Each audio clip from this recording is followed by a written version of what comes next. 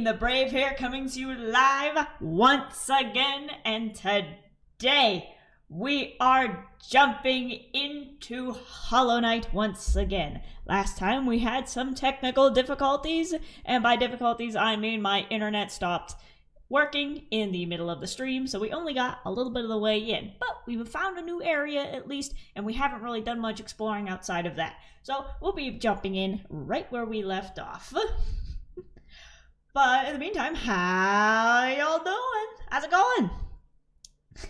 I had to let the intro music loop a few more times because you may have heard me do a very hurried whisper of Felix into the mic because I unmuted and I was ready to open up the camera, and then Felix, my beloved itty bitty kitty, decided that he was going to climb on top of the shelf with all of my Sanrio characters, and I'm the one who put those shelves into the wall. I do not trust my carpentry abilities to hold up a cat on that piece of plywood.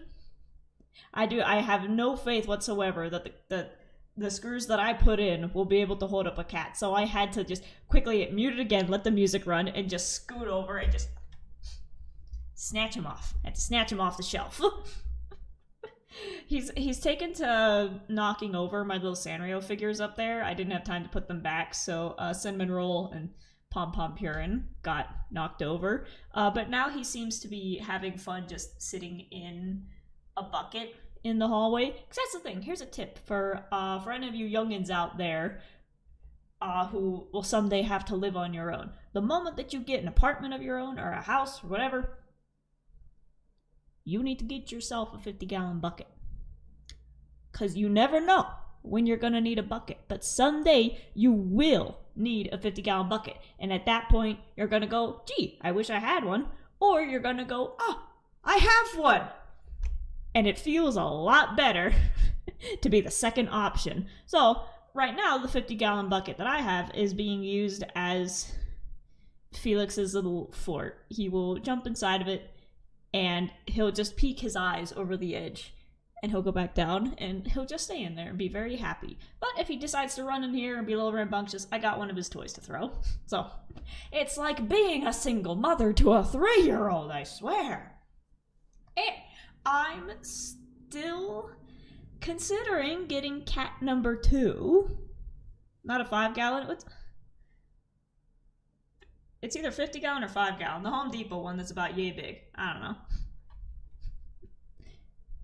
It's honestly wild when you need a bucket while living in an apartment. Exactly. 2 things you need. You need a bucket and you need a screwdriver. Honestly, do I have it out? No, I put it away. But one of the best things that I have ever invested in as an adult has been, it's a little case. It's a screwdriver with replaceable heads. So you don't need a million different screwdrivers for a million different screws. All of the different heads for the screwdriver come in a little packet. So you have a single screwdriver, and then you're like, oh, I need a tip for a screw that looks like that. And then you just swap it out for the correct one. That has been the single most helpful tool I have invested in during my time as an adult. So for those of you who are going to be living on your own, get yourself a screwdriver, get yourself a bucket, get yourself one of those fire blankets, because they're easier to use than fire extinguishers and more reliable. And then get yourself just whatever beverage of your choice that your mom would never let you buy. Because you're an adult, you deserve it. I really hope that the mic picked that up. He's sitting in the bucket and he just let out a very loud wow. That's what he does. He sits in the bucket and he screams. There we go. Anthony says, quick question. What does one do at a convention? I'm going to my first one on Saturday. Ooh, that sounds like fun.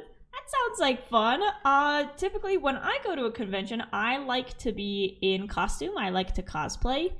I haven't done anything too elaborate yet, but I've done a few in my times, and as a cosplayer, I like just prancing around and being pretty. I like just prancing around and being in the costume. That's the fun of it, is to just go around the floor. A lot of times at a convention, there will be like events happening. So you might have this person from a TV show is doing a Q&A, or there's going to be autograph signing over here, or there's going to be a costume contest over here, or there's going to be like an event where you smack each other with foam swords. So sometimes there's events or games or seminars, depending on who they have there and the size of the convention. But yeah, mostly anytime I've gone to a convention, I just prance around and I enjoy looking at the artwork, because that's a big thing, is also looking at the artwork and artist alley. And make sure you have cash, because the internet in convention buildings usually isn't very good, because you've got like 1,000 people trying to use it at once, and those card readers don't always work. So make sure you have cash money to spend on cool things that you find on the artist tables, because you're gonna find at least 1 or 2 cool things that you really want.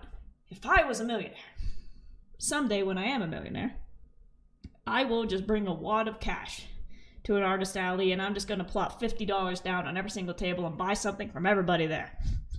But yeah, so bring physical cash. Bring your own food and water if you are able to. You should be able to like leave and come back in with like a wristband. Have a packed lunch in the car so that you don't have to pay $20 for a hamburger at a food stand. And have water handy, because if you are in costume, or even if you're not, convention halls can get pretty hot. So make sure you have the stuff that you're going to treat it like you're going to a county fair. Pretty much treat it like you're going to be spending a day at a fair, because that's pretty much what it is. You're going to be walking the same distance. The only difference is that at a fair you have real animals, and at a convention you have furries.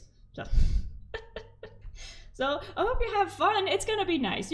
Most of it is just walking around and looking at the sights of the artwork and the other people in costume, and just spend the day going, oh cool, look at that. I haven't been to a con in a while, and I really want to go back to one. Again, I want to go back in costume. I have plans to cosplay Millie from Hell of a Boss, because I got her outfit together, and I kind of had a realization that I'm like, oh, character-wise, I could probably pull that off. I'd make a good Millie. And also her character would help give me an education on the different parts of a cosplay that I haven't figured out yet. Because so far all my stuff has just been like thrift store cosplays, where I'm like, oh, I can make Castiel's costume out of a trench coat, a white shirt, and a tie, and put my hair up to be short. Who else? I was Tubbo from the Dream SMP days, because I had really shaggy hair at the time, and I'm like, oh, I could pull off Tubbo, and I got a little pair of fake goat horns and the green plaid, and that was fun. Who was I? Those two are the main ones. What else did...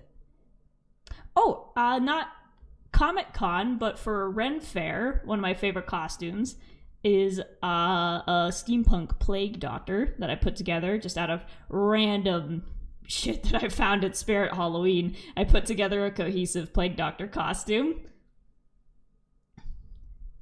Cartoon Vixes, that was the first time you and I interacted. That's right, we met at the campus Halloween party, and I was dressed as Tubbo.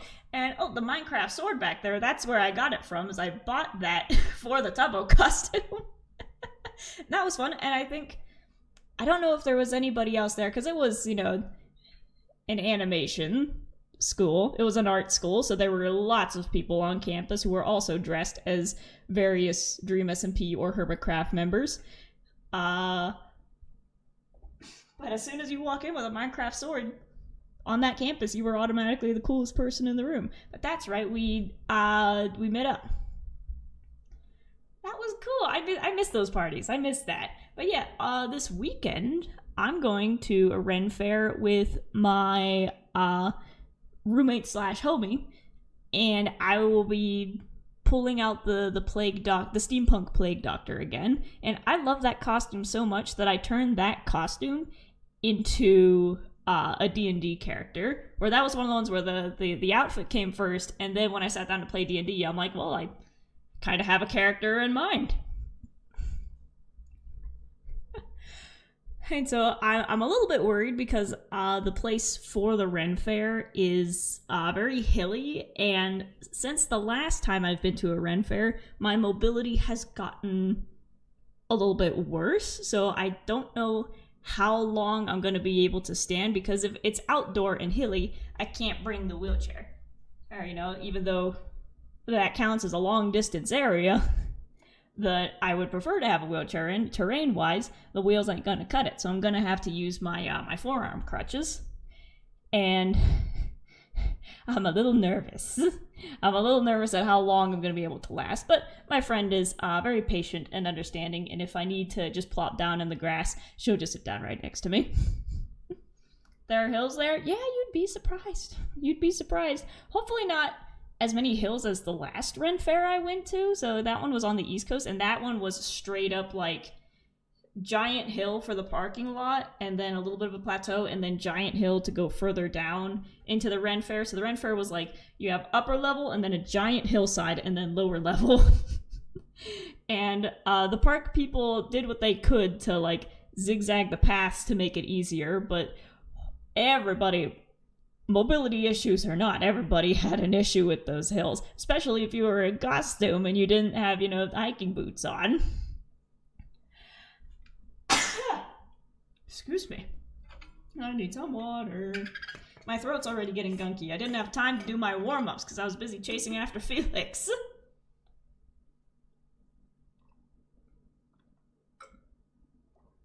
Excuse me. There we go.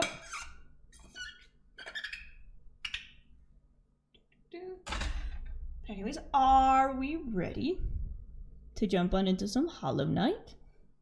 Are we ready? Are we ready? Because I am. I'm excited. I was editing. I finally got around to editing the Hollow Knight videos. So those will be going up in August. And the episodes will be around 40 to 45 minutes long. Because I realized with the Hollow Knight sessions, a lot of it is just exploring. So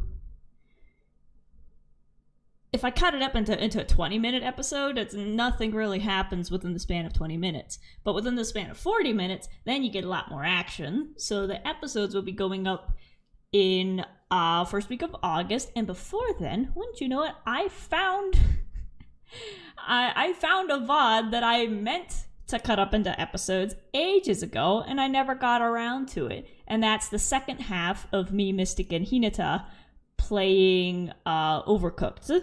So we got 3 more episodes of Overcooked coming out, and that'll be next week. And that's going to be giving me my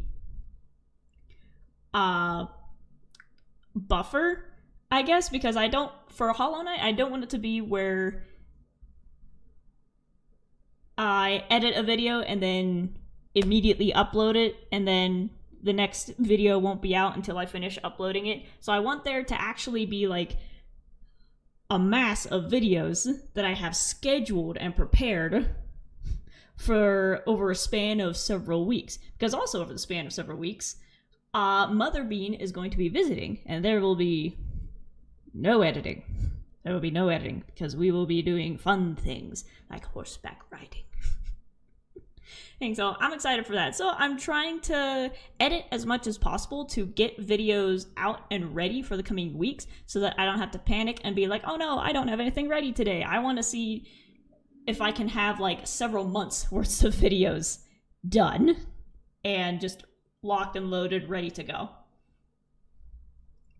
Oh, so like I said, hopefully I can keep up with that pace. So far, the videos with me, Mystic, and Hinata, those are usually pretty easy to edit, because that's just within the span of 20 minutes, just click, click, click, click, click, click, and there you go. There's 3 videos. I edited 3 of those within the span of like 2 hours.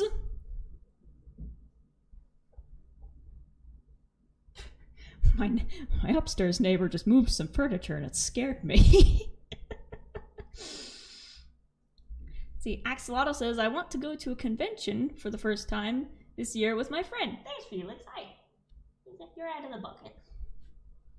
So I appreciate the convention discussion. Yeah, that's going to be awesome. Yeah, it's going to be fun. You're going to see a lot of cool costumes. You're going to see a lot of cool artwork. Like I said, bring cash money so that you can buy some cool artwork. Hi, baby. Let's see. He was sleeping all day, and then the second I fired up stream, he started to get fussy. So let's see if we can give him something to do while I work. Mama's gotta work.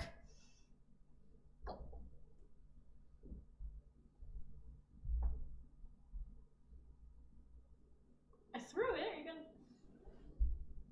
It's over there.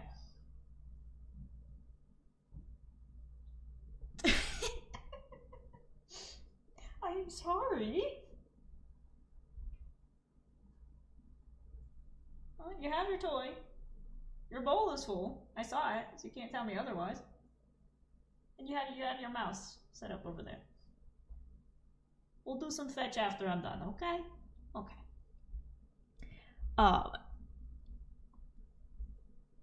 Gosh, he needs a playmate so bad. He needs a playmate so bad. I've been scoping out the cats at the shelter I volunteer at to see if I can find any that would, be a good friend for Felix. And so far, it's kind of come down to two. And these are two cats that have been in the shelter for a while. One's name is Romeo. And he looks like a Romeo. He is gorgeous. He's only about a year old. And he's a lynx cat. So he's got the fur pattern of a lynx. And the most baby blue pastel eyes you've ever seen. He looks like a model that you'd see like on a bag of cat food. He is gorgeous. But he has a bad habit of biting people. So the people at the shelter are trying to work with him on that, but they were talking about him and they're like, he's not vicious, he just likes to chew on things. He likes to chew on fingers, he likes to chew on cords, he likes to chew on the doorknob. And I'm like, wait, that sounds a lot like my cat. Felix chews on everything too. He's chewing on something right now. There we go, he found a paper bag to play with. And so I'm like, you know what, temperament-wise, I think Romeo and Felix would have similar energy levels, so he might be a good playmate for my son, but I don't know if I'd have the energy to keep up with two of them. So Romeo is a maybe. The other cat is Casper, who looks like a Casper. He's not a white cat, but he's an orange cat who looks like he's got the orange sucked out of him. So he's ended up as like a very pale beige. And he's got bright yellow eyes. And a meow that sounds like a demon. Like, this is a cat that would scare you if you encountered it, in your backyard. But he is the sweetest boy ever. He is the sweetest boy ever. He just happens to look a little demonic. But he is a sweet little man. And he's older, so he doesn't have the rambunctious kitten energy. But he's paired with another cat named Bella. And she's an old lady. And unfortunately, she's got a little bit of cancer. So she's not even up for adoption at this point. The shelter is just looking after her and, giving her a comfortable place to stay for the next few weeks is pretty much what she's got. But Casper and Bella go together. And again, I heard some of the other shelter people saying that, when Bella goes, Casper's going to be really lonely. He's going to need a friend within, he's going to need a friend soon afterwards, someone to hang out with. And again, I'm like, okay, so maybe after he's done tending to Bella, then maybe Casper can come home with me. And when I went into their room to hang out with them, Bella still had plenty of energy, but you could feel in her bones. You pet her, you can feel the ribs. And it's like, oh, you're old. But she came up and just fully, it wasn't a head bonk, it was just a full rear back headbutt. She just slammed her head into my chest and just kept it there. And she was just rubbing herself all up over me. And she was enjoying the attention. She was a little diva. And then after about 5 minutes, she got up and she was like, I'm done. And she went and lay down in the sunbeam. But then Casper came over, and Casper just plopped down in my lap, and he stayed there. Just vibrating. And he's big. He's big, too. He's not tiny. He's about, like, yay round. And he just came over and plopped on my lap and pretty much did the same thing of, like, shoving his head into me, shoving his head up under the armpit, shoving it up under the chin. So I'm like, you know what? If I get cat number 2, it's going to be down to Romeo or Casper. And it's especially tricky because both of their names thematically fit with Felix, because Felix's full name is Sir Felix Valentino, because I got him on Valentine's Day, and Romeo would obviously go well with that. But Casper would go well with the cartoon name of Felix the Cat. Casper the Ghost, Felix the Cat. So either way, they would fit. But I'm also going to be moving to a new apartment in a few months, and I don't want to put a cat through that. So it's a big maybe. It's a big maybe. So in the meantime, I'll at least hang out with them in the shelter. And if someone adopts them before me, I won't be mad. I'll just keep looking for the next one. But yeah, that's my little sidetrack thing. Oh my god, Felix has got so much energy, and he needs another cat to play with. Again, maybe a Roomba. A Roomba might be less expensive than a cat. Just put googly eyes on a Roomba and let it run. And let him play with that. I could even strap like a little cat toy to the back of it and have him chase it around. That's an idea. Anyways. Looking back to chat. Eve. Okay, so Eve, the Eve wing. Is it Eve or Ev? Eve or Ev? I pronounce that.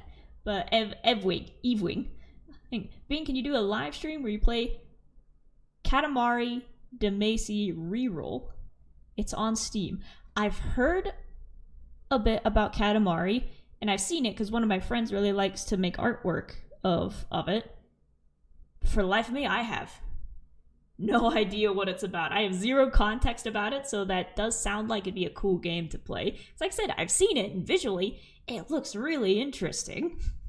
So that's a game that I would love to try and see what it is for myself. Because it looks really cool. It looks cool, but I have zero context for what it's about, what the plot is, or if there even is a plot. So that will be added to the list. I was just thinking of like, okay, after Hollow Knight, which one do I want to do? Because I want to take a break from the fighting games for a little bit and just do something different, and then we can come back into like Undertale or something maybe. So maybe Katamari will be next on the list after we finish Hollow Knight, but we got to finish Hollow Knight first.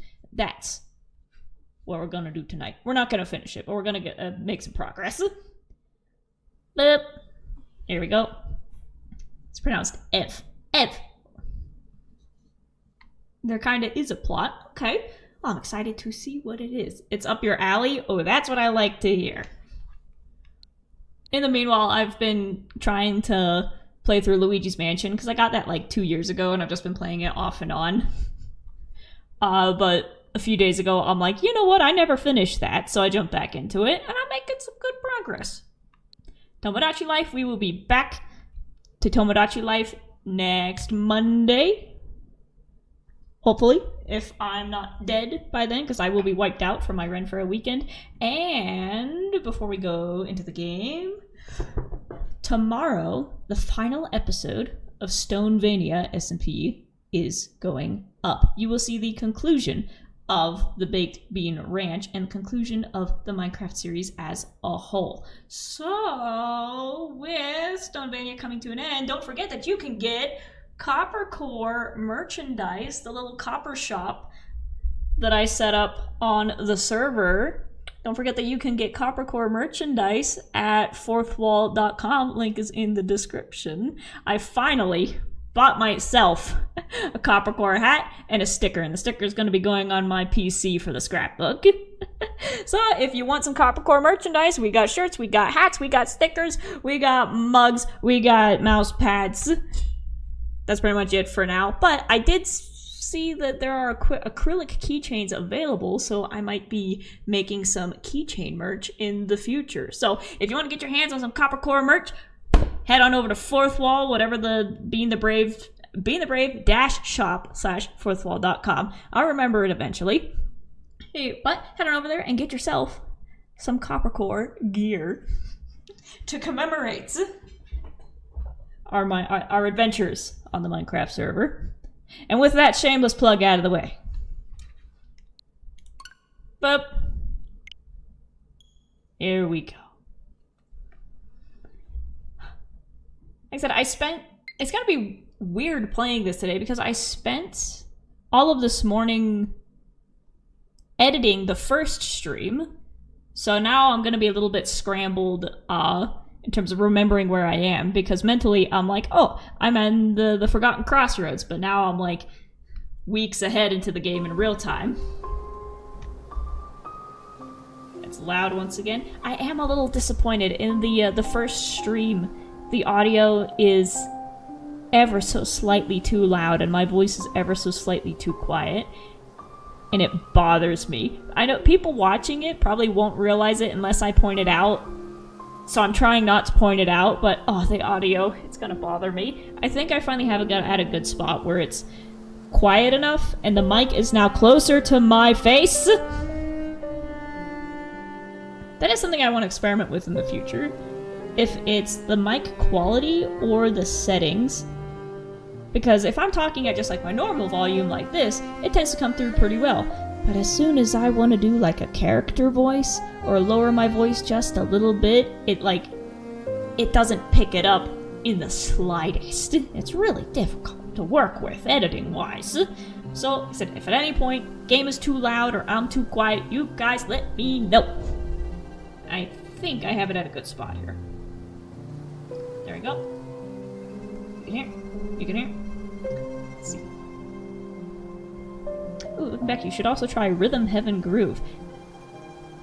Again, that's another one that I've heard the title many times, but I have zero context except that it's a rhythm game, so that's also going on the list. I'm just writing notes. This is like years worth of content here. Anytime somebody recommends a game, I'm like, well, that'll be several months of streaming and then several months of episodes afterwards. So like I said, I'm trying to make buffer episodes. I can have buffer episodes going into 2028.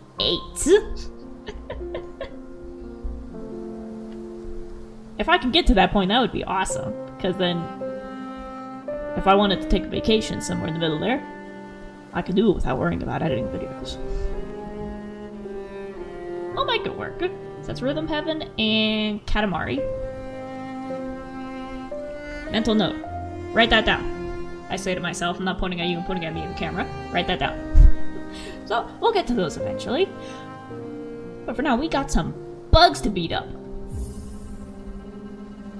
Here we go. So last time, Stream decided to be a grumpy little baby, and it decided to cut out multiple times. Which means that a lot of the exploration that I did didn't really get seen. But, as you can see, we are now in Crystal Peak. And we made our way in here by ground pounding the area that was off to the side of where Milo was digging. And we scooted our way up past some mining conveyor belts, past some pretty big bugs, past some bugs that have lasers.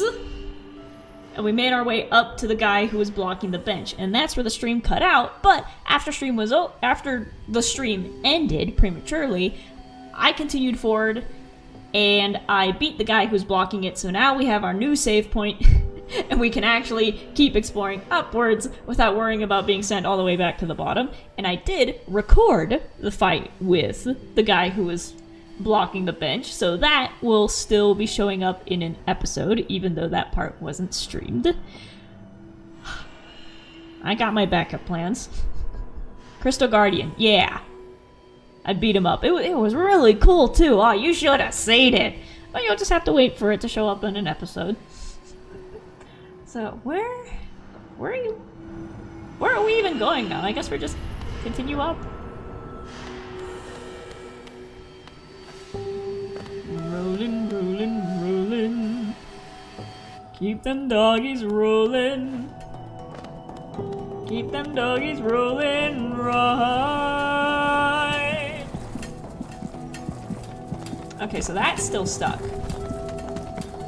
I need to go up the other side, if the other side is available.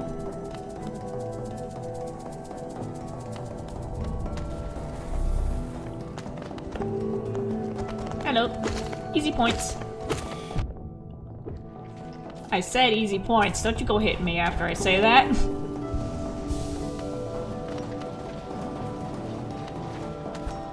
Okay, so we have a lever over there and a lever up there.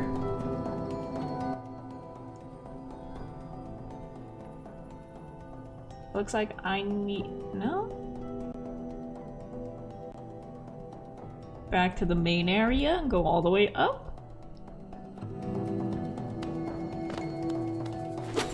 Free the bugs!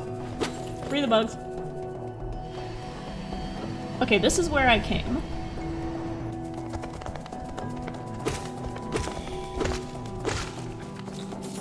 So that's the direction I came from. Get here. Did I go down there? Sorry, I am checking the map left and right. Okay, so I've already been down there as well.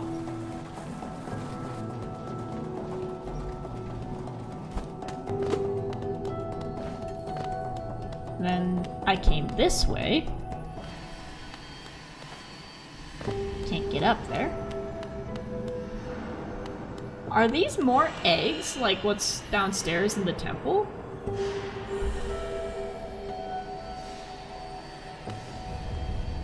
They look like they could be eggs. That's not concerning in the slightest. Not in the slightest.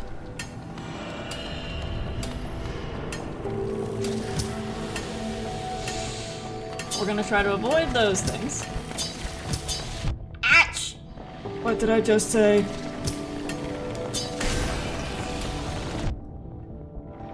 What did I just hit my... what did I just get hit on? Shopkeeper's key. Ooh. Alright, you're blocked and you're blocked. Do I need... yeah, it looks like I need to go up there.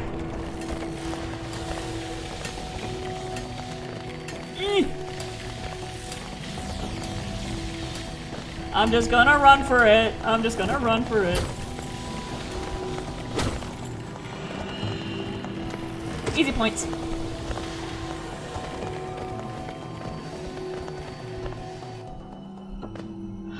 I hate those laser bugs. I hate them more than anything else in this game.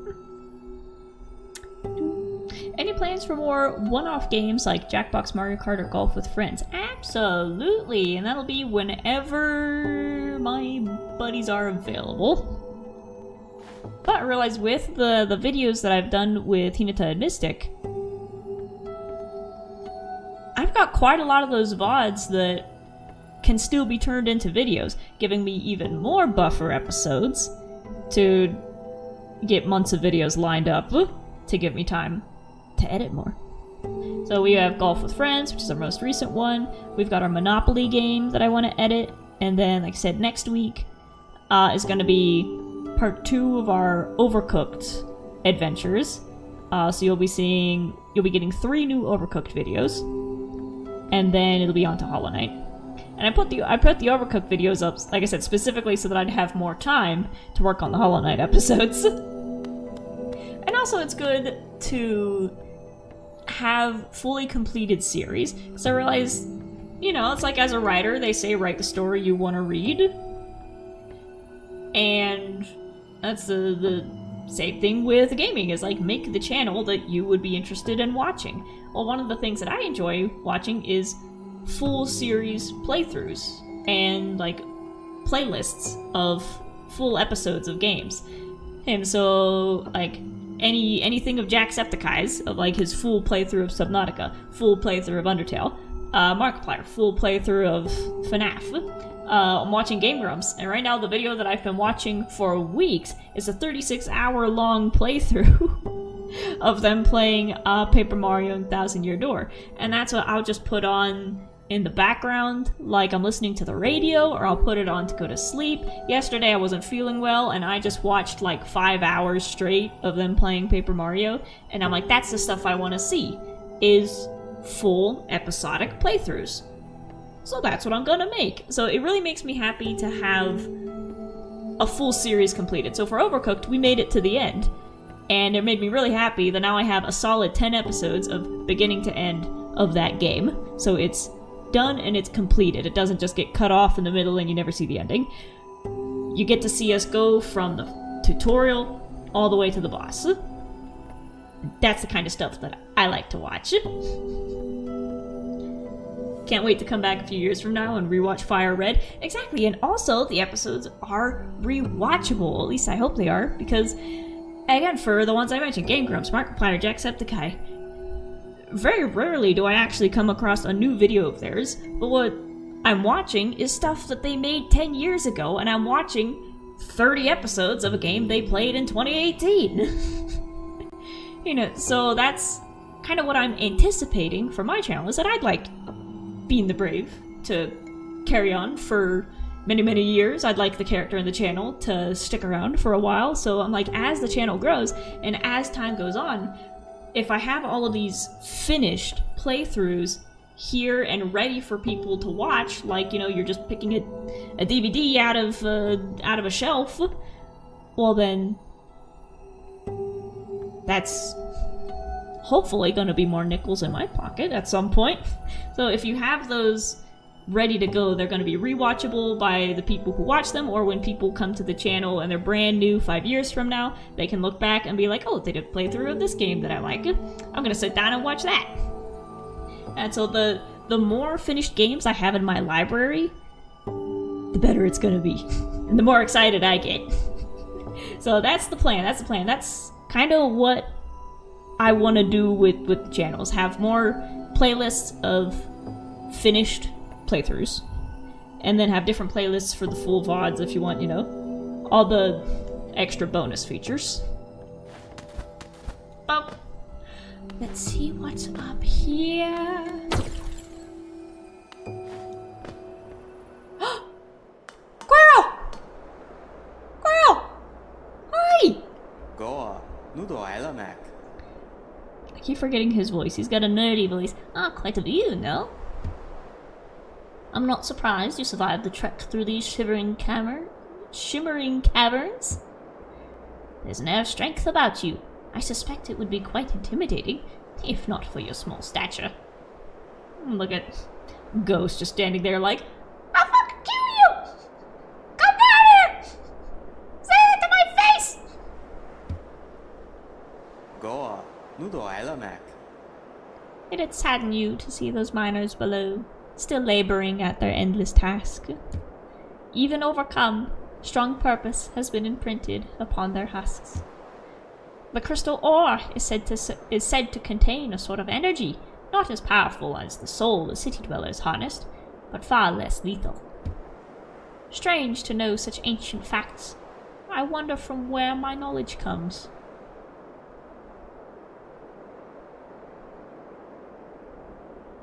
What do you mean you don't know where your knowledge comes from? Did you not study that? Did you just wake up knowing? That's a bit concerning. Nah, me no bis. At this high vantage, I can just make it out. The light from that sad little town. I doubt its residents could even comprehend the scale of the world that surrounds them. So small it seems. Looks like that's the end. Okay, I'm a little concerned about you, Quirrell. We're gonna keep going. It was good seeing you. Good seeing you as always. Our buddy. I mean, the little miner that we found, Mila, is succumbing to the carbon monoxide. So it's only a matter of time before Carnivorous and Quirrell lose their minds, and that's gonna make me really sad. That's gonna be really sad if something happens to them. Something gonna drop on me. Oh, this feels like a place where something is gonna drop on me. Ooh. Oh wait, do I get energy back from hitting the crystals? Huh.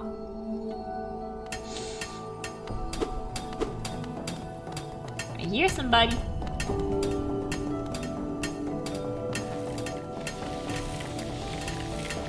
Oh, it's more lasers. Uh oh. These guys kept doing a number on me last time. They hurt. Their pickaxes hurt. I gotta refill. Okay, does the crystal... Okay, the crystals don't give any power back. Quirrell was confusing me with that.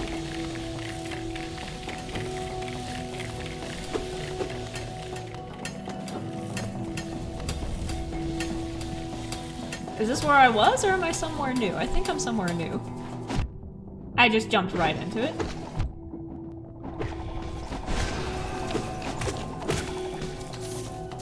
There we go. Poor guys.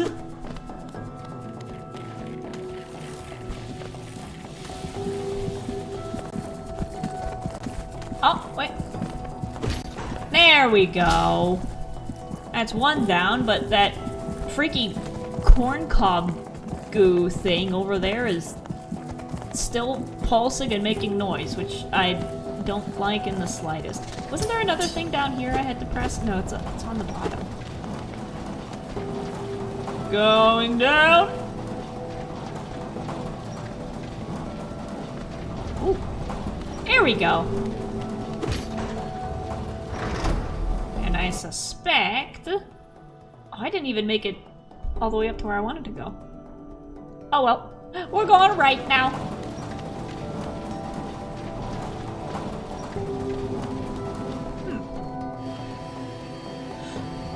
Ooh. Now the question, is that a machine or is that a husk?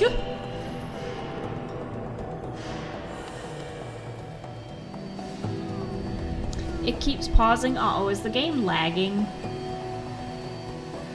I was watching that too while I was editing. I'm like, oh, this is pretty laggy. I don't know what I can do on my end to fix that.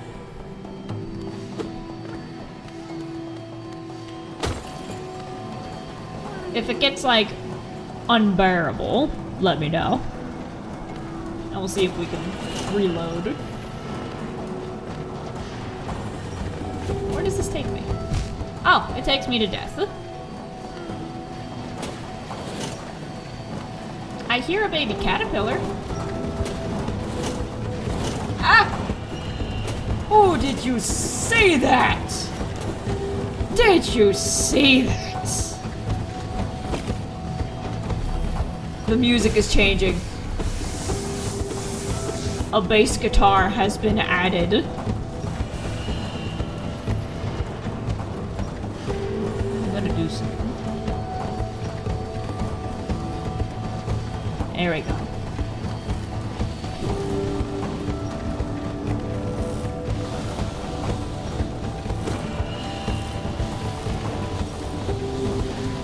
Okay, I just gotta hide.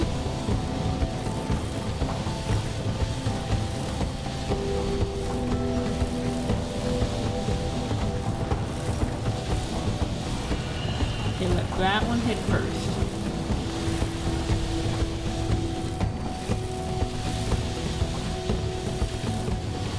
I started recording it separately, so then when I turn this into an episode, it'll be smooth.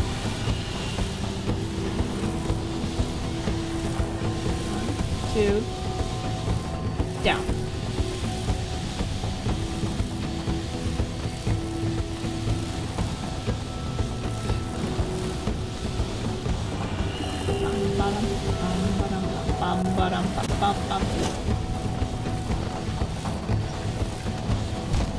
Oh, there's nothing below me.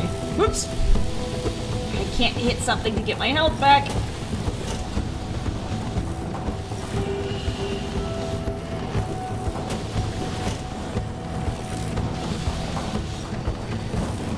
Oh, this is tricky.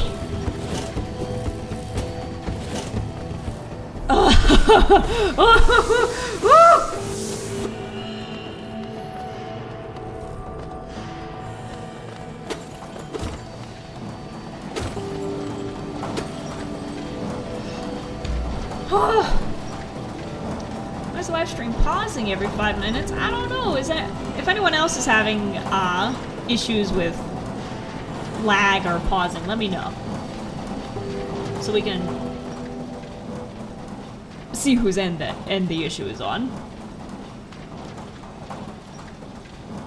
Okay, the music changed and then it stopped. I'm worried.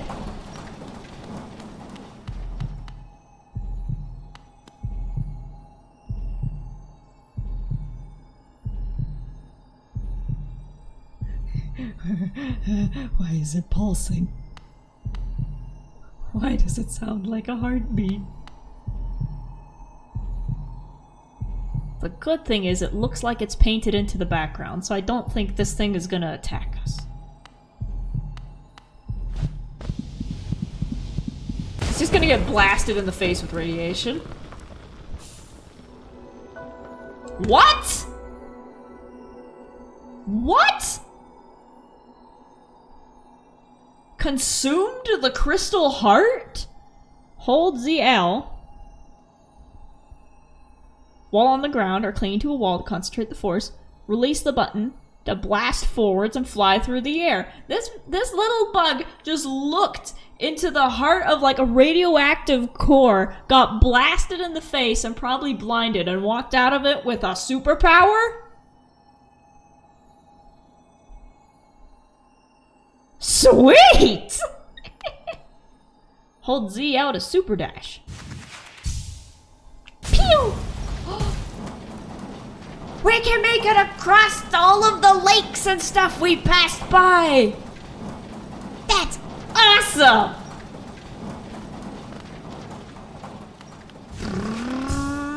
Pow! Don't run out, don't run out, don't run out! Oh! And the only way to stop is to slam into something. That's awesome! This day just went from good to great!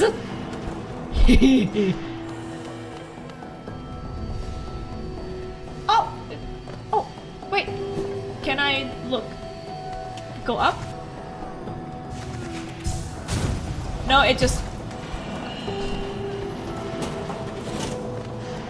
Can I rocket myself up? Oh, wait. Pew! Hi, baby! I got the power I need to rescue you! Goodbye! And also, while I was editing the first video, I was able to see where that other little caterpillar was that I was trying to get back to so we can, you know, just wall jump and go rescue him now.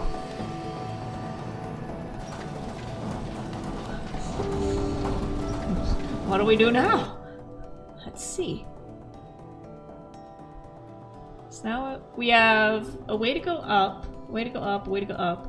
And then we got a big room by the bench where we also need to go up. This hall looks like we gotta go up!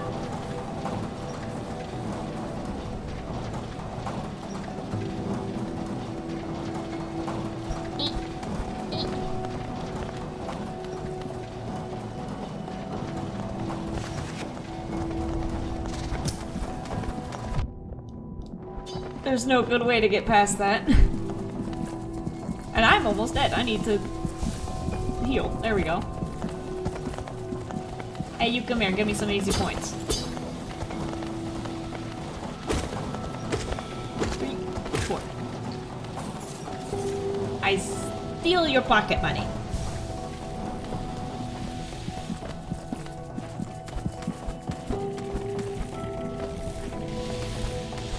It's one of those guys. That looks like the direction I went.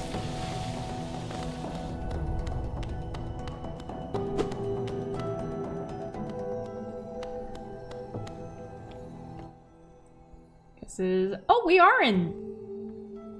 We're already up. Okay. That's not where I thought we were. Let's just keep going then. Boink. And... Oh, he's gone already. Alright. really worried about Quirrell, man. He's got me nervous.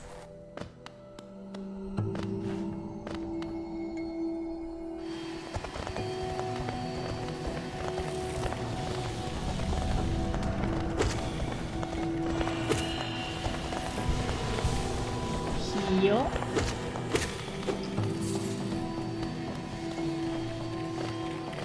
Oops. Oh no, I'm in the bad place again.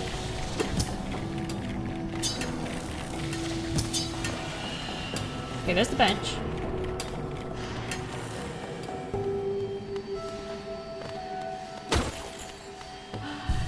Sit for a spell. Okay, map updated. Let's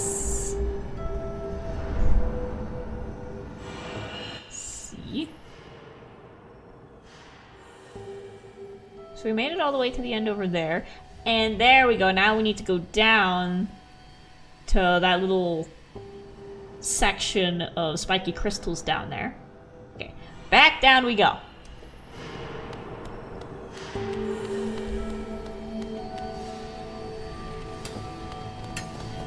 I do not trust my sense of direction in the slightest. So in every playthrough that I complete on this channel, half of it will just be opening the map and looking at it. Did I make it to the town yet? Oh, Carnivorous is gone.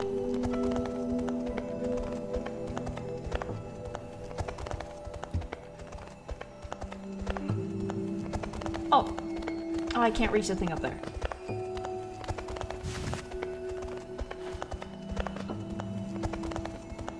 So usually he leaves after you've completed an area, so have we... Are we done with Crystal Peak?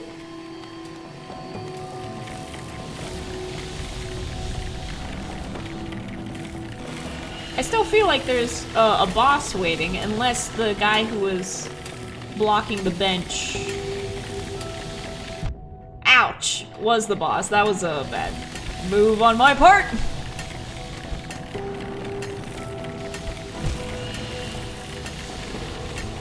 I'm not in a good spot right now. I'm trying to go...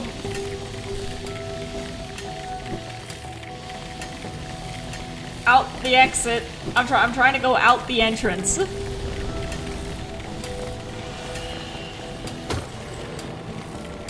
I want to get back to that crystal lake thing.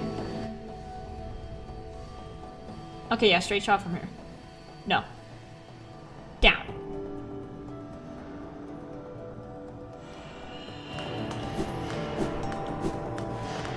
If I go this way...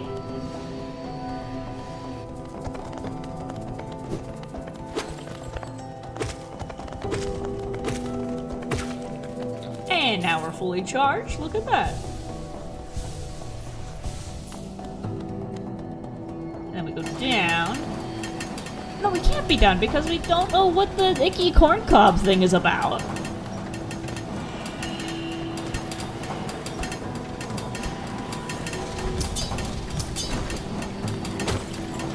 There's still a bunch of unexplored stuff.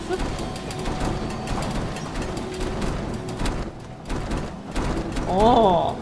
Okay, yeah, now we're somewhere new.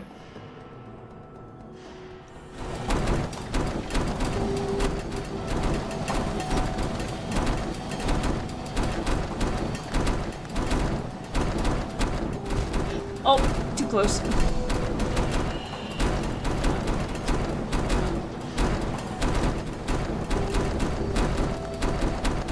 Time for my musical training to come in handy.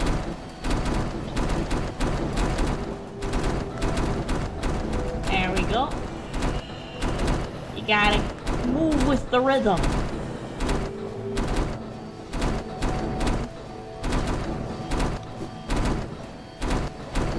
Oh, they're different.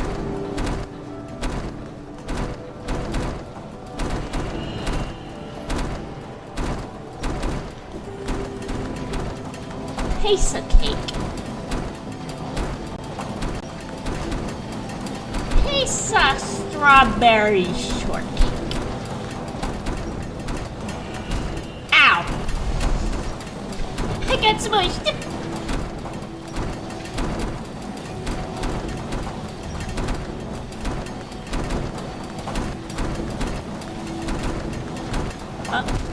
Nope. Time to just run for it. Or, never mind. A baby! We're rescuing these guys left and right. Smack.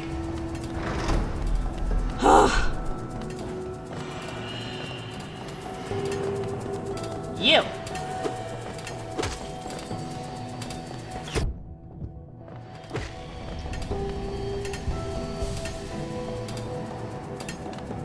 Is this where I started? Ah, I'm back to a main area. I want to see... How about the Crystal Lake?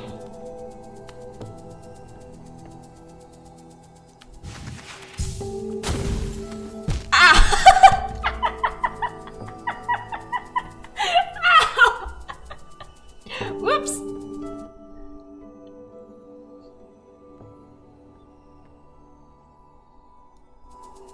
Never mind. Never mind. Only my pride is hurt. Ow! Oh man, now I gotta go all the way back down.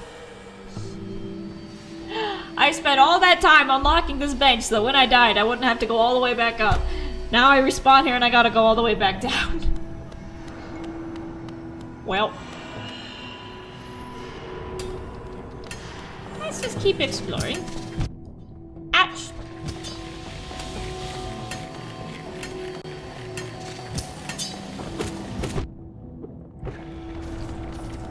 Let's get a fight with that guy.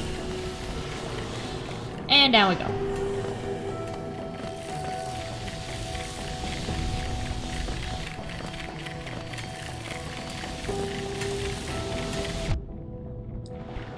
I am once again going the wrong way. But that was a little bit easier this time, at least.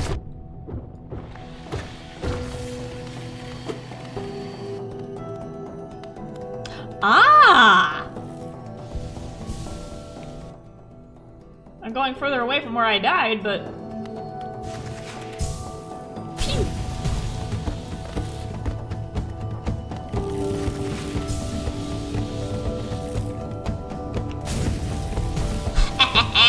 I'm the best! Hey!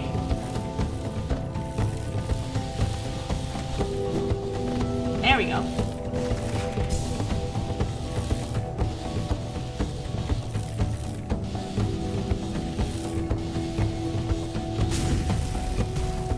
Let's go. Let's go.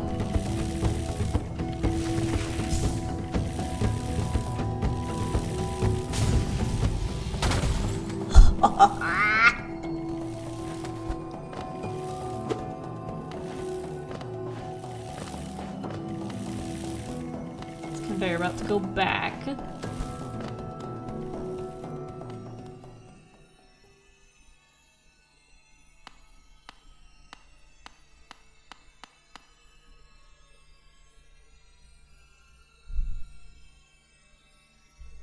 Looks like my room.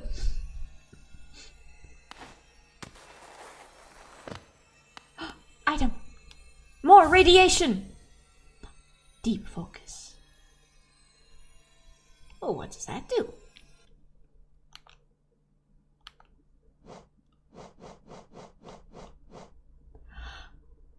Costs 4. Okay, we need to go find that lady who would let us buy more notches. Naturally formed within a crystal over a long period, draws in soul from the surrounding air. Ooh! The bearer will focus soul at a slower rate, but the healing effect will double? This day just went from great to awesome! Ha! I love this place.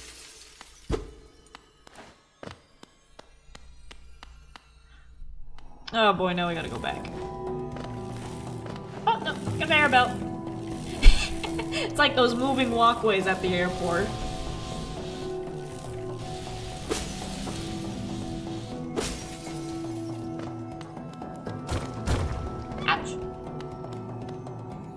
Nope, not an ouch. Just a reaction. Okay, so that's where I came from. Now I need to just keep going down.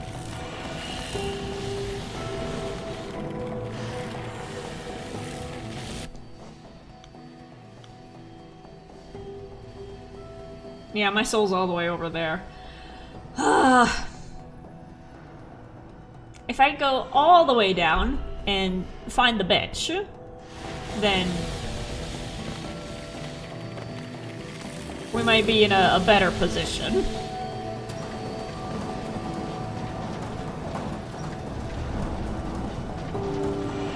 I just got first place in Nitro type. Cool. Don't know what that is, but good for you. Oh, can I even go down this way? Should be able to. Oh, it's noisy.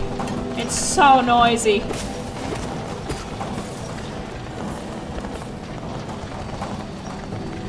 Yup.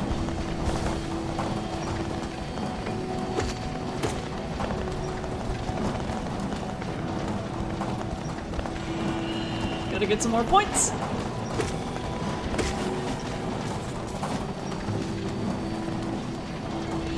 And drop down.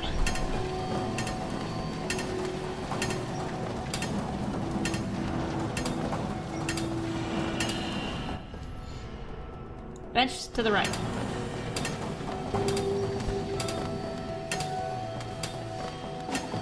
Don't you throw your pickaxe at me. Realize how expensive that thing is? Bench! There we go. There we go. So now it'll be a little bit easier to get our soul back from here. I want to equip that focus badge really bad now. How about this? If we find our way out of here... Actually, is there a way out? Because we dropped in from the entrance at Forgotten Crossroads, but there really wasn't a way to get back up. Uh-oh. There's my soul. Come down here. I took a little detour. Ow.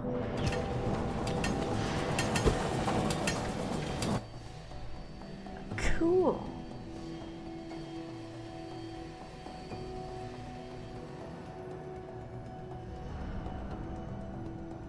Okay, so it looks like there's another cavern on top. It was by the bench that we just left. And to the side is the dark area. Okay, there's more tunnels up top. We still haven't unlocked the stag station. I think once we unlock that, then that'll tell us that we've reached the end of this section.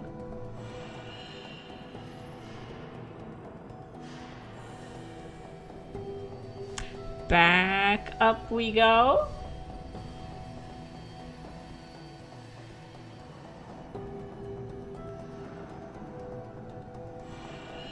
Maybe? Yeah, it looks like we have to.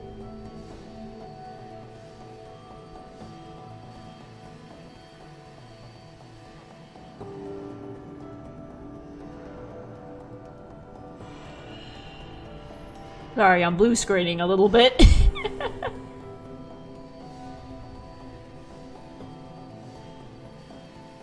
We go to right underneath where it says Crystal Peak.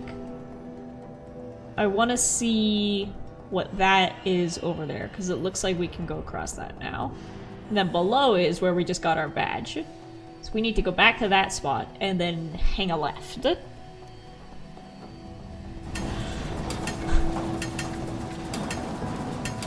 Okay. Easy enough.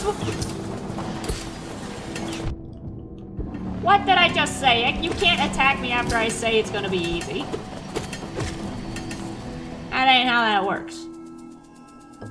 I'm still wondering if at some point you get something like Flash in Pokemon that allows you to light up dark rooms like this. This is like... Ow! This is like the third one we found. You know what? I'm just gonna go sit back on the bench.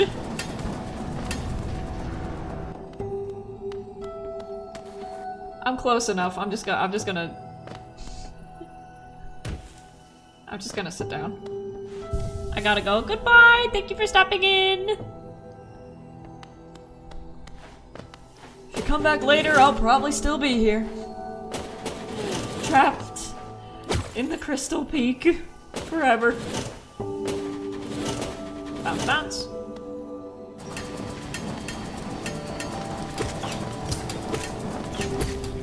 Ooh, I deflected it!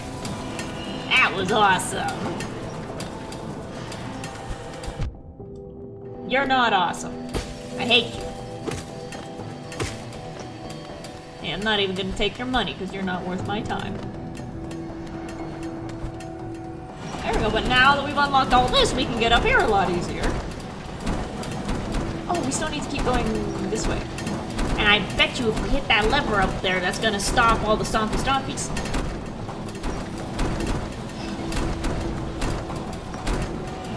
That was easy.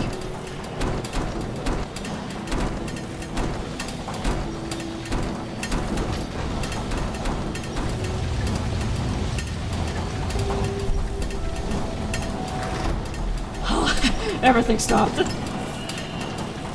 Yay, money! It's like Felix with the bucket.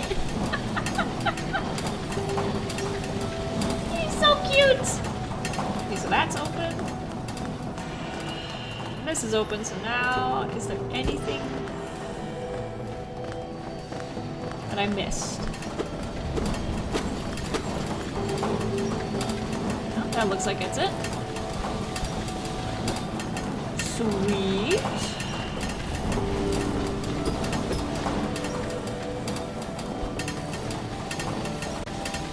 Up and over, perhaps? Ah!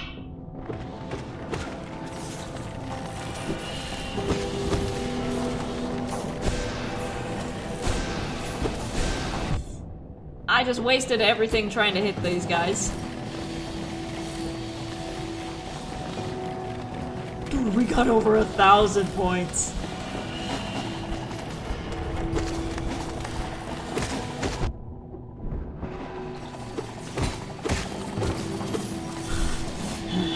Don't mess with me. Don't mess with me. I'll just blast you off the face of the earth. We're doing it. We're progressing.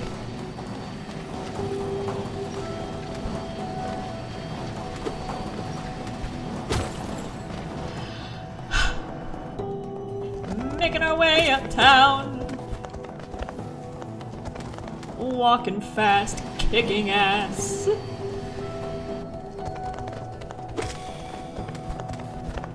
What? I keep trying to avoid it. Okay. Now I can hit you.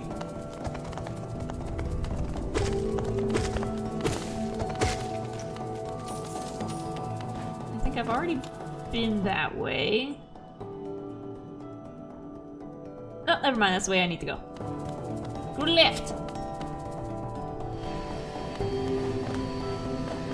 We got more of these. I stopped with my mind powers. By mind powers, I mean I solved the puzzle to flip the lever. There's the paper for coniferous, so we need to go down, left again.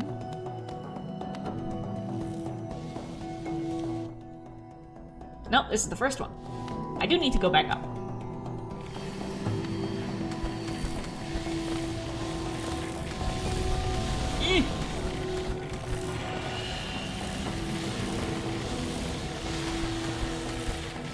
Nope, I just did a circle. Don't touch me. Don't touch me. Get away from me. There, the sign for the town.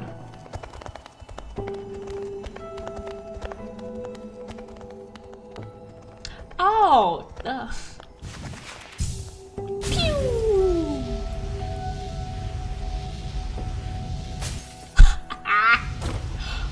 It keeps going!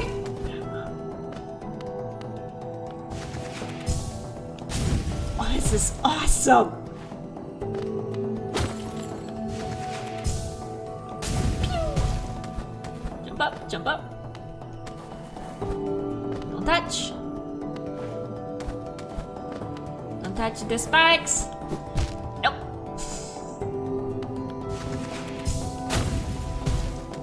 I've got 2 hearts left. It's fine. Okay, so I need to... Pew! Good shot. I'm really glad that that doesn't use soul. Oh, elevator! Heck yeah, I'm smart. I figured it out. I figured out how to leave. Where is this taking me? We're in Dirtmouth! We just made it back to Dirtmouth! Heck yeah, I'm gonna sit on the bench.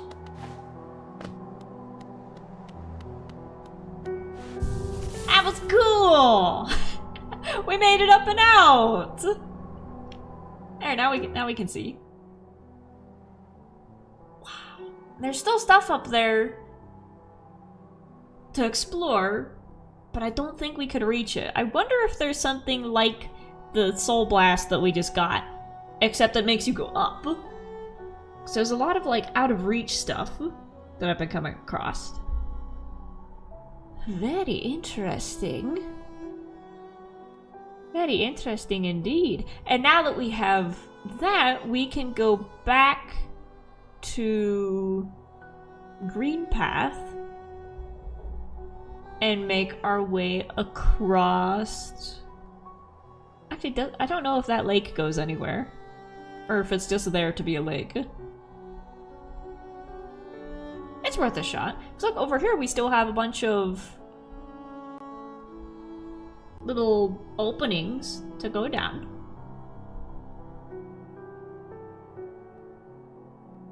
Fungal wastes we barely touched, because we were just trying to get out of there quickly. But that was cool, and there's still a section down there in the Mantis Village to go down. Oh, we need the Groundbreaker to get through there. Okay, so let's see if we can find the lady who sells us the badges. For the life of me, I don't remember where she is. So that one on the right on the bottom is the guy who... It's the pawn shop where he buys the stuff you find. No, that's the toolsmith over there.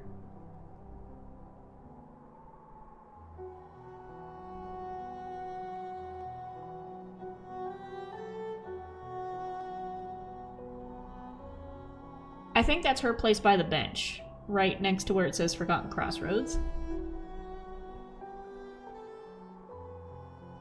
And we can simply take the Beetle Bus. Oh wait, this is open. This is new. Oh, it's the little guy! He was about to succumb to the carbon monoxide, but we saved him!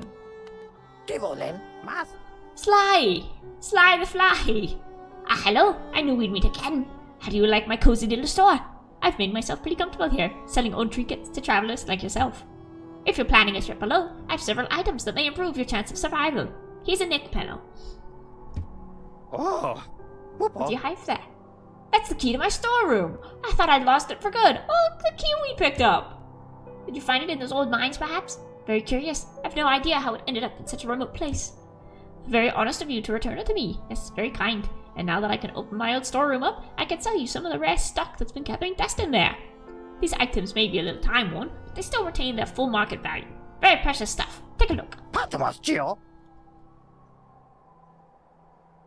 Mask shard. Well, we've got $1,000 now. I think we could go on a bit of a shopping spree. So we're gonna get a mask shard, really a fragment of something larger. Maybe you can make some use of it. Vessel fragment, a piece of a soul vessel.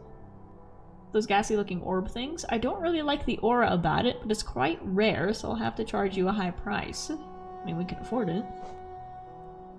Elegant key. An explorer found this fancy key floating in the waterways of the city bar below us. I've not cleaned it. Ooh, wasn't there a section in City of Tears that, like, you needed to put a key in? Lumafly lantern.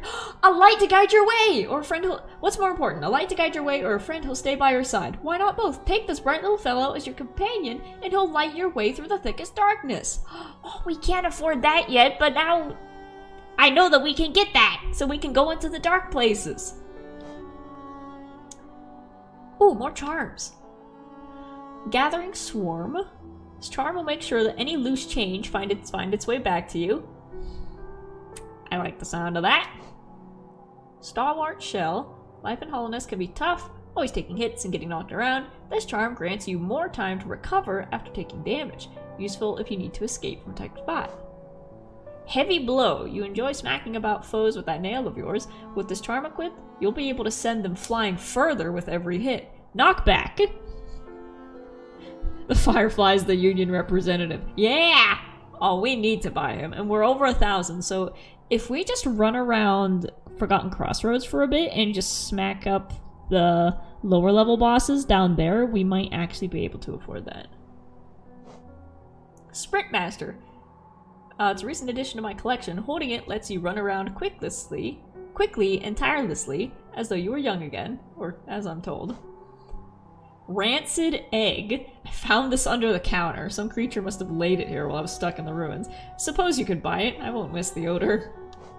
A simple key. It will fit a variety of locks, which is useful if you like to poke around in places you don't belong. Oh, these are all actually useful, except for the egg. I'm curious about that.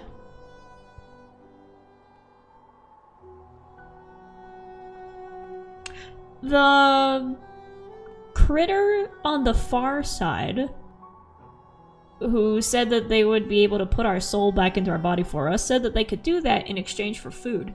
Would the rancid egg count as food? I mean, they're bugs. I'm sure the more rancid, the better. Oh, but these are all so good!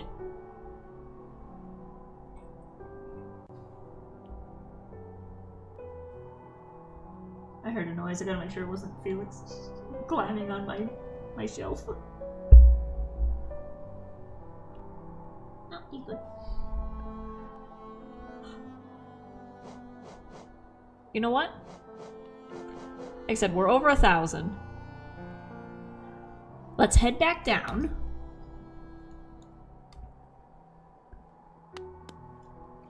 And just smack around some of the enemies in the crossroads. And then we should be able to get 800 from doing that. First, I wanna say hi to Zelda. Hello! Bapanada. And these are all the same pins for the map. Mark interesting spots. Mark the hot springs. And these are just markers that you can put down on your own. Okay. Goodbye! And it looks like we're eventually probably gonna find one more NPC who's gonna move into this one. Down we go.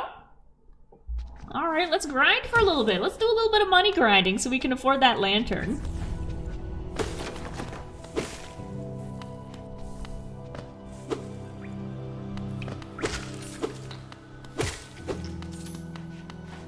$2.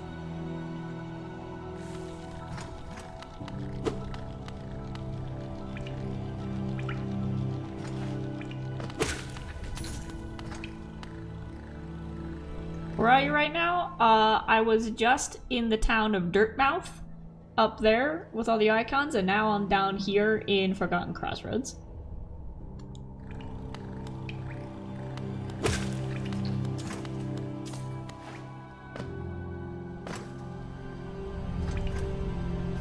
Now I have 1,080, but I need...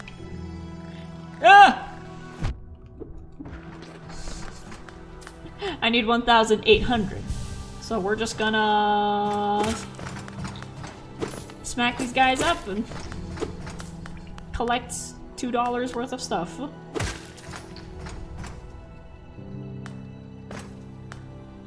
I think it's also somewhere around here the little baby caterpillar is.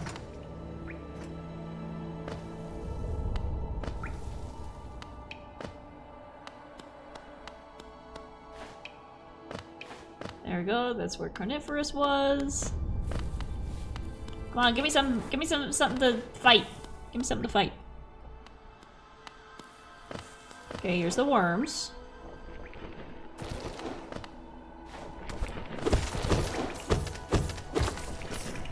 No, my money! My money just dropped. I wonder... okay, it doesn't affect it.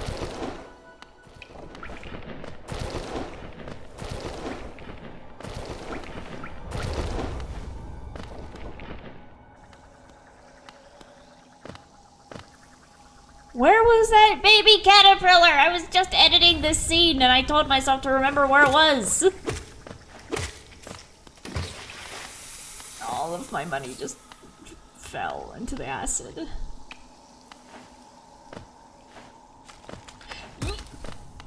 No, okay, that's where one was. There's nothing over here now.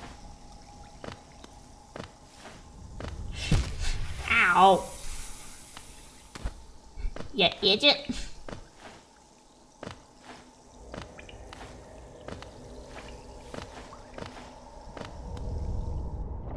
I'm stuck in the Forgotten Crossroads. Aw, don't worry, you'll get out of there.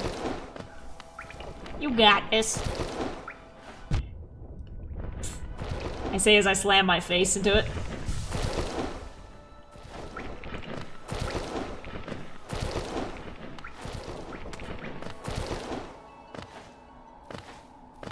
Okay, so I know that this area we already checked.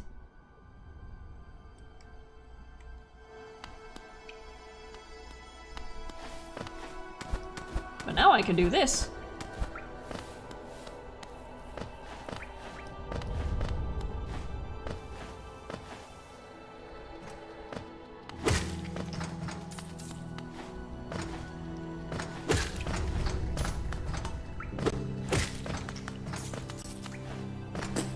$2 at a time.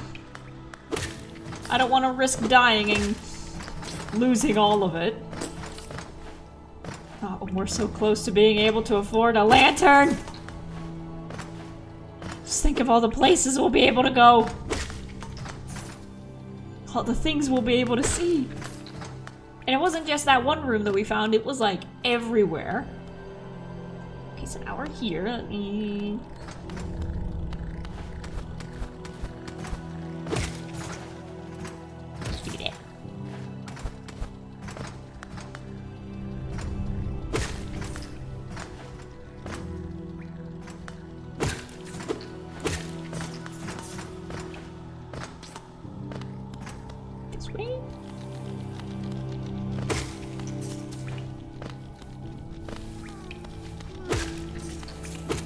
There we go, that's that thing, there's the little baby, there's the baby. We have the power to rescue it now. This thing has been bothering me for weeks.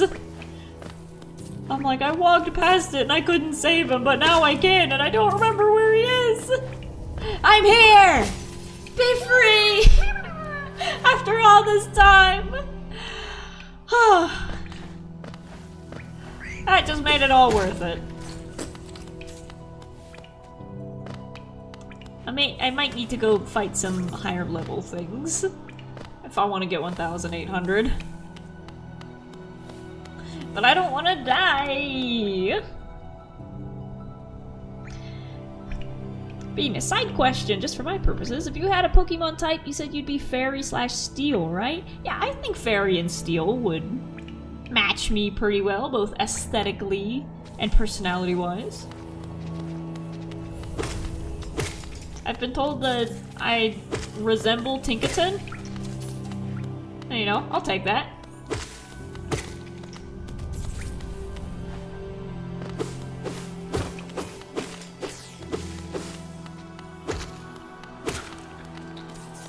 Also, ooh, the steel could be part of the wheelchair. Ah, I just walked into spikes.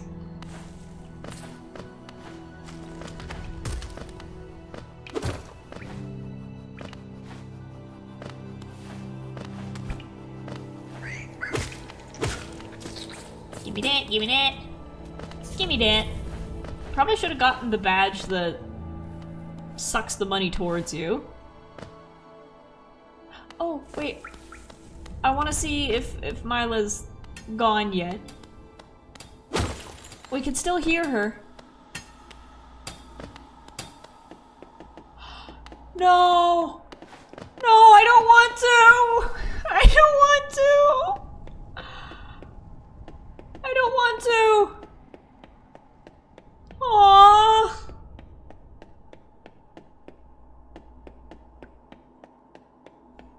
We'll make it quick. We'll make it quick. There you go.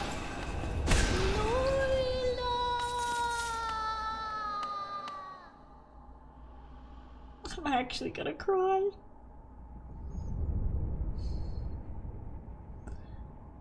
I'll remember your songs.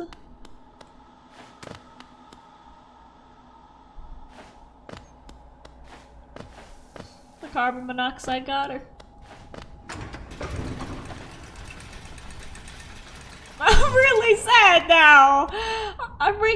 We're probably gonna have to do that to our other friends. We're gonna have to do that to Carnivorous and Quirrell.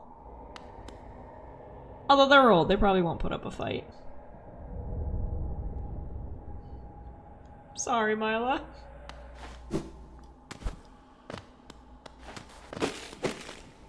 Okay, let me... Ah! Dang it! Dang it! I thought I could reach it. Okay, well this is as good a place as any to farm for some money. Especially with these big guys. This is exactly the place where we're gonna need our lantern! And since these guys respawn, I could just stay behind it.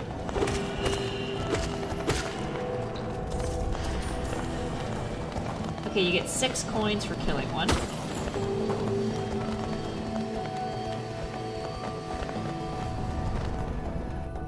You ready to just grind for a little bit? I want the money for that lantern! And I also don't want to die and lose over $1,000!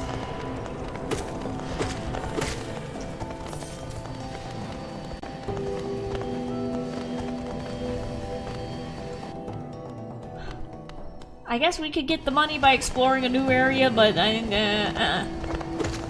too risky.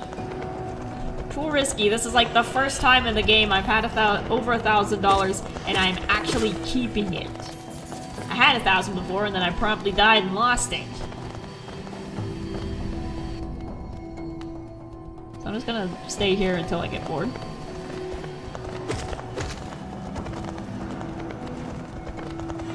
Riveting action, I know, but this is gonna be worth it in the end. Trust me. Trust me. We're gonna get that lantern and we're gonna be able to see so much. We're gonna see so many things. Probably monsters that want to kill us.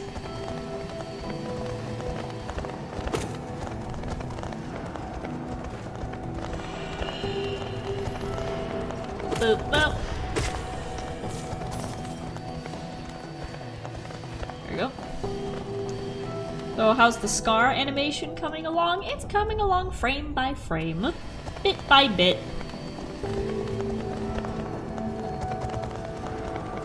My iPad is still giving me issues of overheating and kind of lagging a bit when I try to work on big projects, so I don't know if it's just the iPad trying to run Procreate Dreams or if it doesn't have enough storage space. It hasn't given me any notes saying, any, pop-up saying that storage space is an issue, but across my devices, I do have over 15,000 photos that need to be taken off and put on an SD card and moved out, because those are I have so many photos on my phone that I can't have games on my phone. And I love playing phone games. I love my simple little point and clicks and my Pokemon TCGs. I can't download Pokemon TCG anymore because I don't have room on my phone because I have too many photos. So, what I need to do is pull out my little terabyte box, and which is basically just a giant flash drive, and just move every single photo that I've taken over the past like 5 years. And just move it onto the box and don't look at it until I'm like 60.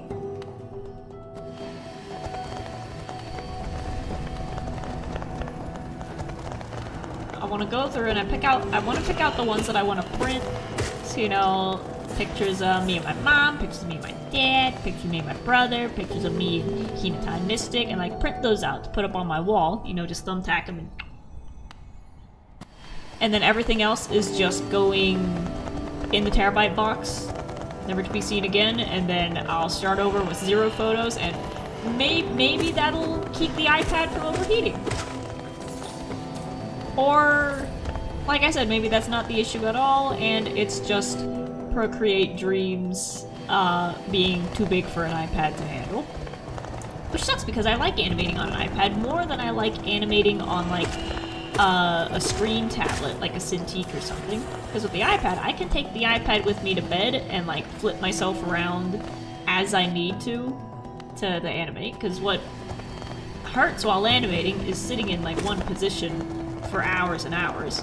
So if I'm able to bring my iPad to bed where I can just lay down on one side, lay down on the other side, lay on my back, lay on my belly, and just keep flipping myself around like a pancake to relieve the pressure points, I can work for a lot longer that way. But animation takes a lot of software power, apparently, and it's really difficult to get a mobile device to handle an animation program. Alas. I'll stop when I get to 300 gems, and then I'll go fight something else.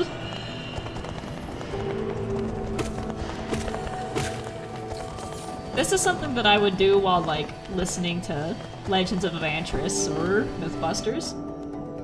Oh! While we're here, while we're yapping, so I've been on a Mythbusters kick recently because I found that pretty much a bunch of their episodes are free to watch on YouTube, so you don't need to get a streaming service to watch them. Which is awesome, because, like, last time I watched them, they were on Netflix, and I was, like, 14. And then, you know, all the streaming services came along and split everything up. I haven't been able to watch an episode since. But Mythbusters is my comfort show, because I like watching explosions and I like learning about science. And, of course, when I get interested in a show, I research it. And I search for, like, behind-the-scenes stuff of, like, what was filming like? What did a day of production look like? With all of the big-scale experiments they did, how did they manage that while filming a TV show? How did they put the things together and then record the segments and then have the camera set up while there's a whole bunch of fire happening, and it's like, and they're doing all this stuff outside and getting crisp clear audio no matter where they are, what they're doing. Atch! So I was researching it. Thankfully, Adam Savage has his own YouTube channel now called Adam Savage Tested. And on there he answers a bunch of questions about Mythbusters as well, including stuff about the production and like how the show started. For that, this is probably my favorite story that I've found out of it, is how the show started. It was the idea of a producer in Australia who wanted to pitch it to the Discovery Channel of, you know, the concept of Mythbusters. As of two guys exploring urban legends and being like, can you teach an old dog new tricks? Does a cat land on its feet? Stuff like that. So this Australian producer was looking for somebody who could host the show. And he was like, okay, this show is probably going to involve a lot of like building and engineer work to build contraptions to test this, so I need to find an engineer. And he started looking at Robot Wars, which was a show that was just starting at the time. And on Robot Wars, Jamie Hyneman was a contestant. So you had a bunch of people bringing in their robots from all over the world, putting them in a battle ring, making them fight and destroy each other. Jamie Hyneman steps in. And it's like a really old video from the 90s, where you can actually see him pre-Mythbusters with the robots for BattleBots. Robot Wars. And he still had the beret. He looked exactly the same as he did throughout the entirety of the show, with the beret, the white shirt, and the black pants. I'm trying to remember the robot's name. Still with the stash? Yep. He looked identical. And Adam was part of his pit crew for the robot. And Jamie comes out with this robot that's basically just a sphere. It's half a sphere. It's basically a giant metal bowl that you just flipped upside down. And on the bottom of it are spinning blender blades.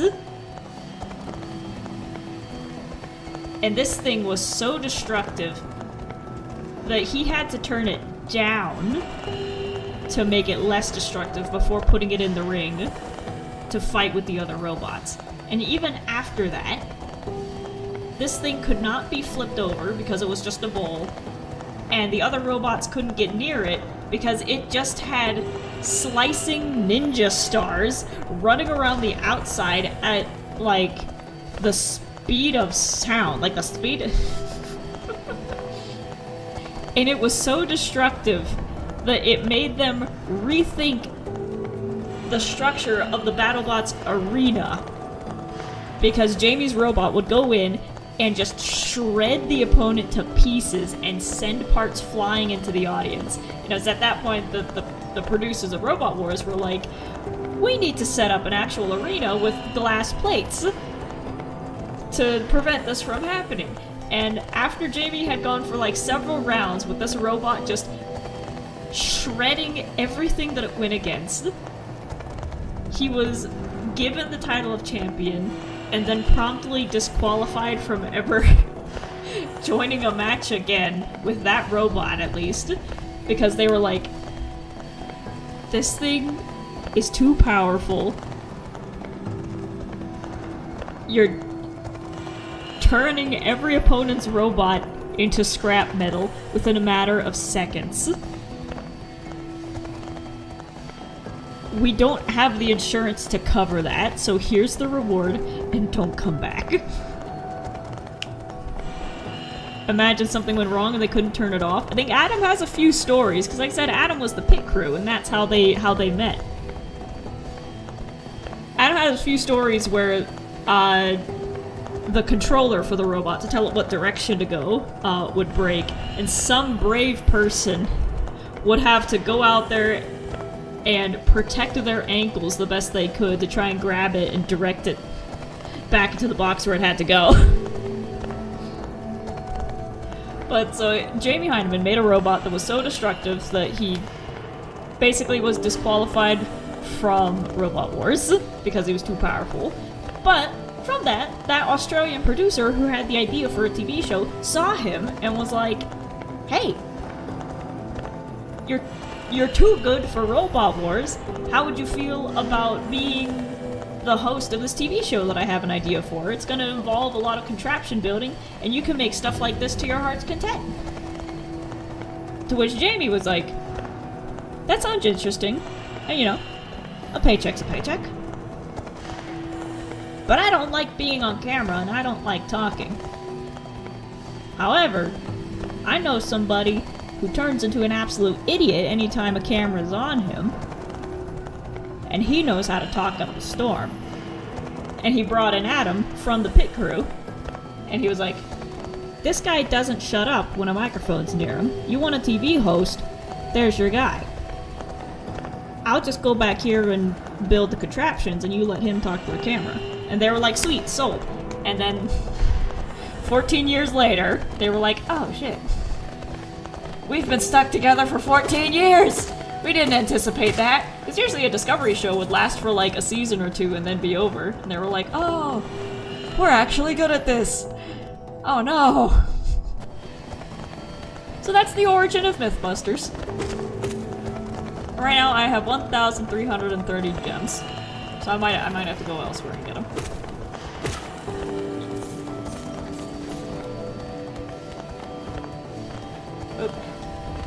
On a little bit of a side note, I still need to see Project Hail Mary, because obviously I've been hearing everybody sing its praises for both the book and the movie. And I wanna read the book and I wanna watch the movie. I need to go somewhere else to find the elevator.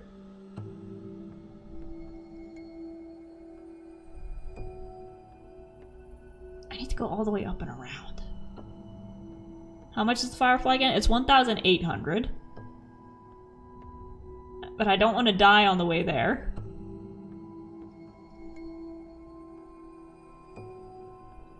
Oh wait, there's a piece that's connected?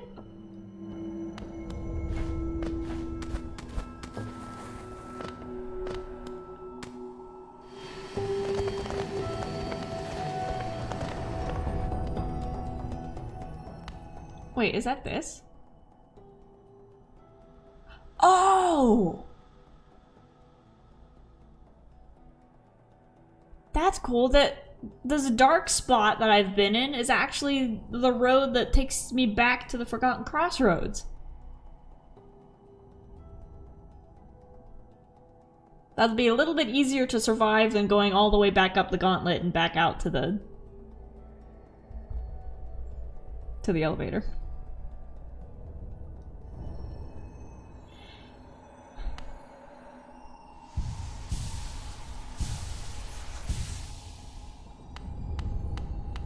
We're just gonna scoot forward bit by bit.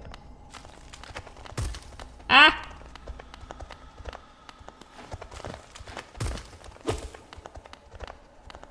I hear something galloping. No, wait!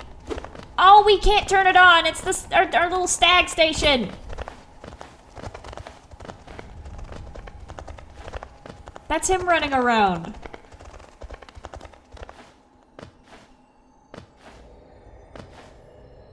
Dang it! Okay, I do need to go back up and around to get out of here.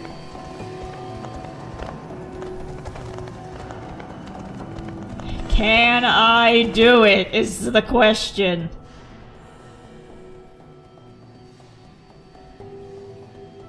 That's his house? Probably.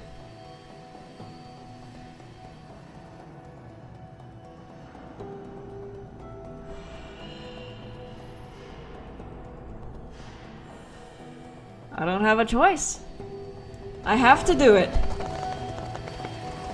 I will protect my wealth with my life.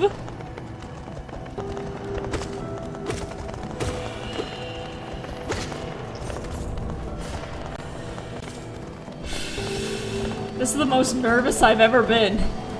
I have $1,000. I can't screw this up on the way out.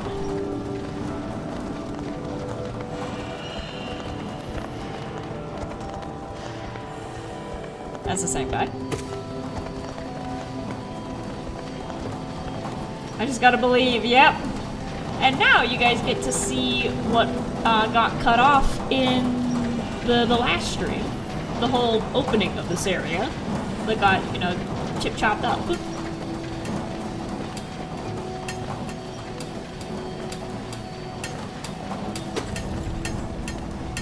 I think because of the work we did, we can just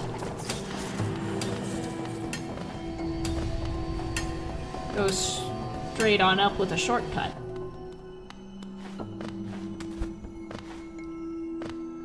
Bench, just in case.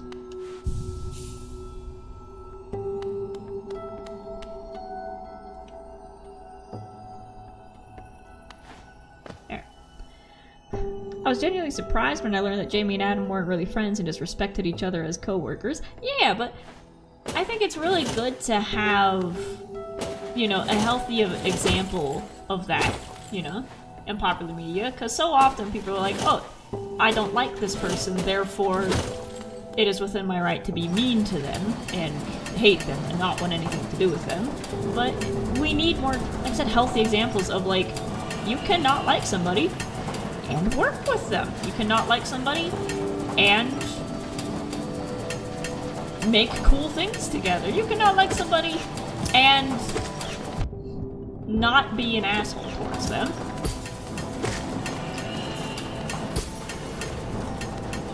Like that, I've been the Adam to someone else's Jamie before, working wise, and yeah.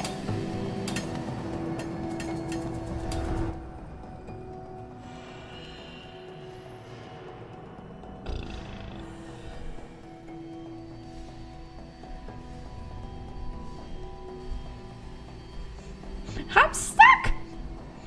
I go left and up, or up then left. Directions, my biggest challenge. Which way will provide the least danger is the question. Because both directions will get me to where I want to go. But which way will prove less hazardous?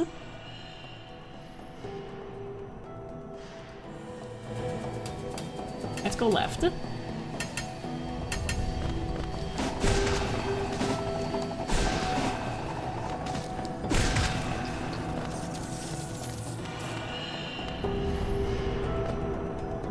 Oh, this is just where I was. Never mind.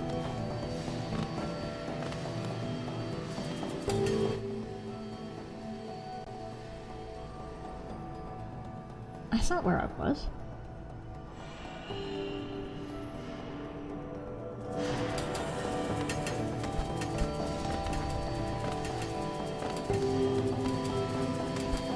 Oh, here we go. This is my shortcut.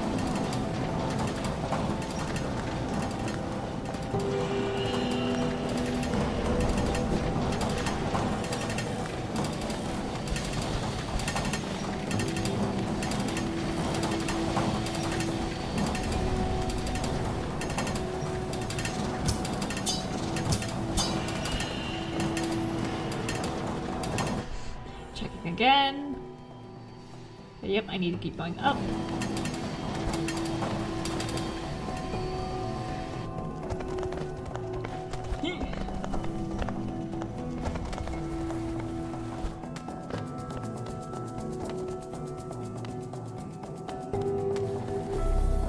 The music doesn't help. Yeah, stay here, go straight. Get some more money.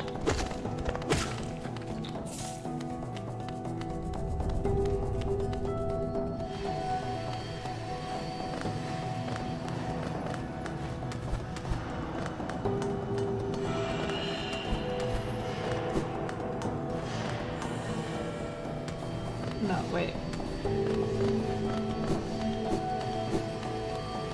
This way.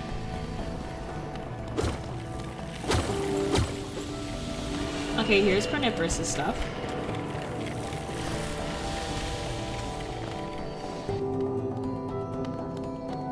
And now we blast off! I gotta make it through all of this to get to the elevator. I did it once, I'll do it again. In case you weren't looking last time.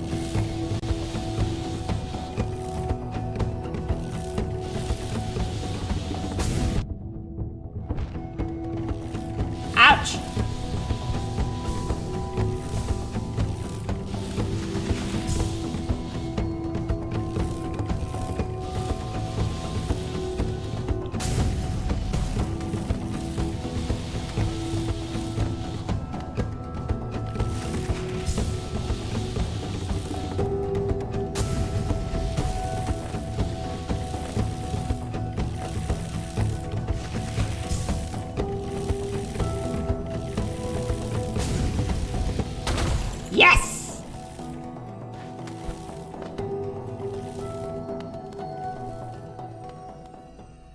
Oh.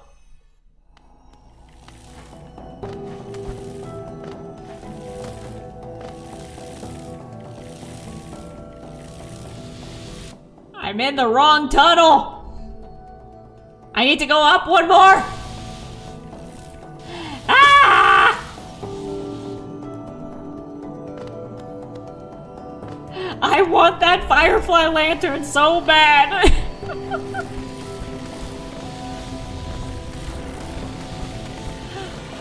I will go as slow as— ow! I will go as slow as it takes. I'm gonna see if I can hit a bug again. To get some hearts back. I will do this with surgical precision. To not lose my financials. My finances.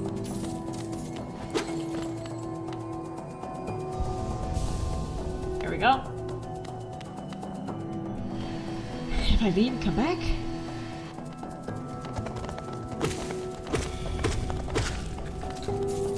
Get more money. And now I'm at full health. Okay. I will do this.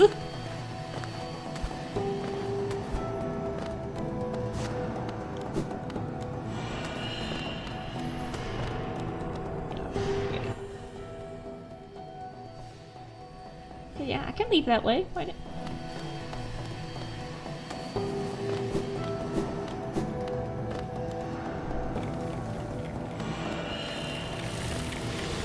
I need to go up to where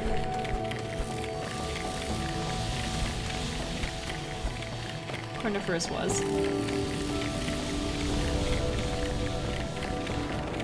Follow the paper. There we go, and there's the town. I'm gonna have to call it for the night. I gotta go clear my lungs with a hot shower. You go do that. Good night, Cartoon Vic.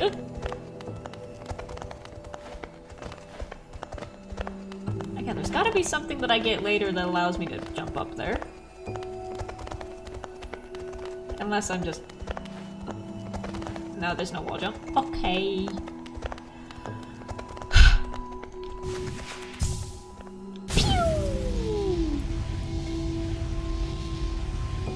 Swoosh! Swoosh!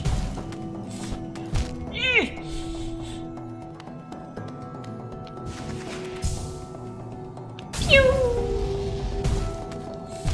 Oh, why am I flubbing that? Come on, man!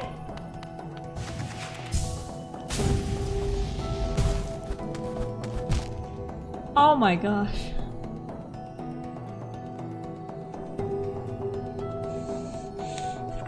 I've got two lives. I've got 2 lives. I can't be doing that. I can't be doing this. Go. Oh my god. Ah! Ah!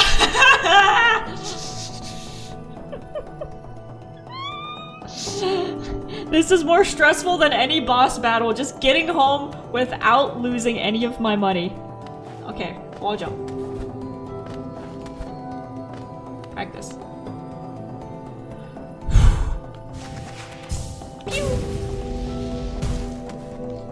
I just slipped right off. Oh my gosh.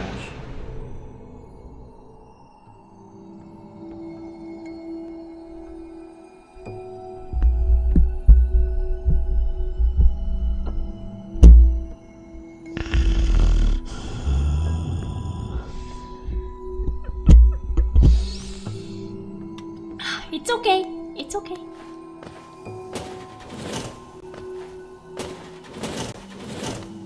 I had like a full health and I lost all of them to not being able to do a wall jump. Wow. Back up we go, I guess. And we'll pick up some more money on the way so that... Oh my god, just as long as we don't die a second time, we'll get all of it back.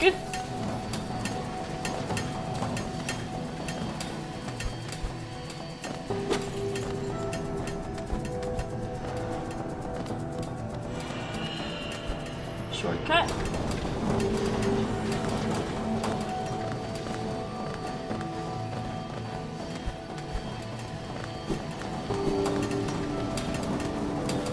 Take it up.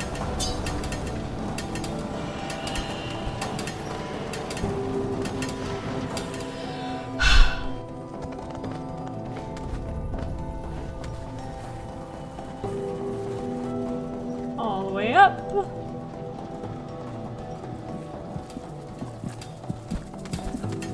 Actually, this is too far up.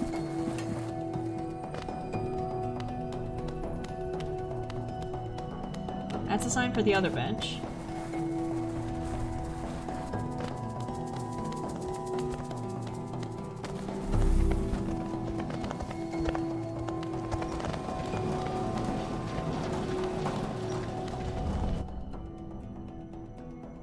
Yeah, just keep going left. Keep going left.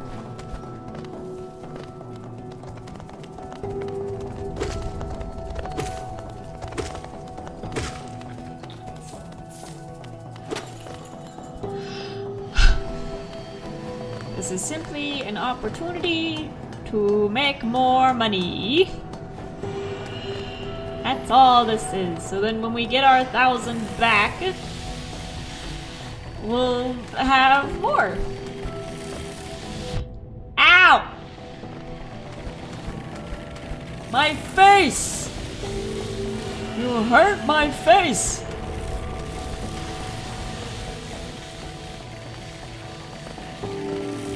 Now I just duck and dodge all of these.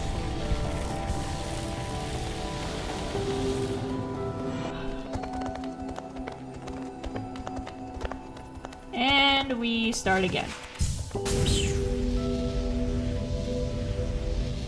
No hesitation.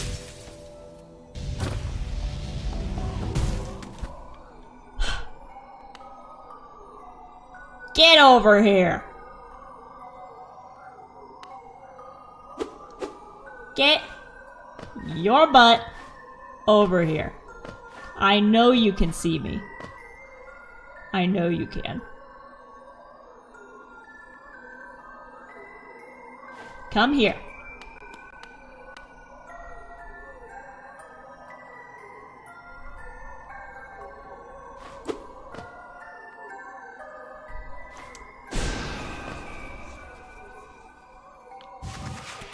Will you follow me if I do this? There you go.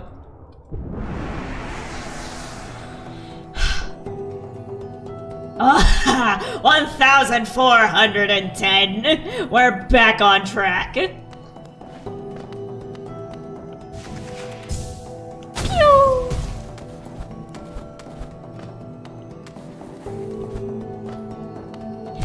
Oh my god.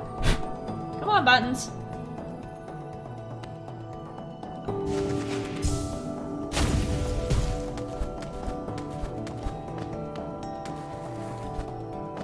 I did this flawlessly the first time. Nope, I forgot about that. It's okay, I got my soul back.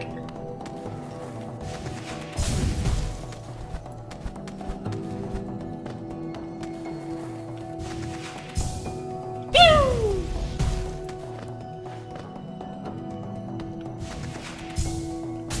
Go! Oh! Where am I going?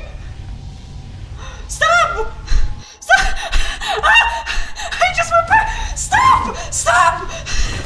Stop! Ghost! Ghost! Ghost!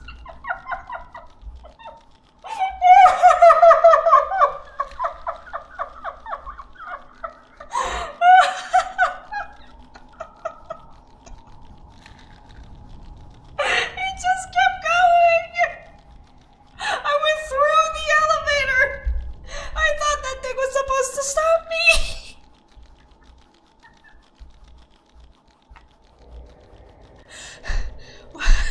Whoops.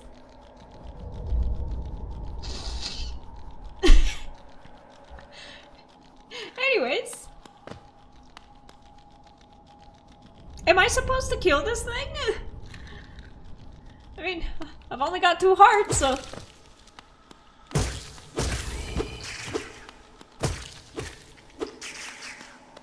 Yeah, give me those extra lives. I earned it after making that journey.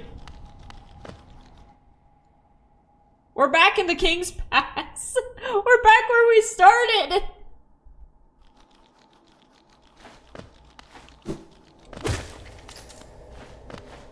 Well, let's see what's down here.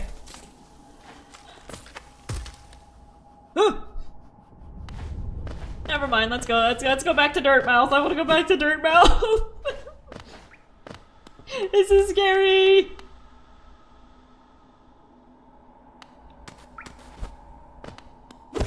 Yes. Okay, more money, more money. That's good. That's good. I am being so very careful.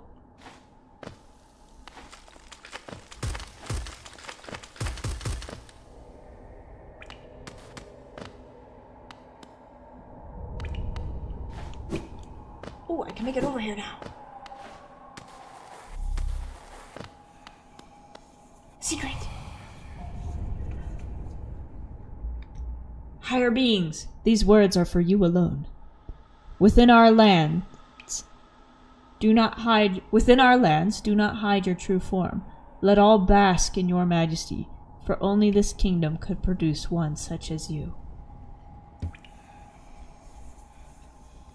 I'm scared. I'm scared. It's a treasure chest, but I'm scared to touch it because there's a scary thing behind it.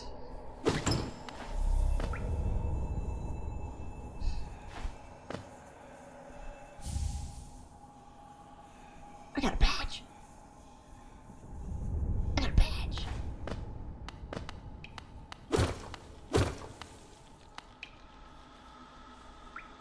Do I dare? I don't know when I'll be back here next. It's just more money. More money. That's all I need, right? Oh, thank goodness. Now I can heal.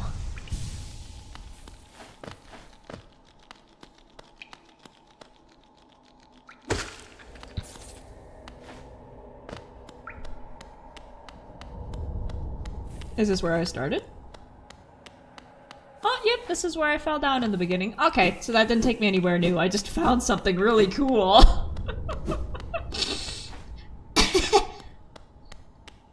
Just the image of him just streaking through the air.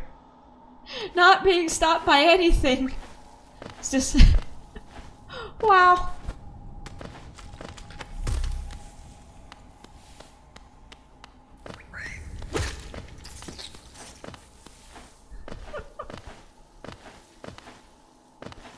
Up we go.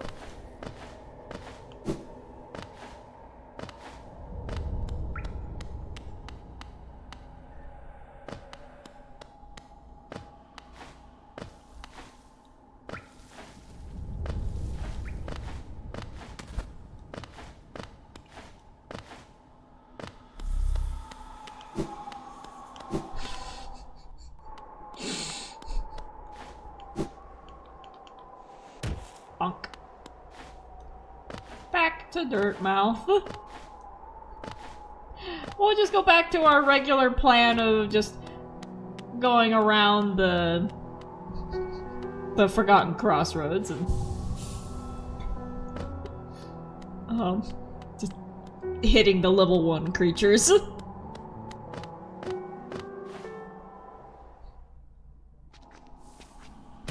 We're not going back to the Crystal Peak. We're not going back there. We're not going back there. We're gonna stay here. We're gonna smack the pill bugs. That's what we're gonna do.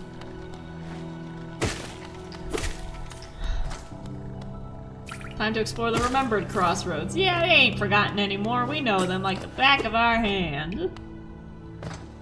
Oh, wait, the caterpillars give you money.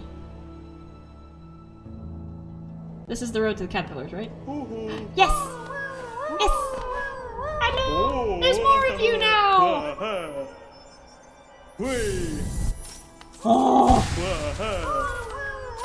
Whee! What is this? A piece of a mask!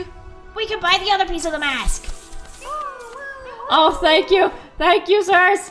Thank you! Oh! We need less than 100! And then probably a little bit more if we want to buy the other piece of the mask. Cool! See, going back for the caterpillars paid off. Like I said, I really hope that they don't turn into whatever the boss enemy is gonna be, because that seems like exactly the thing this game would do. It'd be like, oh, you rescued all the caterpillars, well now they're gonna turn into their little chrysalises, and when they emerge, they're gonna be giant, horrifying moth monsters that you need to go fight. And now they're out to get you.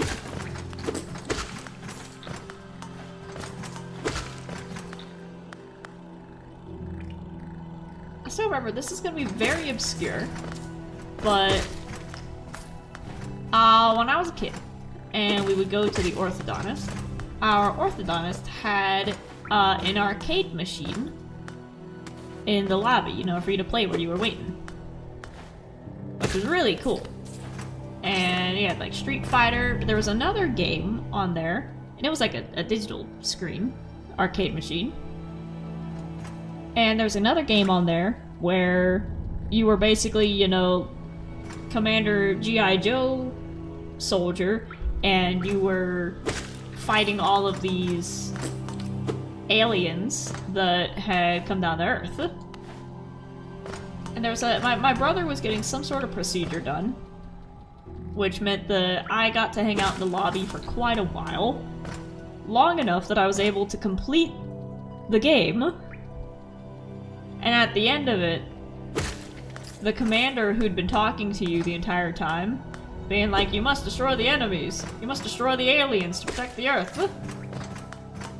At the end of it, the commander showed up and he was like, congratulations, you've destroyed every last alien, and now that Earth is undefended, we can take over as the true rulers. And his face turned into a different kind of alien, and then like his suit came off and you saw that he was like a reptile underneath. And just, for an arcade game that was in the orthodontist lobby, that ending has stuck with me for quite a while. Just I love the notion of taking the rug out from under you at the very end of the game and being like, ah, surprise! You've been fighting for the bad guys this entire time! So now I'm waiting for something similar to happen with the caterpillars, where you go running around and rescuing them because, oh, how sad, these little babies are put in the jars. What if they were put in the jars for a reason? And you're setting loose these creatures that are gonna turn into a giant monster that you need to fight to prevent them from destroying the entirety of the underground. I wouldn't put it past them.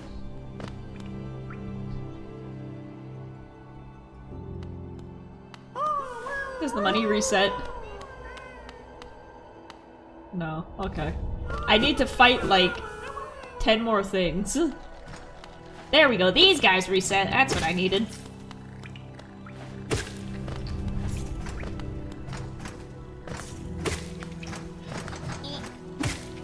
Oh, did you see that? That was so cool. That was so cool.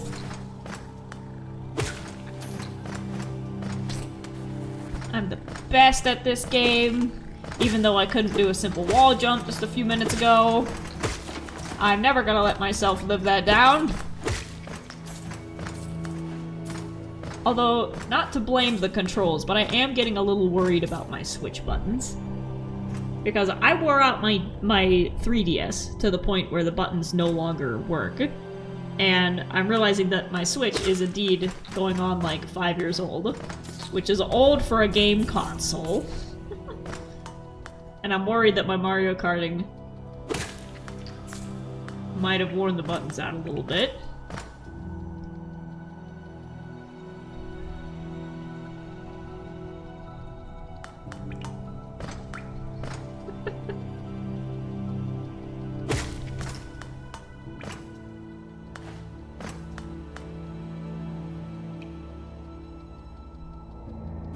There we go. have a small grievance with SS Hermit. Why are you stressing us out with hints of not so PG ways? Exuma's got the Hermit, and then just hit us with he got it in a scrapyard. Well, you see, he rescued it from being scrapped. And that's the only part of the story that you're gonna know for now. He's not gonna tell anyone the full context. All you need to know is that he rescued it from being scrapped. How he came across it beforehand? Has that always been there? For all you know, he could have come across it beforehand, he could have piloted it beforehand, before it got sent to scrap. It could have been a completely different ship before it got sent to scrap. So he rescued it from being scrapped. And that's it. I'm still kind of writing Exuma's backstory. So as I'm writing the current chapters, I'm coming up with stuff to just throw in there and be like, okay, I'll turn the rest of this into a cohesive story later.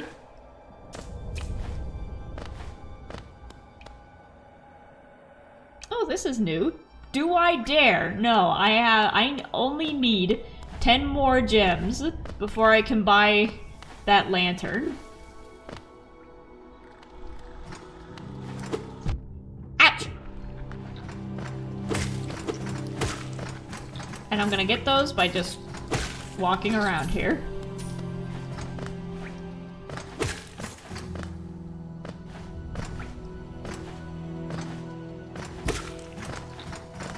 Eh.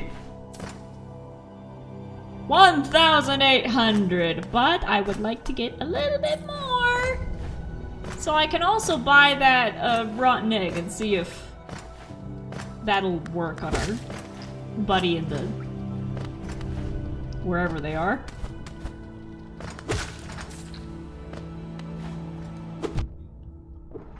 Don't do that, don't do that, don't tempt fate! Although I'm in a much safer area now, if I do die. I love the impact with which they hit the ground. It's the shriveled shell of a bug, but when it hits the ground, it's just thud!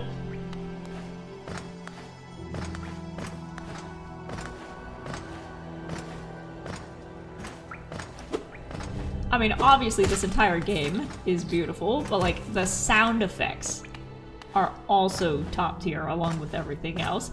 Like something just as simple as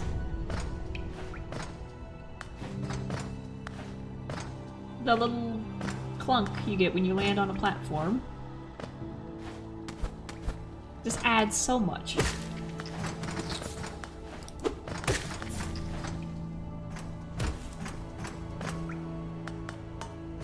Where'd it go? Where'd it go? One. I know I dropped another one. There it is.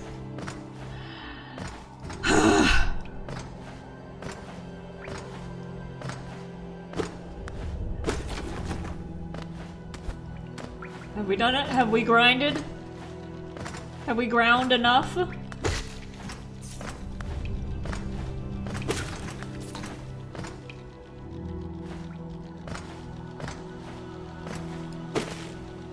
Let's get these things.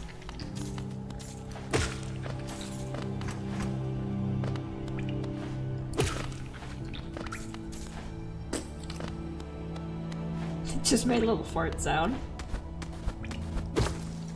Oh.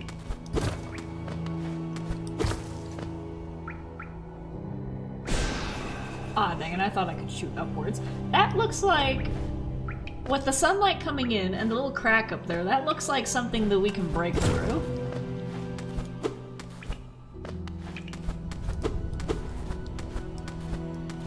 Oh! I knew it! I knew it! I thought that looked suspicious.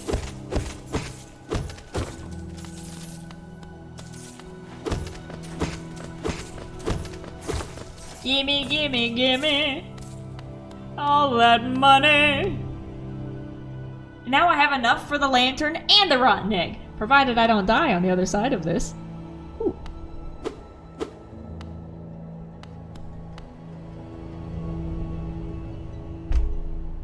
This is the third one of those trees that we've come across.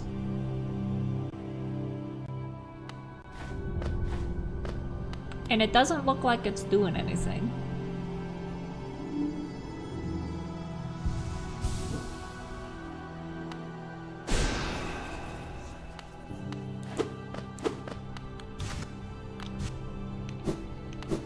Ha! We must remember that that's there.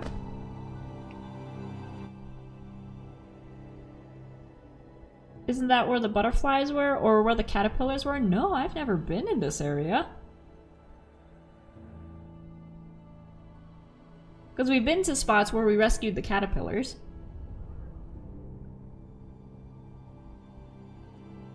And these things were not there. I'm very curious. Very curious indeed. Back down we go. We've got a lantern to buy. Now watch me just wipe out on the way there. Nope, I made it.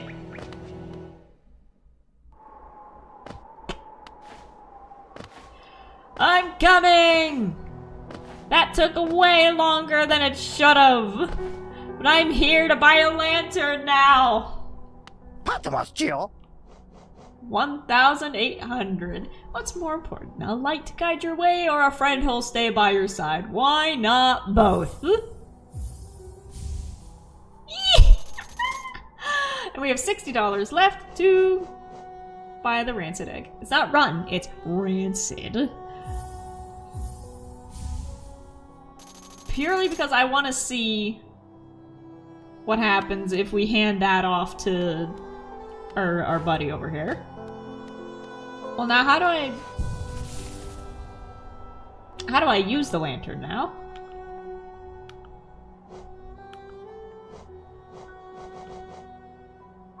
Crystal lantern containing a lumafly brightens dark caverns so wanderers can find their way. Does it just happen automatically, I guess? Sweet! So now we get to go find a dark cavern! Union representation! Yes! Yes! I will lead the way with my... Oops. I will lead the way with the union representative. Really? Hi! Pomamututa? Gigi! Confessor Gigi. So, last time we met Gigi, Gigi said that they could put our soul back in our body, provided we bring them food. And this will be for any time our soul gets stuck somewhere that we can't get back into. I say, hello again. How have you been faring? Have you come to me because of your regrets? Let me peer into you. You don't appear to have any lingering regrets. How lucky for you. You don't need the services of one such as I. Okay, so I guess I gotta just wait until I die and then see if the rancid egg will work. Oh well. Whoop. Now we have the lantern. Now I'm excited to go find somewhere new. Let's go. Where was... Oh, what's this? A hollowness seal. Oh, that's right, I can sell those. And I need to get pieces of a broken mask. Fragment of a white vessel made to contain soul. Collect 2 more to form a full vessel, allowing you to carry more soul. Cool! Crystal heart, lantern fly, mothwing cloak, map and quill.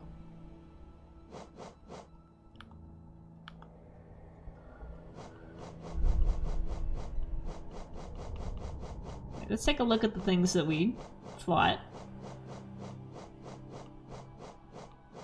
I remember that bitch. Glimbeck.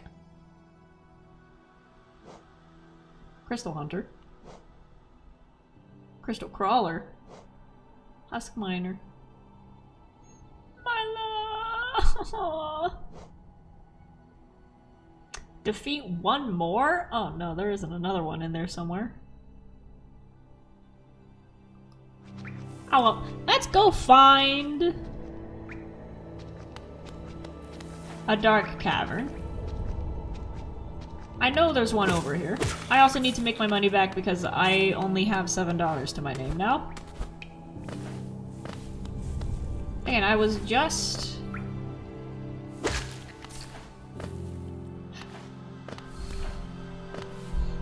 editing this part, and I know there's a dark cave around here in the crossroads somewhere. But it doesn't show up on the map, whether or not it's a dark area.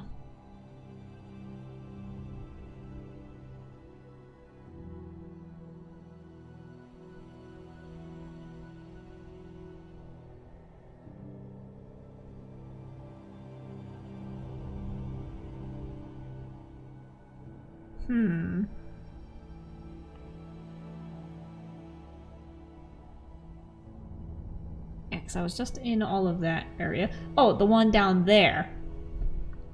I see it, where I wasn't able to get through. Where the map is incomplete.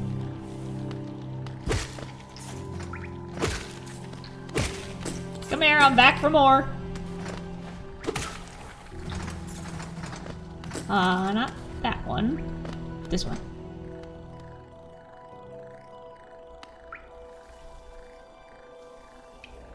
Was it this one?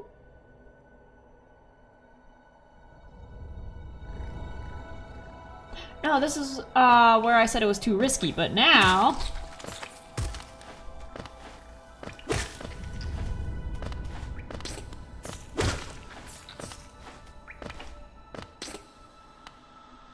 Here we go. Ouch. If I just... Nope. I was thinking if I could just fall between the spikes. There. Aha!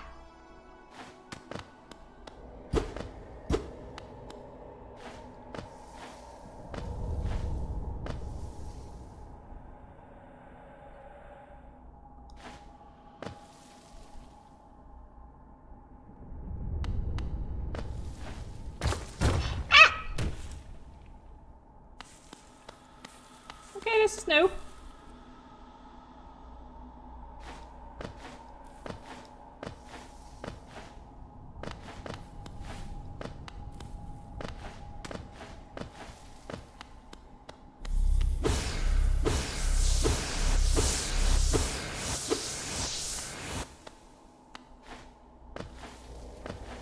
Where am I?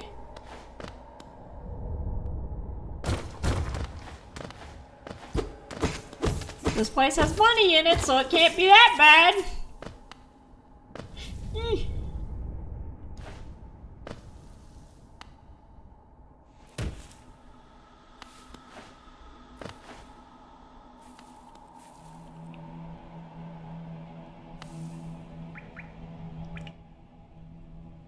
Ooh, we are off the map in a completely new section.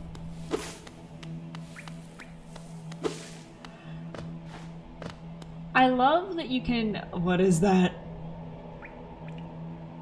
I love that you can come back to the earlier sections with your new abilities and continue unlocking new areas in a place that you may have felt like you explored pretty well.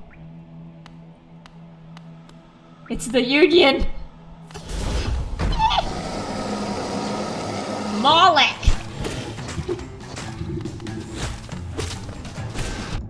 Ouch!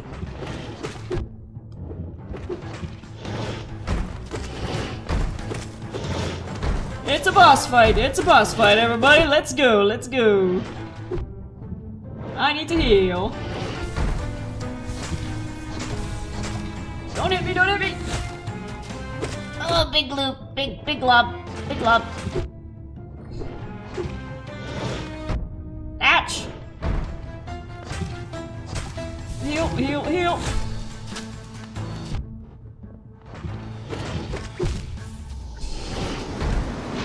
This is gonna be fun getting back. Where did I last leave off? Okay, up here. Now the map is updated, now I can see. Ooh, look at that. Alright. I want to use my lantern, but I don't remember where any of the dark places are. We'll come across them eventually. We'll find them again.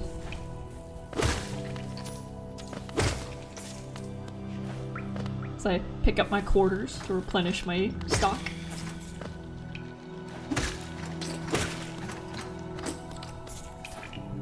I'm not leaving a single one behind. I'm saving up for that money badge next.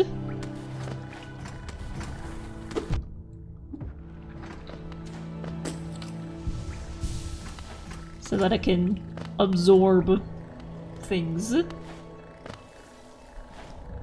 as you move, instead of you having to run and pick them up like a peasant.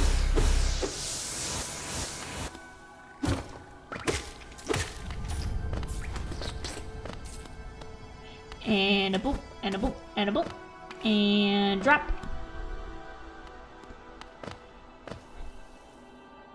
Now that we kind of know where we're going,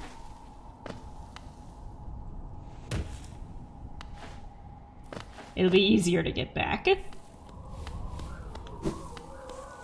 Hello. Thank you for waiting outside. That was very polite of you. Oh, he just landed right on me. Ouch. Ooh, nothing hit me, except for that. I'm trying to heal.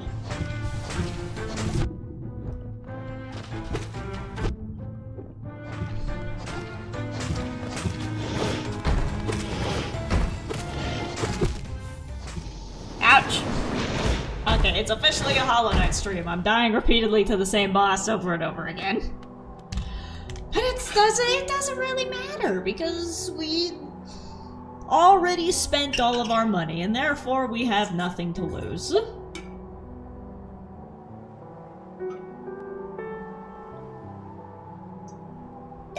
I just really want to see what happens after we defeat it.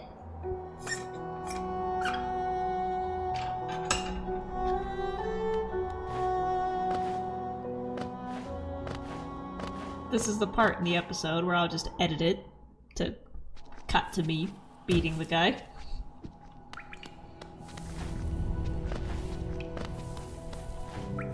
Shaboop. Shaboop. Shaboop. I said shaboop. Do you not realize that you're supposed to die when I say shaboop? No, because you are uneducated and poor. And a bug. Can't expect a bug to understand the nuances of shaboop. Shaboop. See? He gets it. There. You guys are a prime example of your species. Can I hit that again?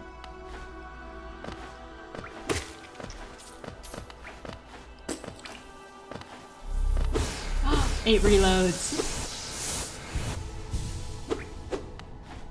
Sweet. Jump, jump, jump,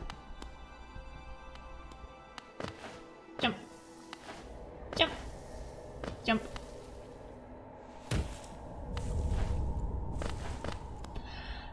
Here we go again.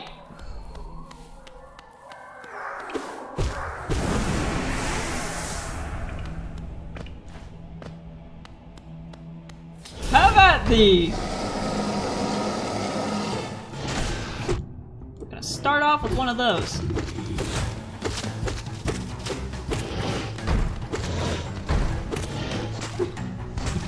Don't hit me.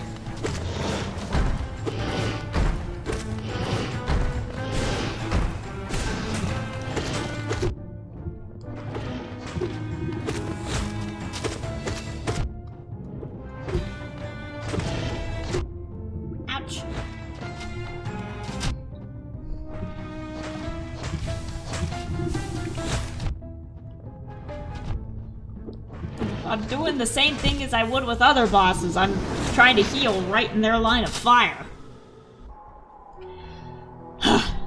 It's because I didn't say shaboop. How can I be expected to win if I don't say shaboop? Can you hit the projectiles with an attack? I don't know. We will have to experiment and get smacked in the face a few times to see. New message.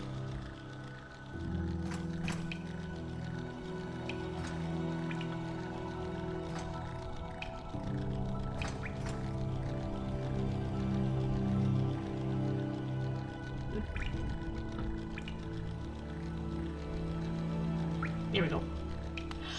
Charge! Again! This is only making me richer.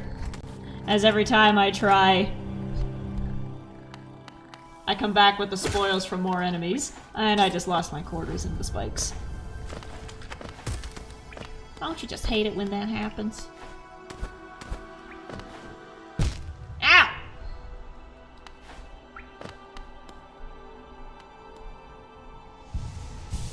Yo.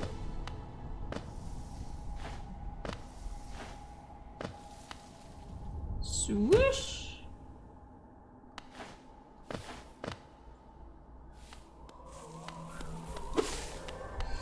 I'm back.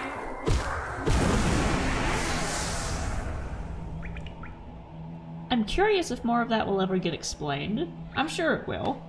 The idea that your ghost can leave your body. Round 4!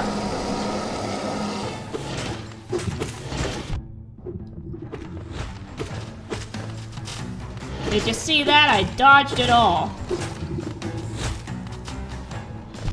I didn't dodge that one.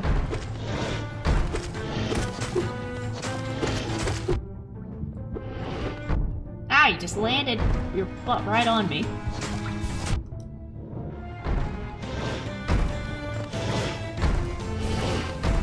Okay.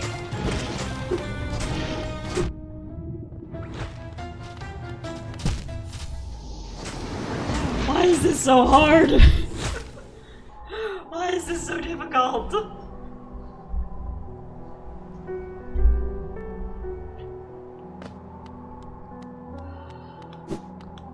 Round 5.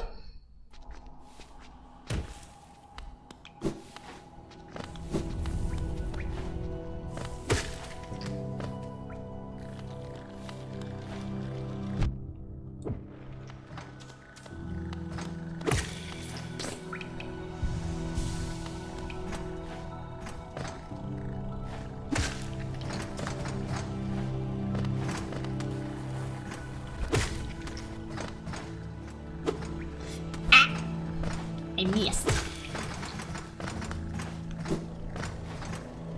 And I fired and I missed and I fired and I missed again.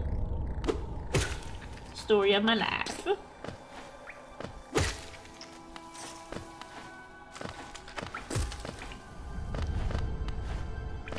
Oh, I'm already full. I don't need to hit that thing again.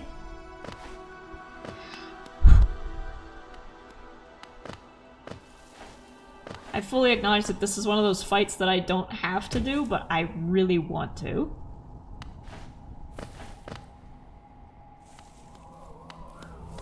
I want to see what happens, because this guy is in a secretive location. So there must be something special on the other side of this room that he's guarding.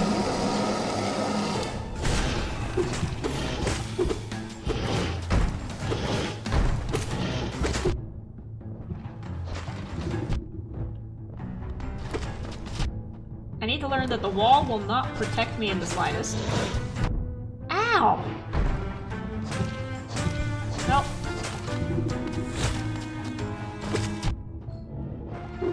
Oh, I'm still alive. Never mind.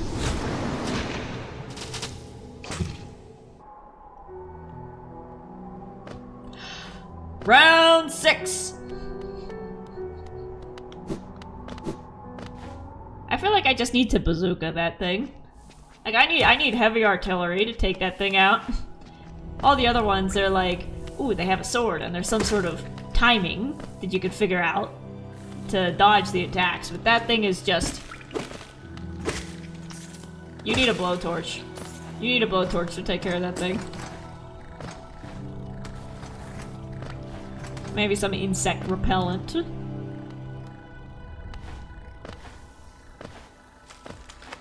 Here we go.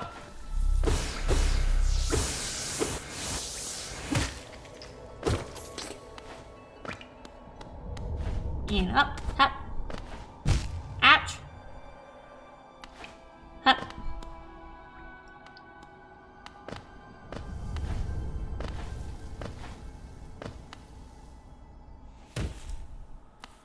What's over here? Anything special?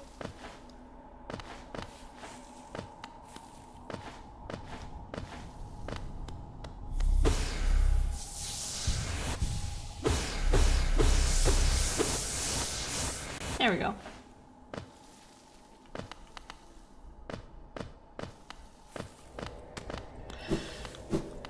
We gonna try again. You got to try again.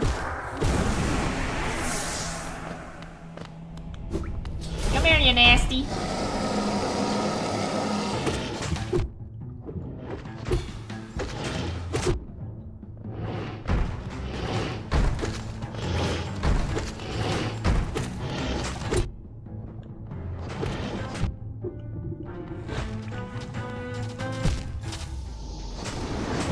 Wow! I could at least stay in the fight a little bit longer. It'd be a little bit less embarrassing. It's fine. It's fine. You folks out there in the audience, now might be a good time to take a water break. Go pop some popcorn. I'll still be here when you get back.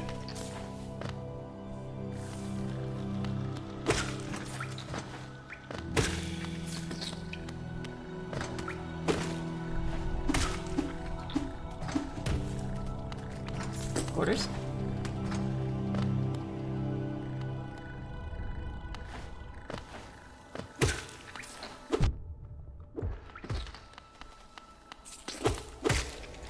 Yeah, that's what you get for running into me.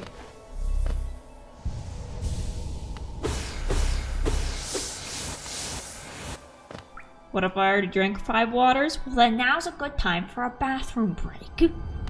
I'll still be here when you get back. Or not.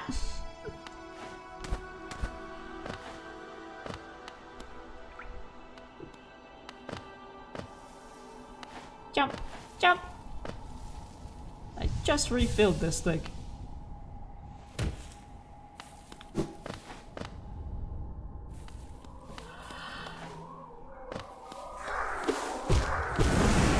Oh.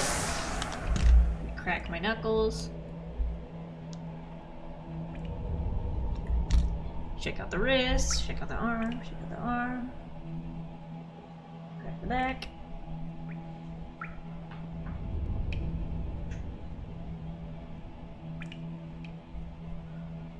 Ugh. Down once more to the dungeon of our black despair.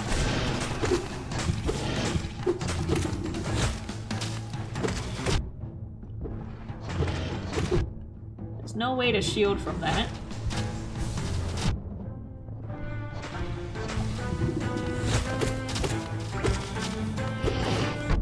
Ouch!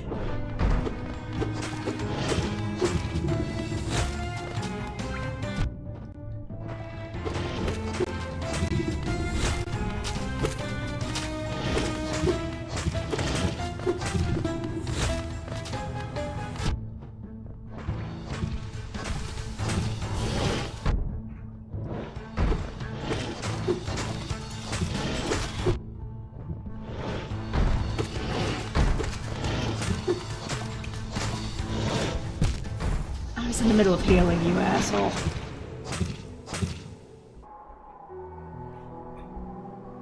Nice relax. you like to indulge my tism and answer a couple Pokemon-related questions? Sure. Swish.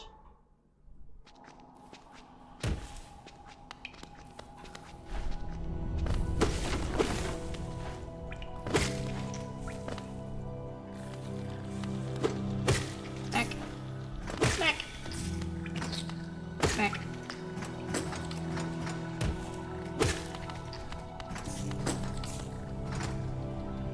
Oops.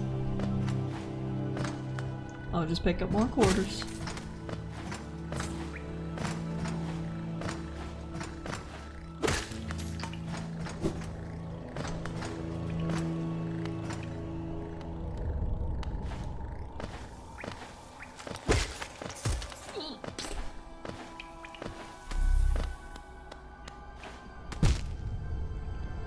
That's what I'm talking about. I'm worried that the B button is wearing out because it's not responding as quickly. I gotta smash it to make it do something sometimes. It's like the brakes in my car. They're not the best.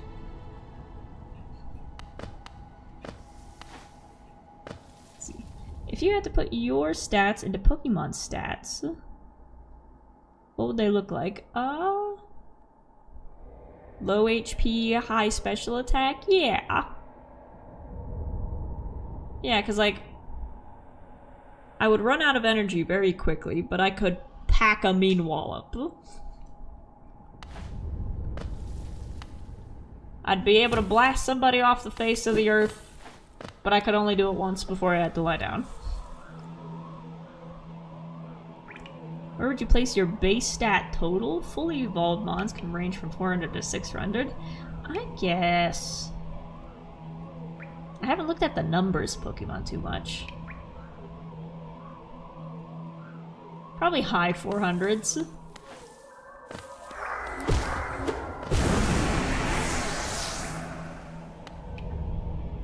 Sorry, my throat just made a noise.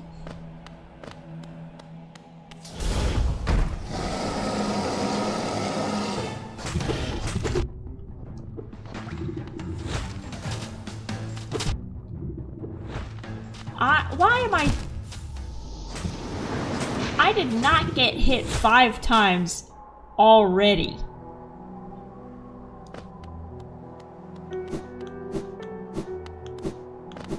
How did that even happen?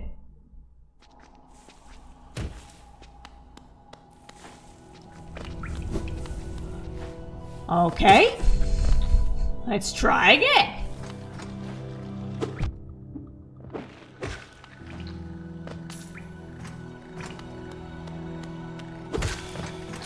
Was I only going in there with like 4 health?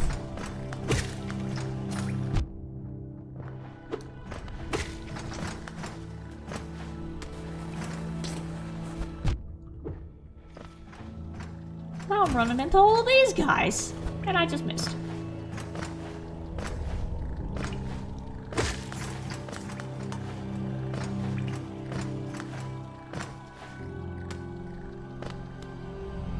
You just slurped your health. Yeah, you just slurped it right up.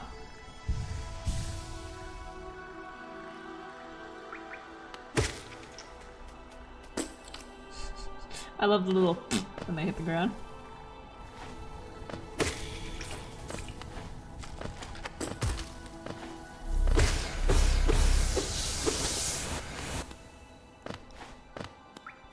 Hup, hup, hup. So like 480 base stats? Yeah.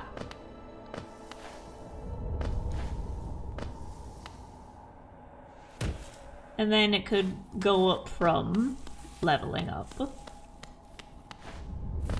I'm good at grinding.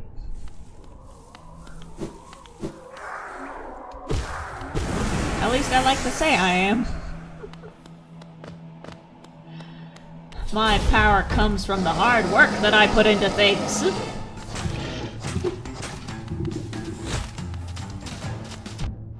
Okay, is there any way to avoid that?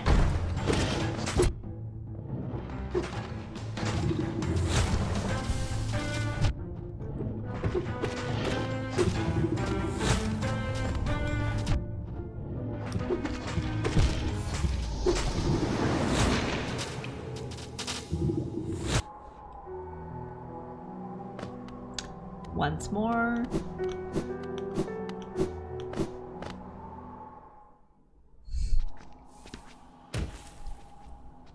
I gotta be able to fight that thing. Usually after a few battles, I figure out the strategy. But there's no strategy to that thing.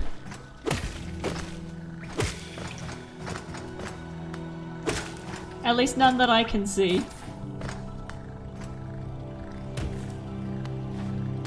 Once more with feeling, yep. I'm feeling pretty good about this. I can do this. I am smart. I am capable. I'm the best.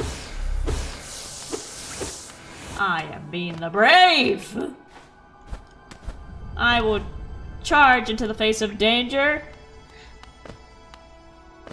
every single time it shows itself.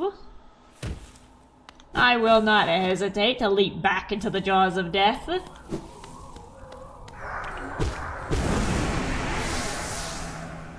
They say there's a fine line between bravery and stupidity, and boy, howdy do I walk it.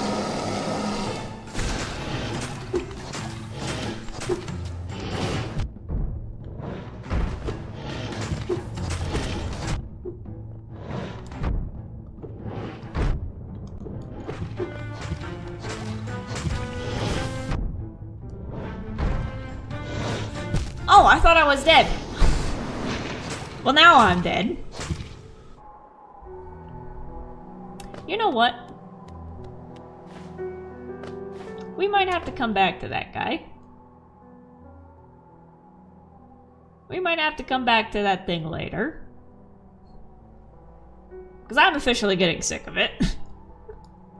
But now might be a good time to see if the rotten egg will retrieve our soul. Because I want to see. I'm curious. I'm curious if that's what will work. Really? Hi. Oh boy, oh boy. You come to me because of your regrets? Yep. I can see the regrets you've left behind. A dark stain just below us, lost amongst the kingdom's twisting roads and highways. I can return your regrets to you if you share your delicious food with me. Give Gigi a rancid egg. The rancid egg does work. Okay, here you go. What, darling? I will enjoy this morsel tremendously. Now, as promised, we will begin the ritual. So if I need to do this again, where do I get another rancid egg? Does it show up in the shop again?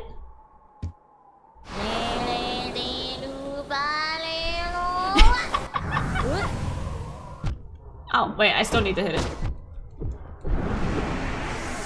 I still gotta duke it out. Really? Sorry, I knocked over your candles. You You seem to have made peace with your regrets in a most novel and, dare I say, brutal fashion. What a joy to behold. Farewell for now. I will think of you as I savor my meal. Cool! So the rotten egg does work. It was all worth it in the end to see if that worked. Sweet. Now let's go use our lantern. Let's go find a dark area.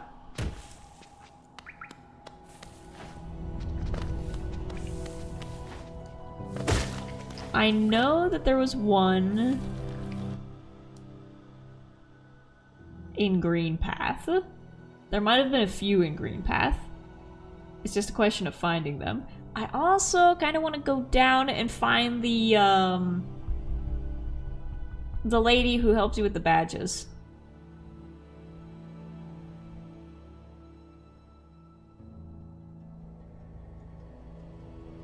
For both of those, we can take the beetle bus instead of walking all the way there. So I'm gonna go this way.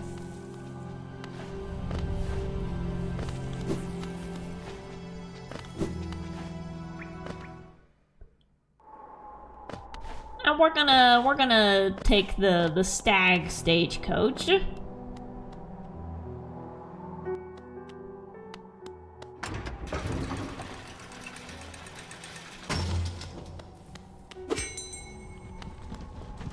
Hi, Grandpa. Hi, Beetlebus.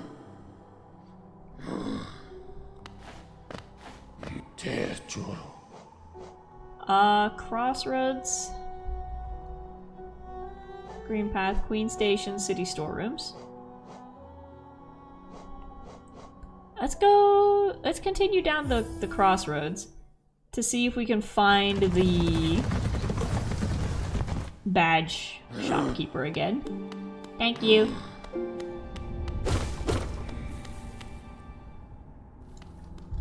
Actually, I might need to look that up. Just to make sure I'm going in the right direction to find that specific shop. Hollow Knight. Badge. Shop. Salubra's shop is located at the bottom of the Forgotten Crossroads. Okay, that is her. I'm going the right way. Let's see. What about a custom ability for your thing called Tenacity, where instead of boosting defense, it boosts special defense? That sounds good. I'll take a boosted special defense.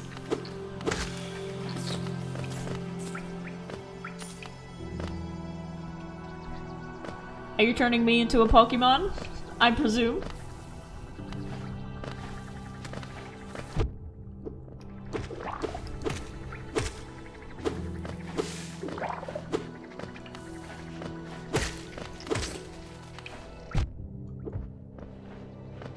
Oops, I'm on one.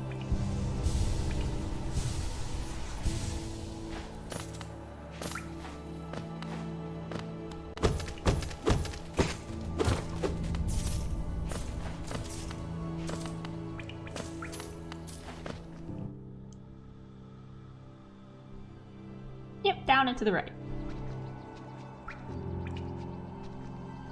Perhaps I've already done this with a few people. Cool! I love turning things into Pokemon.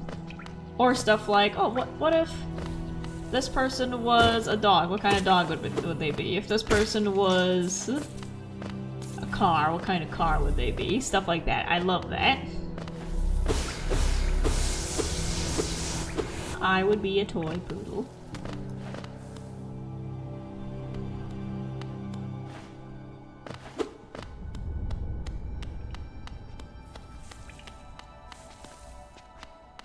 Hello? Ma'am? Ma'am? Oh, I'm checking the map and I'm already here. Oh, this is where we met the fly guy. So her shop is down this way. I hear her. Hello. I just realized I might not have enough money to buy anything.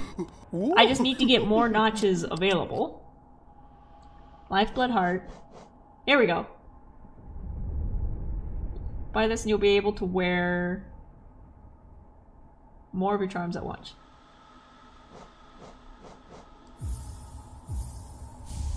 There we go. Well, now I'm down to $41. Okay, how many notches do I have now? Did that give me one? It gave me one more. Okay. So now we have Steady Body, cost 1.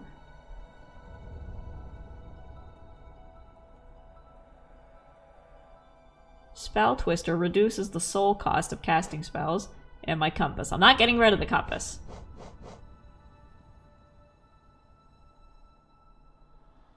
Increases the amount of soul gained when striking an enemy. Oh, what's our new one do?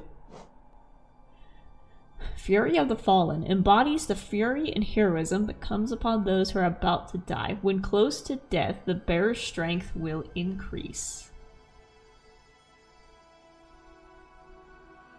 I like that. And this one that costs 4.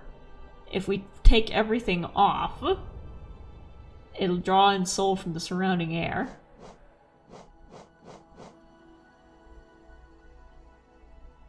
And this one lets you dash downwards. I still say that looks like Sans. That looks like Sans Undertale. Okay, so that costs 2. That costs 4. Oh, look at all these other ones that we haven't even found yet. Oh boy. I might need to just wander around here and grind some more. What is that up there?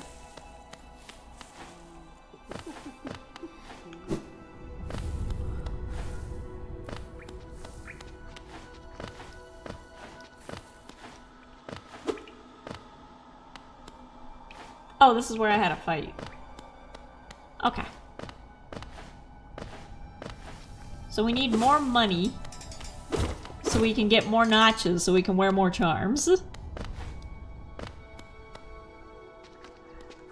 So I think we're just gonna keep wandering around and unlocking some new areas on the map that we haven't been to yet.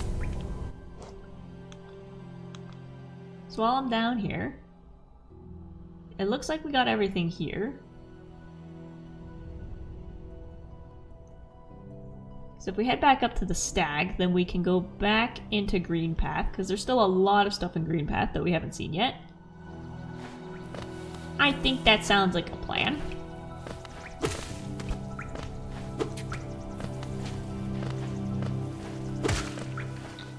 Ooh, that was a lot of money.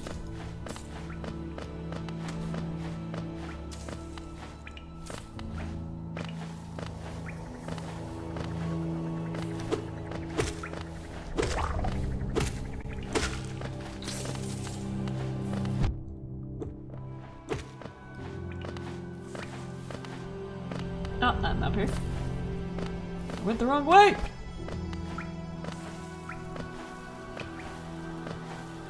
There we go, here's a sign for the bus station.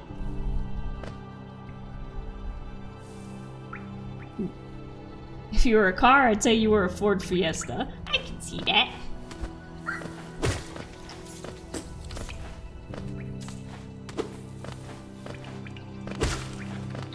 Oh, oh.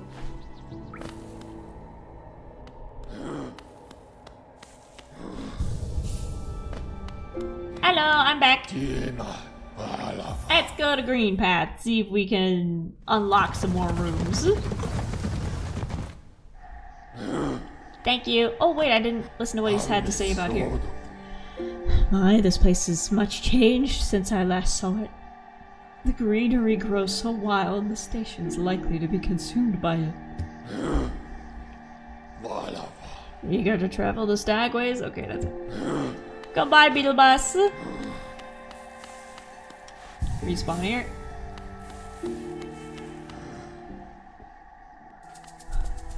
Okay.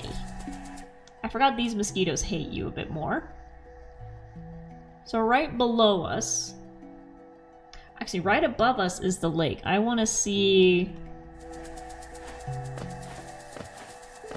if there's anything special on the other side of it.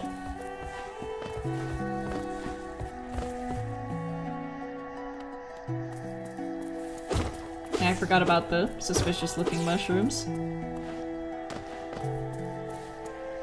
Oh, this is where we fought Hornet. And this is where we learned how to dash.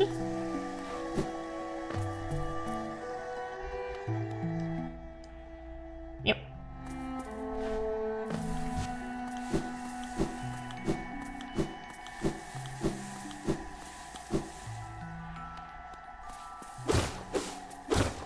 Lake of Un.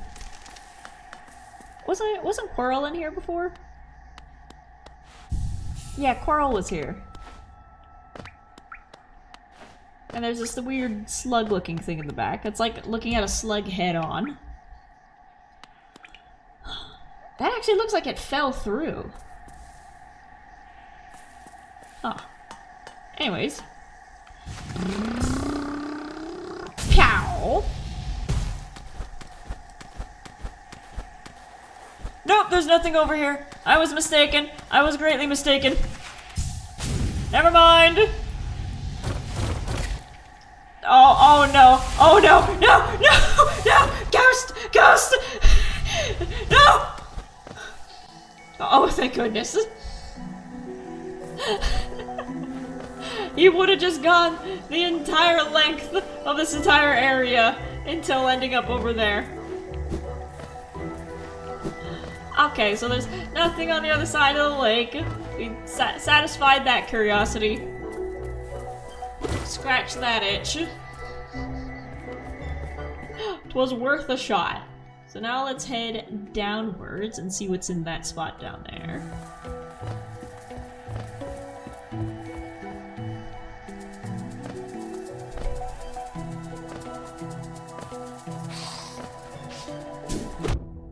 I forgot about the creatures down here. Yep. Oh, gotta wait for it to explode.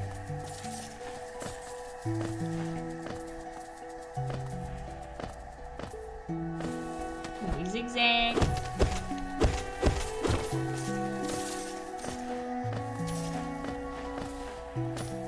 Slice.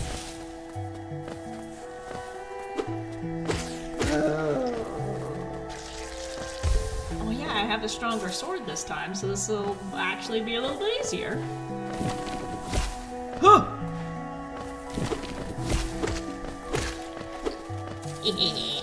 Listen, I gotta make my money back so I can get more notches. I need 500 for the next one, and then I'll actually be able to do something useful with my little badges. Ah!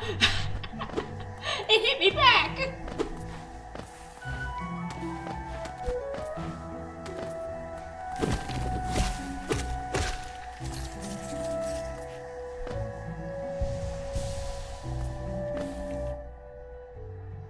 Almost.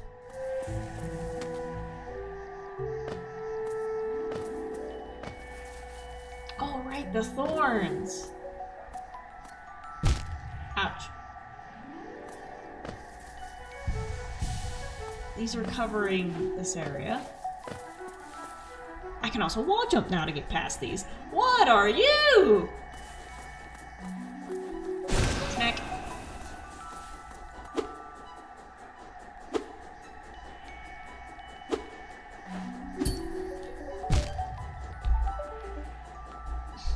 Okay. You had to make sure there were thorns? Yeah. Well, I don't know, the way they were set up, it could have been a foreground, background thing. You can pass through the middle. I need to hit something else to get some health back.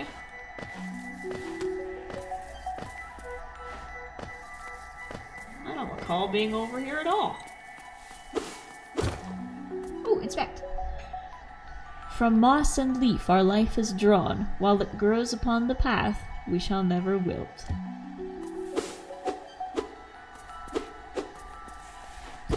Huh.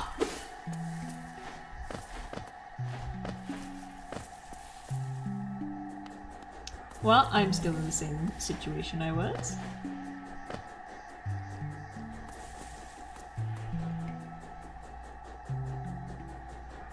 I guess I'll just avoid you. Phew. Ouch! Oh, the music is changing.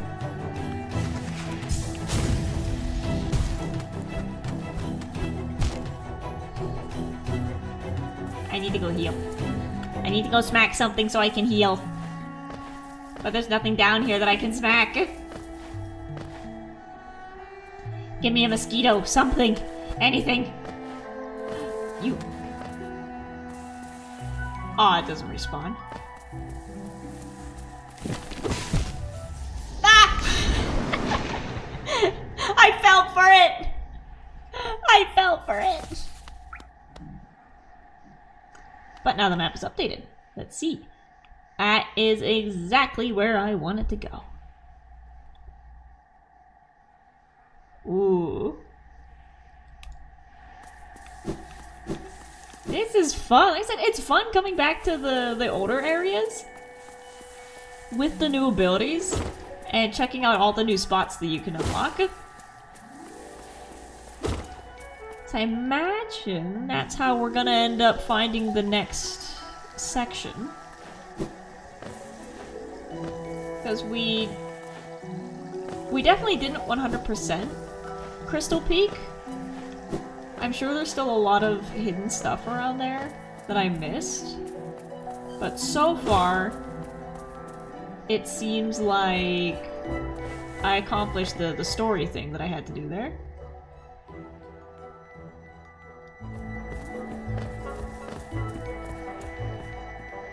Which was, you know, get the blasty blast sideways ability.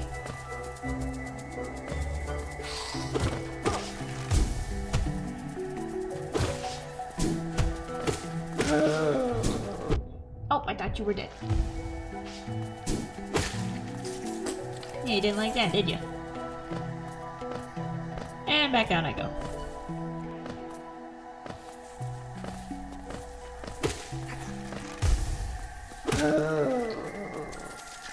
Oh, I hear the music box. My soul is nearby. Where are you, buddy? Woo. Yeah, give me that.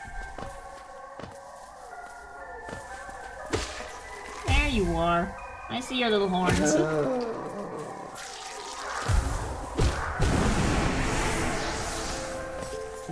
Curious about what Gigi said. She was like, oh, you dealt with your regrets in a very violent way. In terms of you having to smack your ghost to get it back in your body. It intrigues me greatly.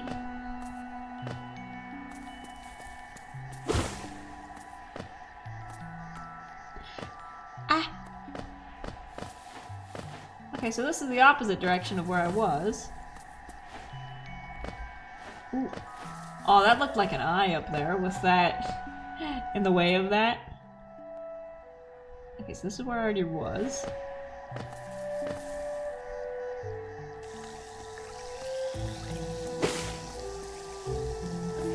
Okay, I've been through here.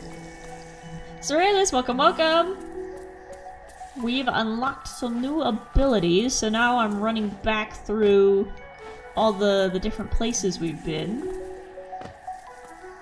to see if I can unlock some new areas. So far, I figured out that I can do this. Everything from this point on is uncertain. Pew! Oh, look at that! Go! Ouch! Now I have enough to heal this time. Pew!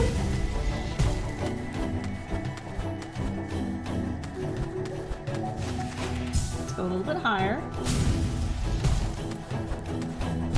Ow! I hit my head. Go!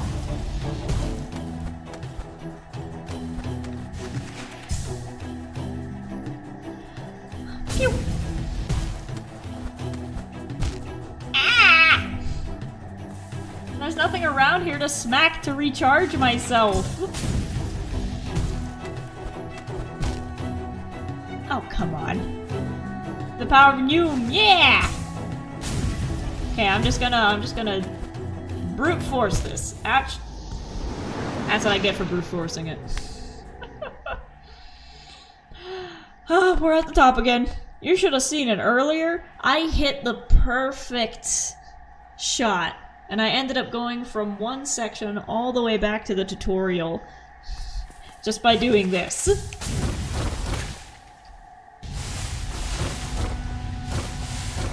This is one way to fast travel.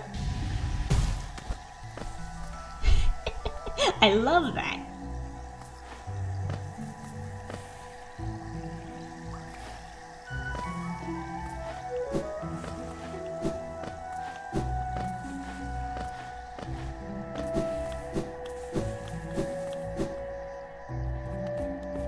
You can pogo the guys if you need. Probably. I'll probably have to do that. It's the thorns more than anything. I keep slamming my head into the thorns.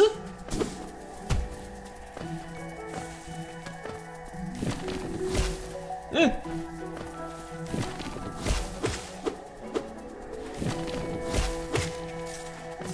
There we go.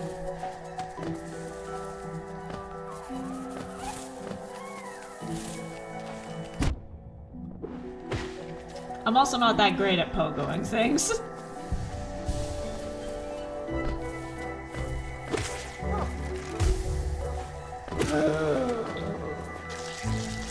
Explode. There we go.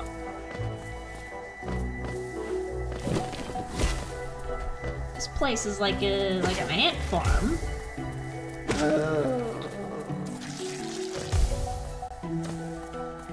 I think this is the way.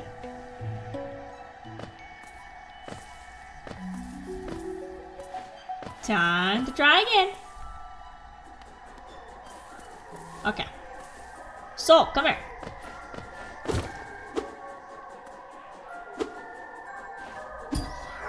Okay, I was able to do it. Pew!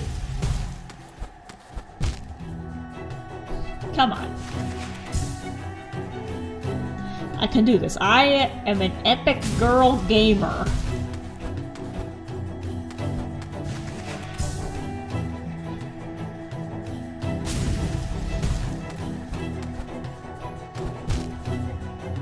Nope. Sends me all the way back to the beginning!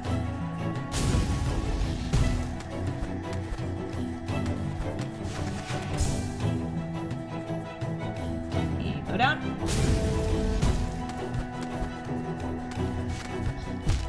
Ah! It's those! Oh, I can heal. I have enough to heal. I can do it. My microphone cord is caught on my leg. Okay. I really want to see what's on the other side. So what's the point of getting this cool ability if I don't unlock the new areas with it? Pew!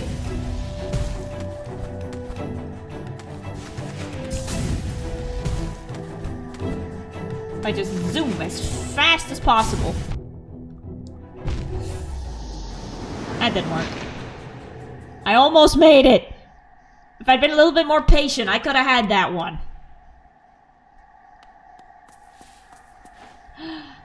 Back down we go.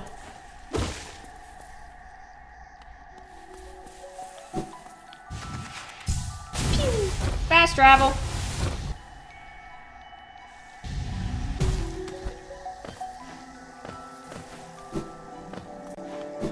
I love doing that. Just clear an entire section that way.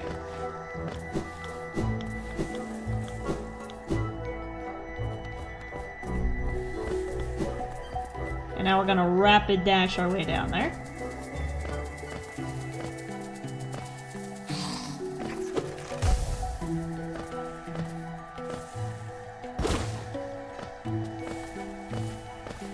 Yep.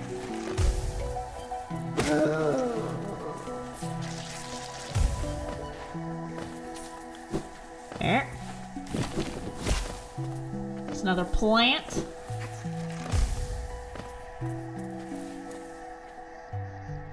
As enemies, I love those things. That they just bear trap you. Oh.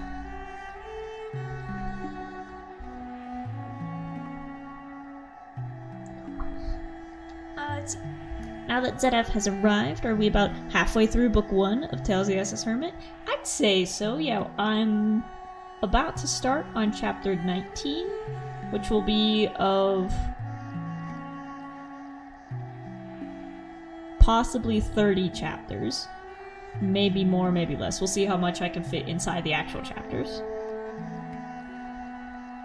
Because the thing is the ending.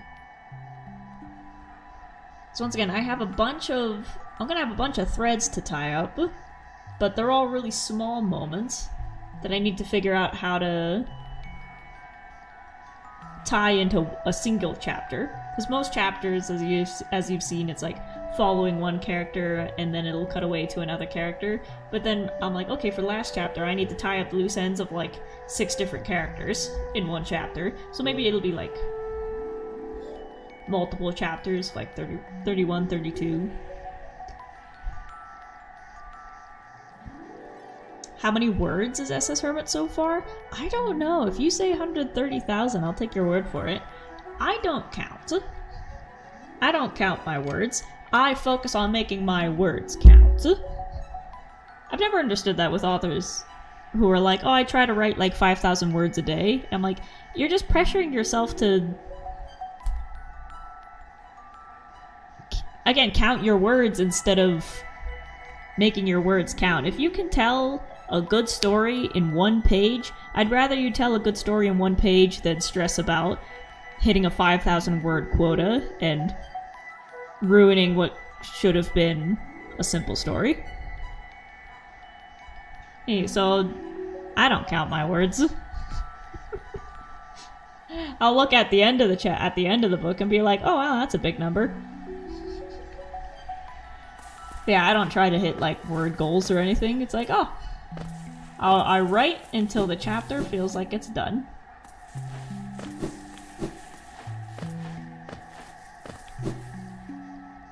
I think, here we go. Oh, now my soul's all the way over there! It's all the way on the other side! The only way I could get it back! Well, I could just die on this side to bring it over here, but let's see if we can do that. Pew! Ouch! It's not until after you die that the music kicks in.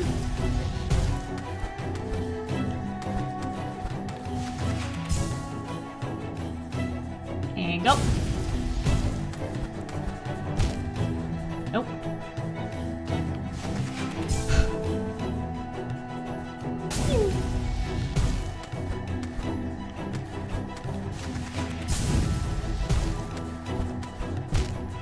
Hit my head on the ceiling!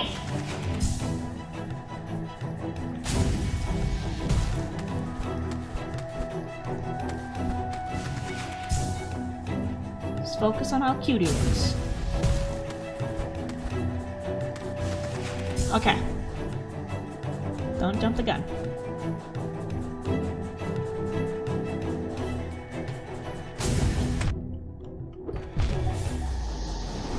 I jumped the gun.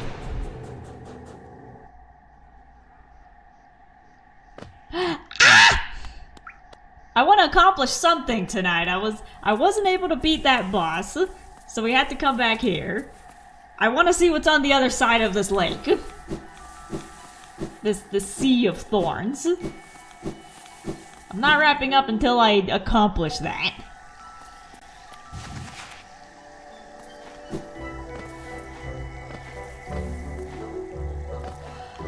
There we go. And once again, this will be edited all nice and neat inside of an episode, where it'll just cut to the part where I succeeded.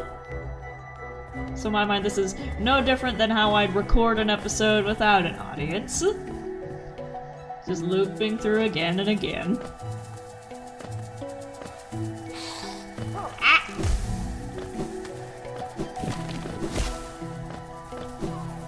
Hey, you didn't get me that time, did ya? Ow.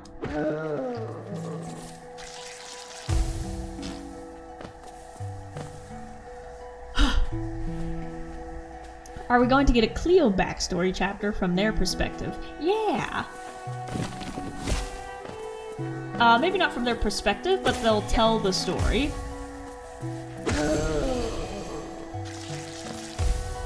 Why did the game save? Why did you save? Oh, that's not a save icon. That means, something popped up in here.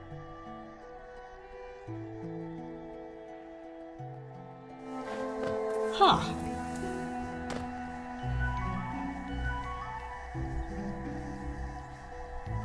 See, maybe it could be a dream that Impulse has where he gets to experience Cleo's life up until their death. Ooh. That's an idea to give him more dreams from Cleo's perspective. That's a good idea. I'm gonna write that down. Because we saw in the tailor shop, he did have a brief vision through Cleo's eyes of, like, if I recall, he had a vision of somebody like dipping the quill into the ink pot and then collapsing, and then when he came to, he saw the tipped over inkwell that had never been put back up.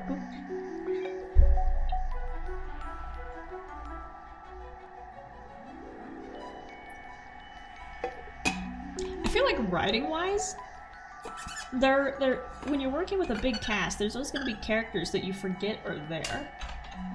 And I realized that I keep forgetting that Impulse is there because I'm so focused on writing the story between Tango and Zedap, and then Etho with his connection to spellcasting and demons. I've realized that even though Impulse is the one like spearheading this part of the plot, I keep forgetting that he's there. It's like I'll be halfway through a chapter and I'm like, wait, I need to give Impulse something to do. He's here and I didn't give him any dialogue. Same thing with other characters, like Ren and Joe are characters that I'll like forget about and be like, oh wait, they haven't spoken in a while. And I realize I need to focus on Impulse more. You know what, that's an idea, because next chapter, spoilers, is gonna be Tango giving Zed a tour of the island. I'll have Impulse join them for that.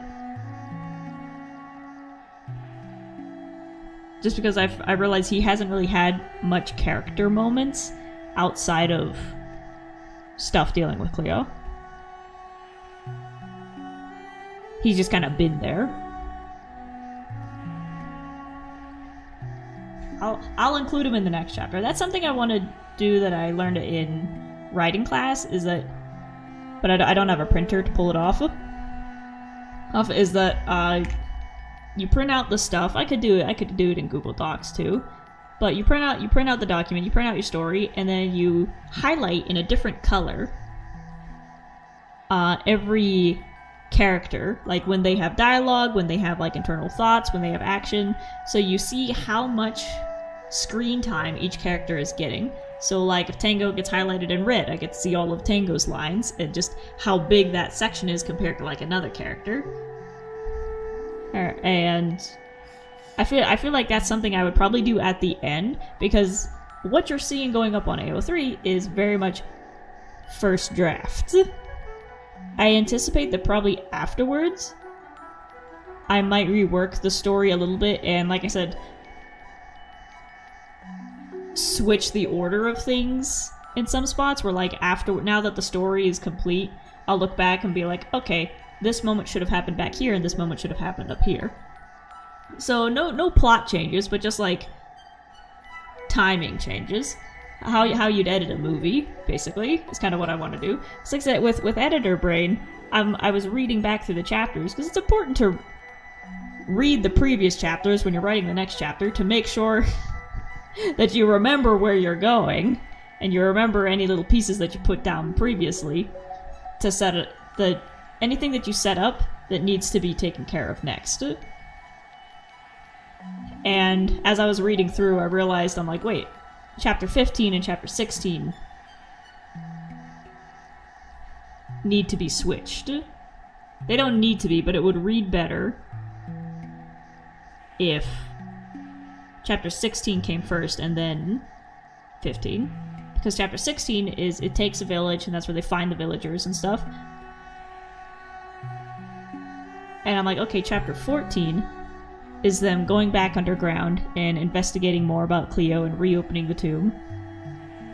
And then it would make sense to go from there to XB exploring the island and finding that there's more dark magic stuff out there and not just in the tomb. And then after that, then have the mail ship arrive and reveal more about Mumbo's backstory, and from there have Tango send the letter.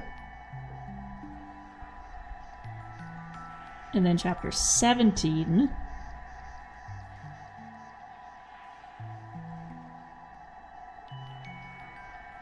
What the hell happened in Chapter 17? Those change happened slowly. Okay, so it would make more sense to go from the mail ship arriving and learning about Mumbo's backstory to Chapter 17 where it's more Mumbo focused on him learning that he's a giant, dealing with memories of the past while still growing up. And I think that would flow better to go opening the tomb, discovering the villagers and more dark magic. The mail ship arrives, and then have the story come back to Mumbo, and then 17 still focusing on Mumbo, while having the beginning and opening be with Zed.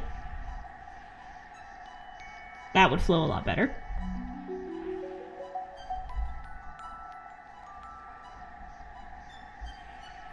Also, Tales of the Estes Hermit is already bigger than the first 3 Harry Potter books. Already? Huh. I guess it would depend on the font size. How big it is. If you ever want to print it, it's looking to be bigger than Order of the Phoenix, if this is the halfway mark.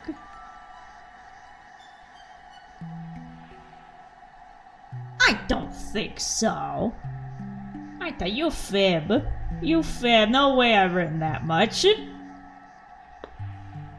I feel like some of my chapters are pretty short. I guess if we're just going off a word count,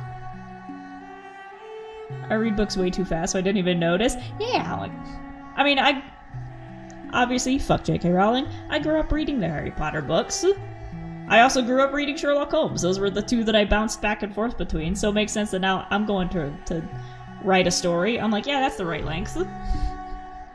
That seems about right for the length that a plot should be.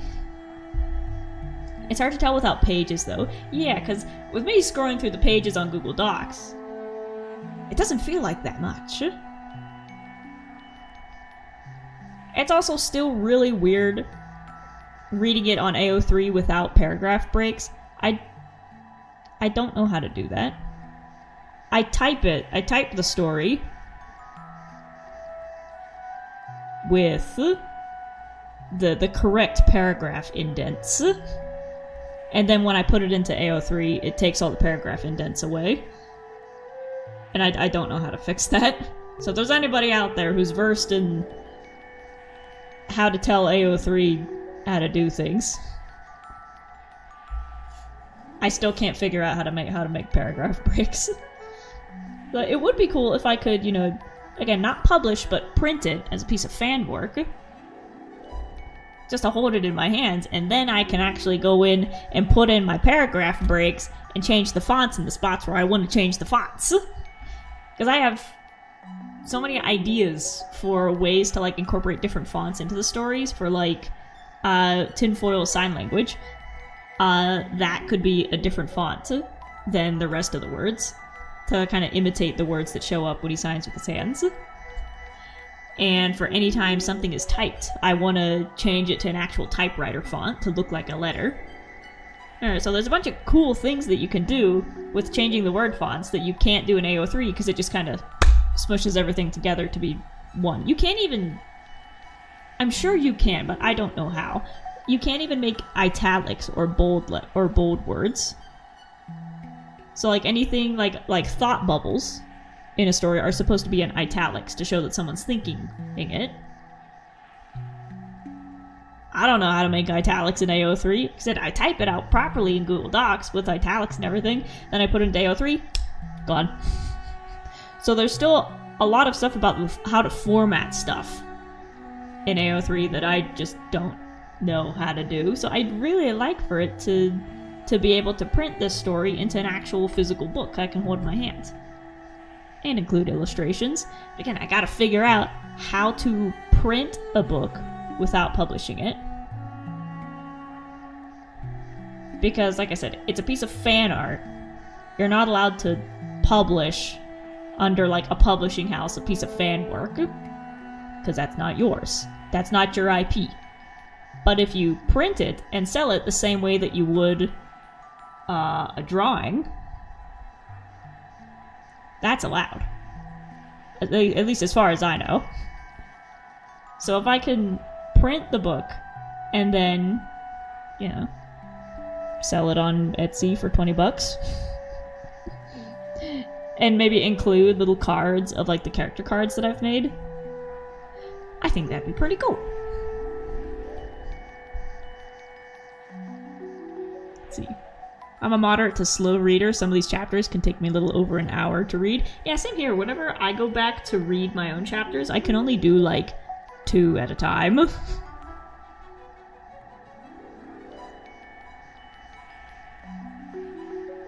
I'm gonna go check the word count. I was pretty close, 136,000 plus change. Good for me. Good for me. I have a lot of free time. I have a lot of free time, which turns into a lot of words. Is it considered rude to @ you on Discord? Not in the slightest.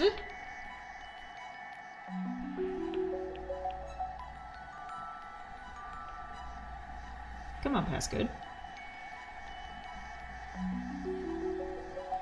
My fingers aren't hitting the buttons. There we go. I'm giving my brain a break from trying to jump across the edge. For reference for the Order of the Phoenix books, the print isn't that big.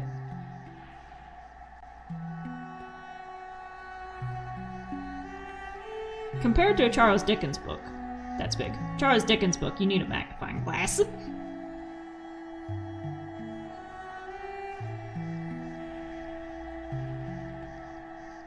Oh man, even just looking at the font of the page of a Harry Potter book is nostalgic. The little stars around the page letters. Why'd she have to turn out to be an asshole? You know?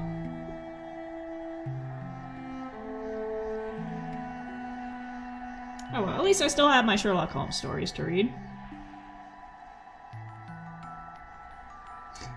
Another side note. So over on my little shelf over there. Oh, Felix is just on the ground. He's a...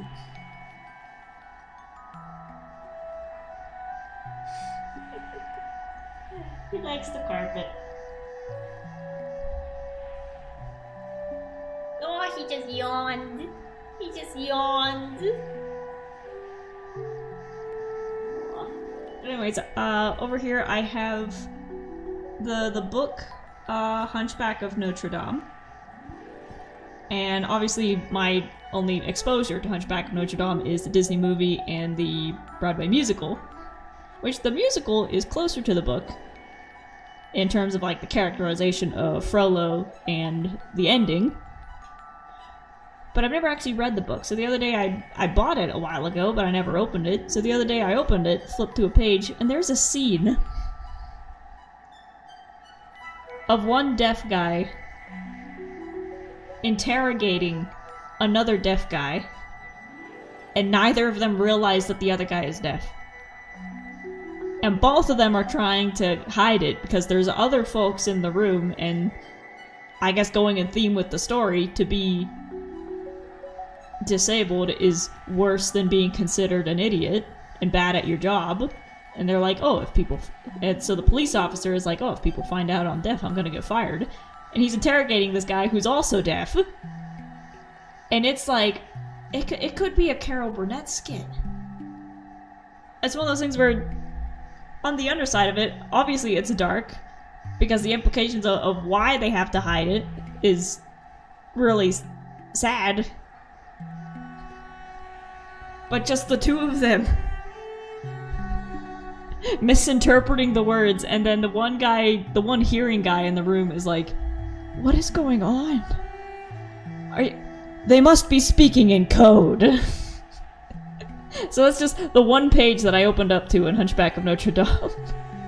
So now I want to start from the beginning just to get the context. The context of that. Gotta crack the knuckles.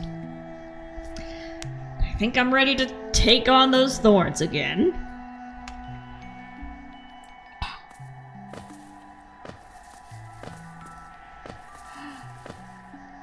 Was it this way or was it this way?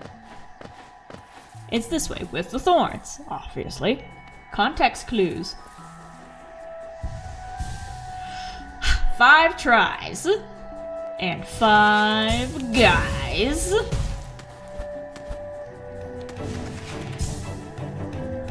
Hold on, hold on. Go. No, too fast.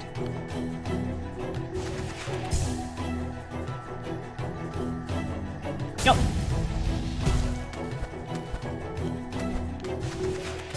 Oh, I forgot my soul's still on the other side.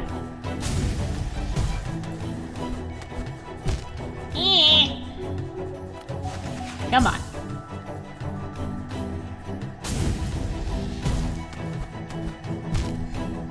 Eventually, I'll have done this so many times that I'll be perfect at it.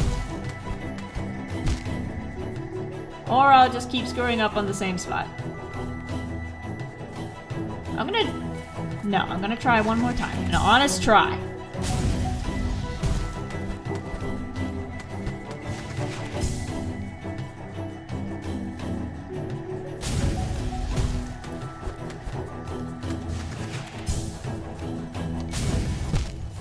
You dingbat! I almost had that!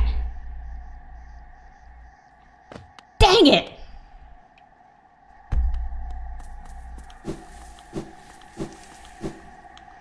Now I gotta make the long journey down. And I still died on that side, so my soul's still over there.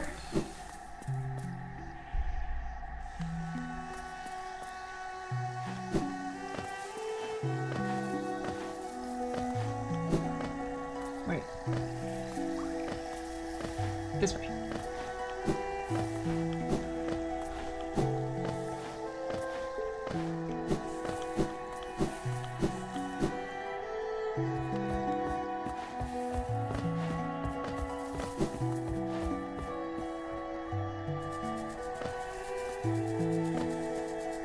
Oh, wait. If I sit down here, then I can cut my commute time in half. Getting back.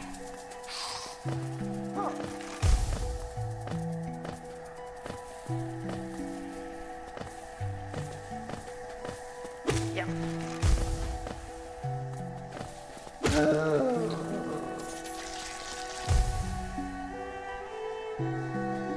Don't forget you can stop the new midair. Yeah, it's my reaction. You can stop it. Oh, if I hit the same button again, I can put the brakes on. That's helpful.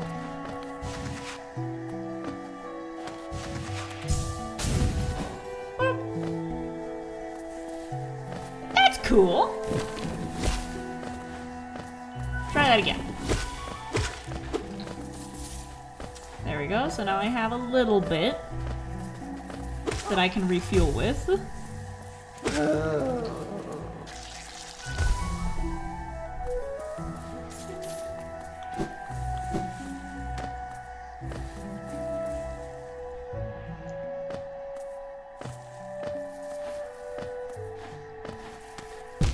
Ow!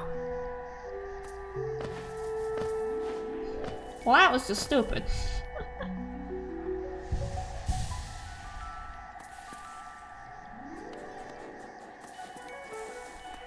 Alright. 5 tries once again. 3, 2, go!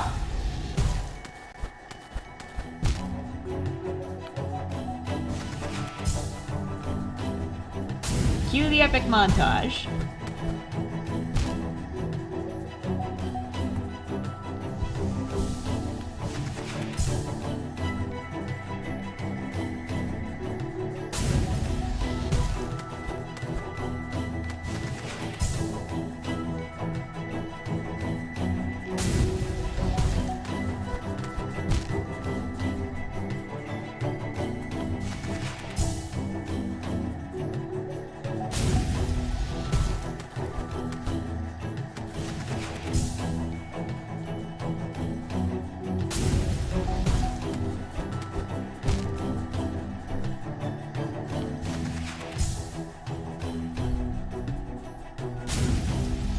I just heard Felix yawn, but I will not be distracted.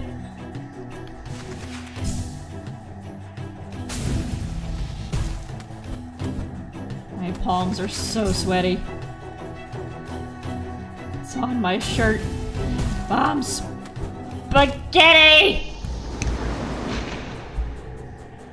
I'll lay you down next to my wheel. I'm gonna run over your tail. Please. Please. Move. Move your tail. Away from the wheel. I'm gonna scoot to that way. There you go.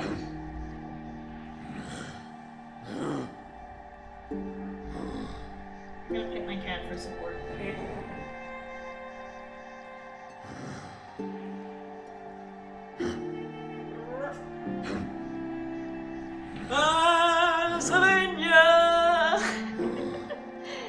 He's getting big. He's starting to actually look like an adult cat. He doesn't look like a kitten anymore. Let's just chill with this.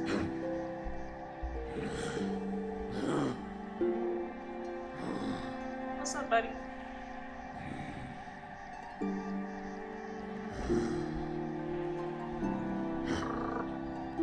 There you go, get your black fur on my white pants. There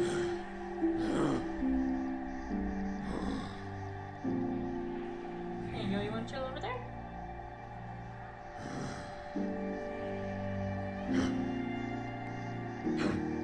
You can chill over there.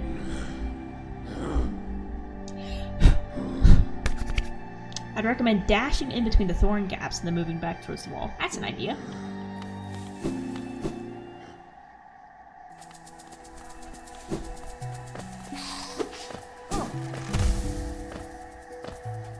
Boop.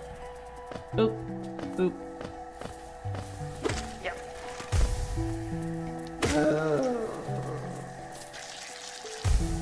Someday I'll get my soul back.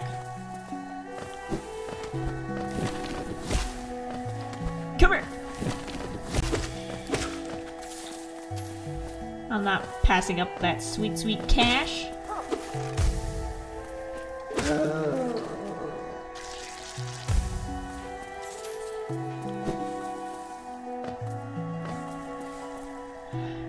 Boop. And here we go again. I got a full tank, 5 lives. Oh, my life is right here. Well, now you're gonna block my way.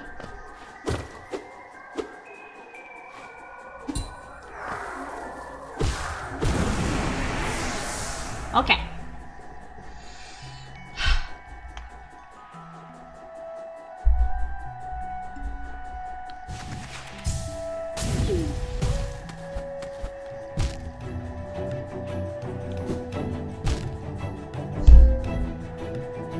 That was a misclick.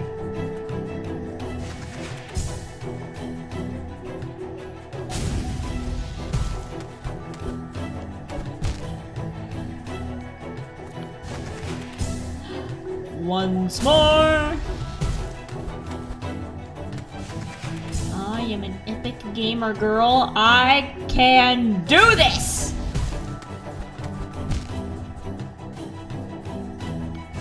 I'm an epic gamer girl. I can do this!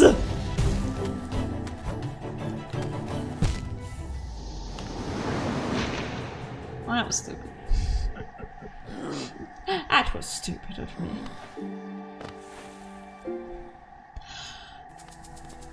Back down we go. The one time we get it, it's gonna feel really easy.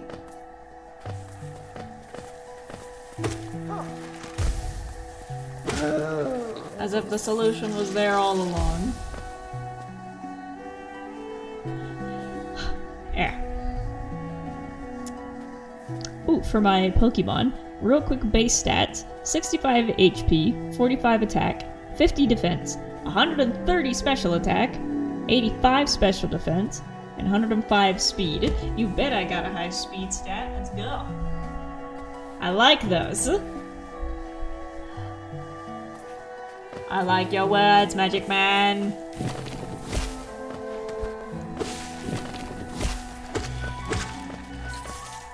I've never seen an episode of it, but I've only seen clips of...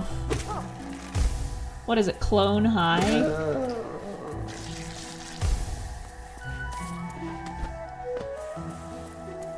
like I said, I've never seen a full episode, but whoever does the voice of the clone of John F. Kennedy, it's probably one of the funniest voices I've heard.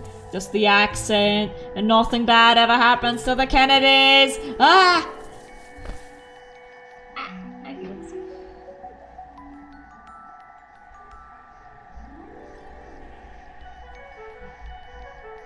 I gotta scratch his butt with my foot. Okay, your tail's over there now. I'm not gonna run you over.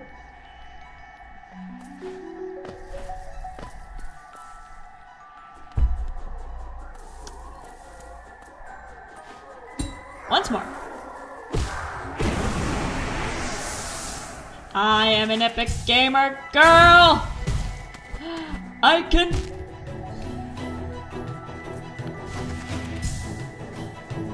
I am an epic gamer girl!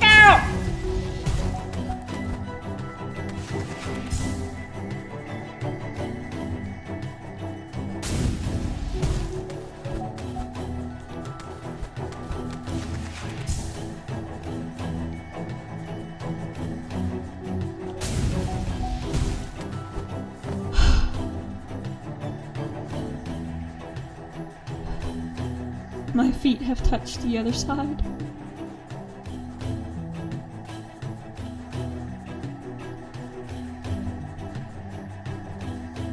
Don't fuck this up.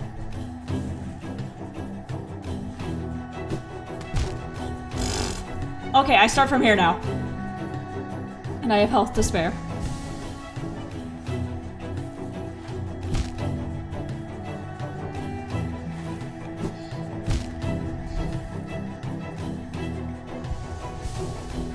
My hands are so sweaty.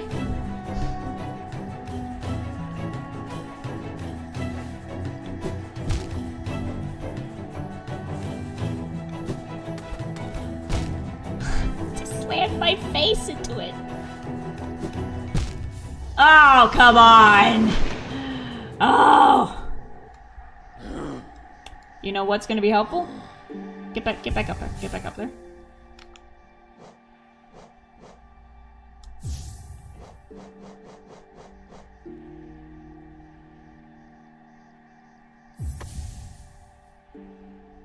There.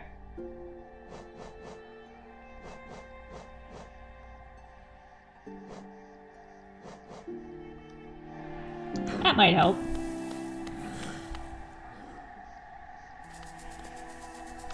Once more.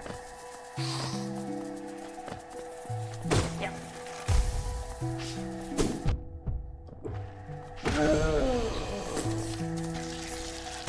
Might as well pick up some coins on the way.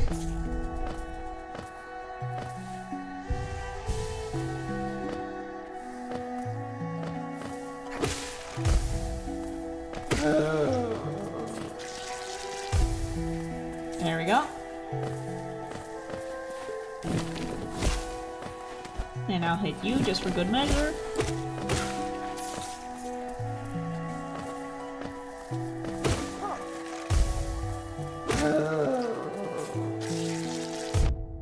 I forgot about that. Now I gotta waste it. But now that I got further, that part should be easier. At least that's what you'd think.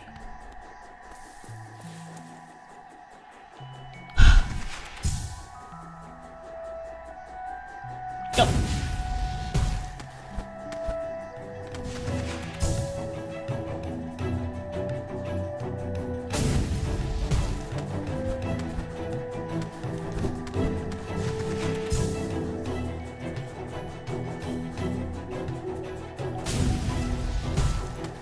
Did you see that? Did you see that? First try. First try!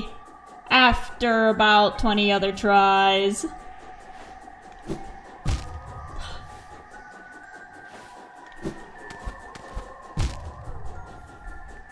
Stop slamming your head on the thorns!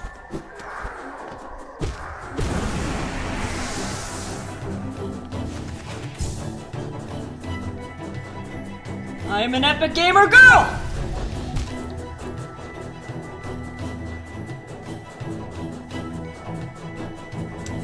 That's where the brake is gonna come in handy.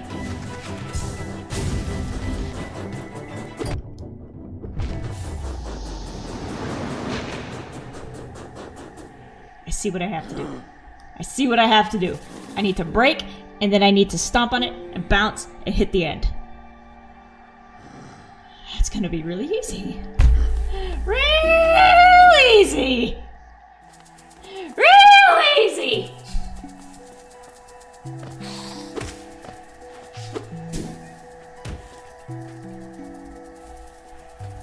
There you are.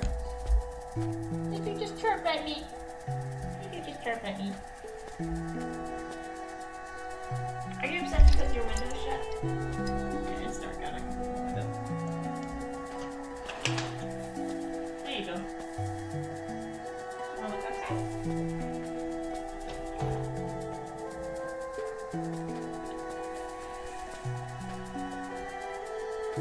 There you go.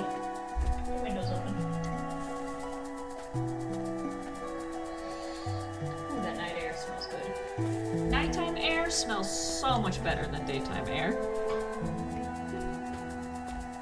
And I say that as someone who spends most of their time at night. I just love the smell of nighttime.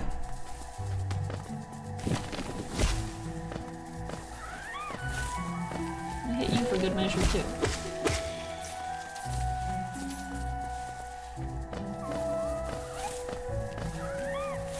Alright, I'm gonna do this.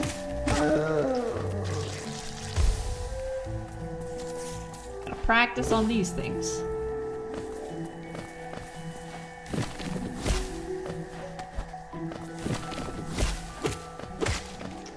And give me that health to spare.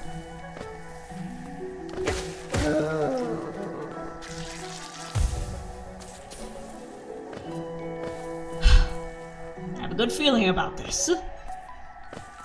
Hopefully I didn't just jinx myself. Gotta make sure the glasses are in the right spot.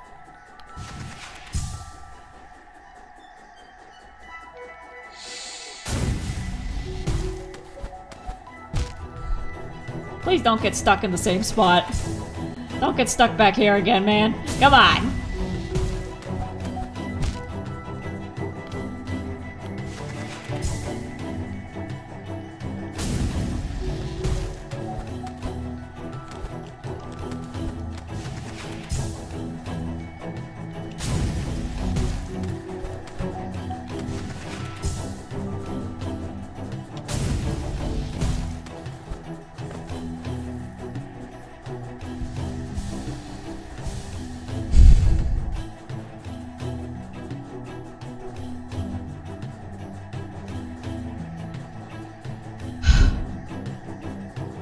Epic gamer girl.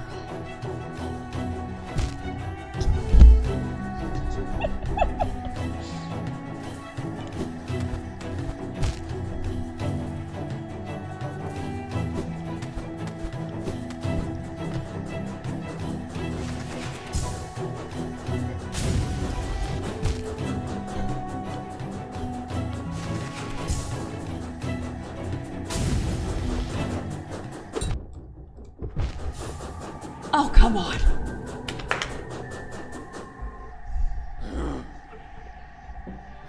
I had it. You heard the tink of me hitting the thing.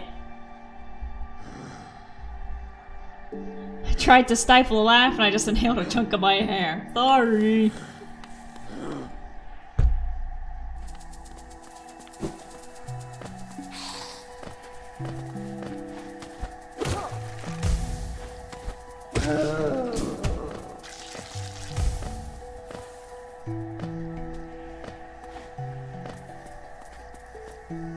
I just need to hit things.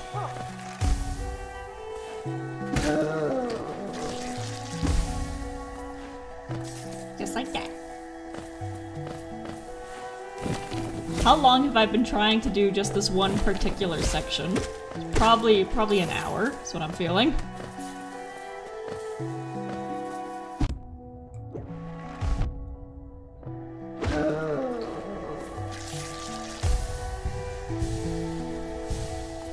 Just wasted all of that.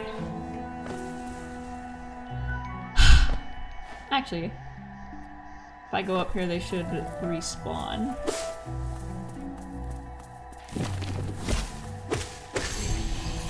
Give me some more energy. I'm not going back down there without a full tank.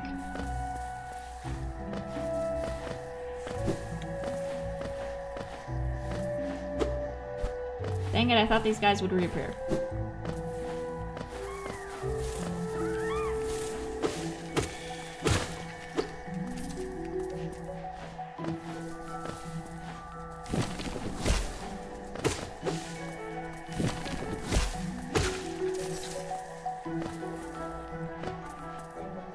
I've been here for what I assume is 2/3 of it. And I got here at 10. Yeah. Can't say I'm not determined. I really want to see what's on the other side of that thorny section. And you know what? Like I said, in the episode, this is gonna be like a minute. With the power of editing.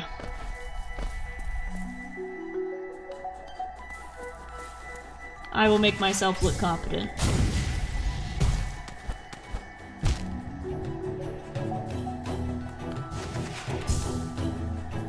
First try.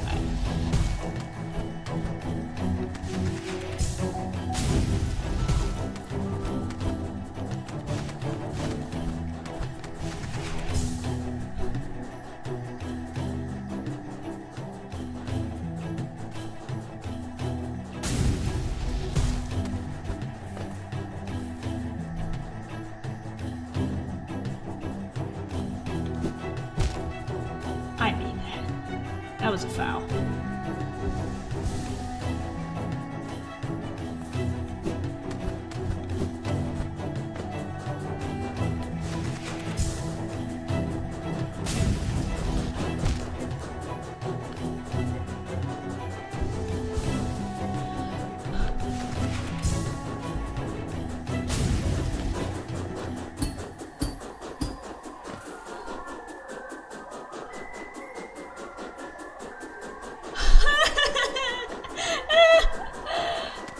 There's more!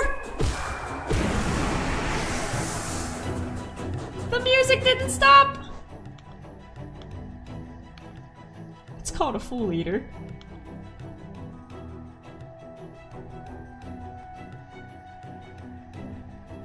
That's how much more we have left. Okay.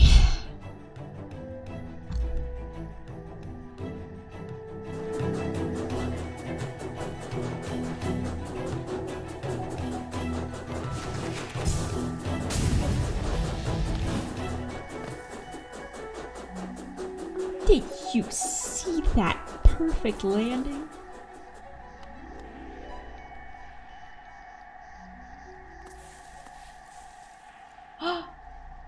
And now we have a firefly lantern to light us up.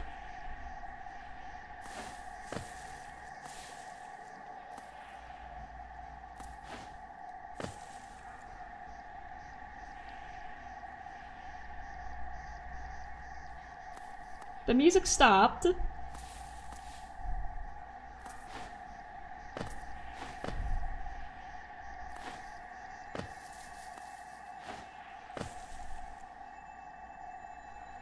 Ooh.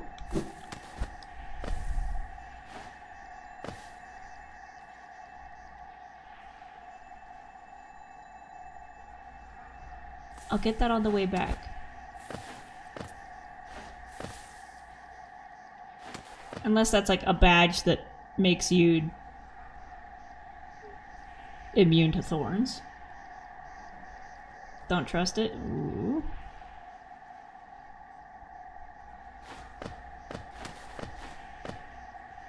I'm scared.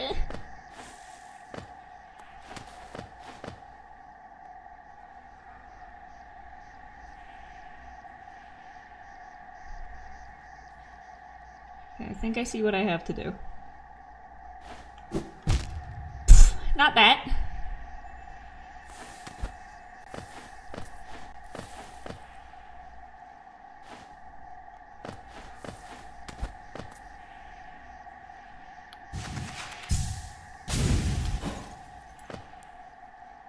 Please have a bench. Rest! Yes! Yes! Yes! Yes! Oh, thank God! Thank God! My wrists are genuinely sore.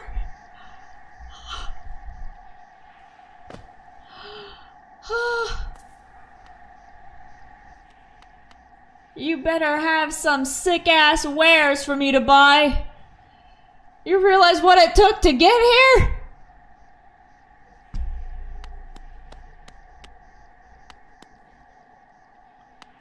Hi. Shio, nail master. A visitor. Why have you crept in here, little grub? Perhaps like me, you have a taste for discovering new things. I am Shio, and in a previous life, I was a nail master. Yes, the only thing that drove me was becoming stronger and honing my skills with a nail. I imagined it was my one calling in life, but that feeling faded over time. Now, I seek a new calling, something that speaks to my soul and compels me forward. That's why I spend my time here, secluded, trying to master the art of creation, painting, sculpting, with the blood of those who have tried to make it to my doorstep. These things bring a different kind of pleasure. You don't seem very moved by what I've said. Was it Shio the nail master you were looking for? Did you come to learn a nail art? I'll teach you if you insist. Sure.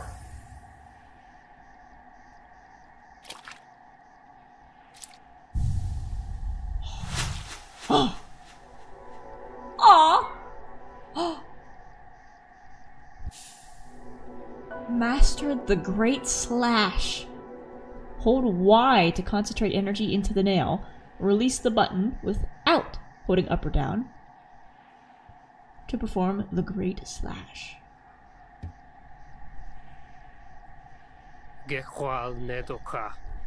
My work. Does it move you? The wielding of a nail, the wielding of a brush.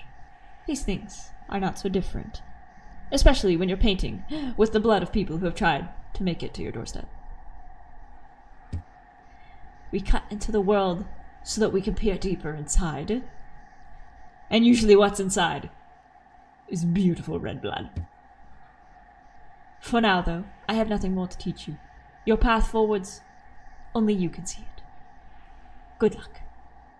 Now get out of my house. I have spare brushes and plenty of paint.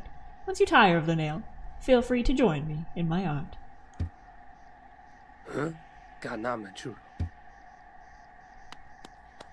Cool.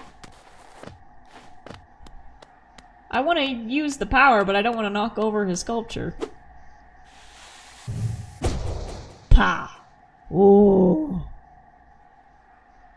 Yes, the blood makes for a lovely deep crimson that's just perfect for painting rose bushes. Indeed. How do I leave? How do I leave this area without having to go backwards through all of that? Should I go? No, I can't go back there. Investigate the little shiny thing. Is that what you were saying? Don't trust it to? Or should I go pick up the thing to investigate? Now that my respawn point is here.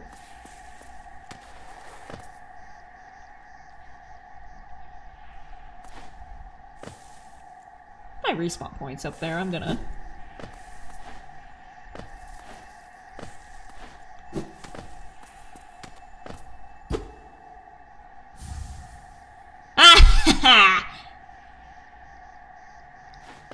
It's a rancid egg! And now I can't get out. Oh, yes I can. Because I'm the best. Ow. Ow. Ow. Ow. I'm just gonna go back to the bench. If that's okay.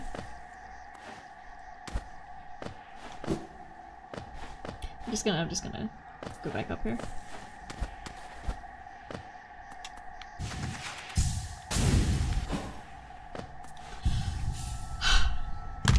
And I think that is going to be a good spot to end tonight's stream. I want to thank y'all for joining me once again. Thank y'all for coming out and enjoying the show. I'm glad that I was able to accomplish something. I made it to the end of this, and I learned a new move that I'm sure will help us in the coming sections. But for now, like I said, I want to say thank y'all for watching, and remember, if you want to get some, where did I leave it? If you want to get some Copper Core merchandise before the final episode goes up tomorrow, head on over to Being the Brave /4th Wall. No, Being the Brave -shop at fourthwall.com to get some Copper Core merchandise. We got t-shirts, we got hats, we got stickers, we also got stuff with the Being the Brave logo. Oh, so to celebrate Sylvania coming to an end with tomorrow's episode, make sure you head on over there and pick out some cool looking items. I've also got a Patreon, I've got a Ko-Fi, I've got Redbubble, I've got a bunch of things, but more than anything, I've got some tired thumbs after all of that. So, I'm gonna go to bed. I'm gonna make some dinner, I'm gonna watch some Mythbusters, and I'm gonna go the heck to sleep. So, thank you for watching. Remember, if you're enjoying the videos or the VODs or anything else that gets put up on this channel, make sure you leave a like, leave a comment, and don't forget to subscribe so you don't miss a moment of my cute face. This is Being the Brave saying good night.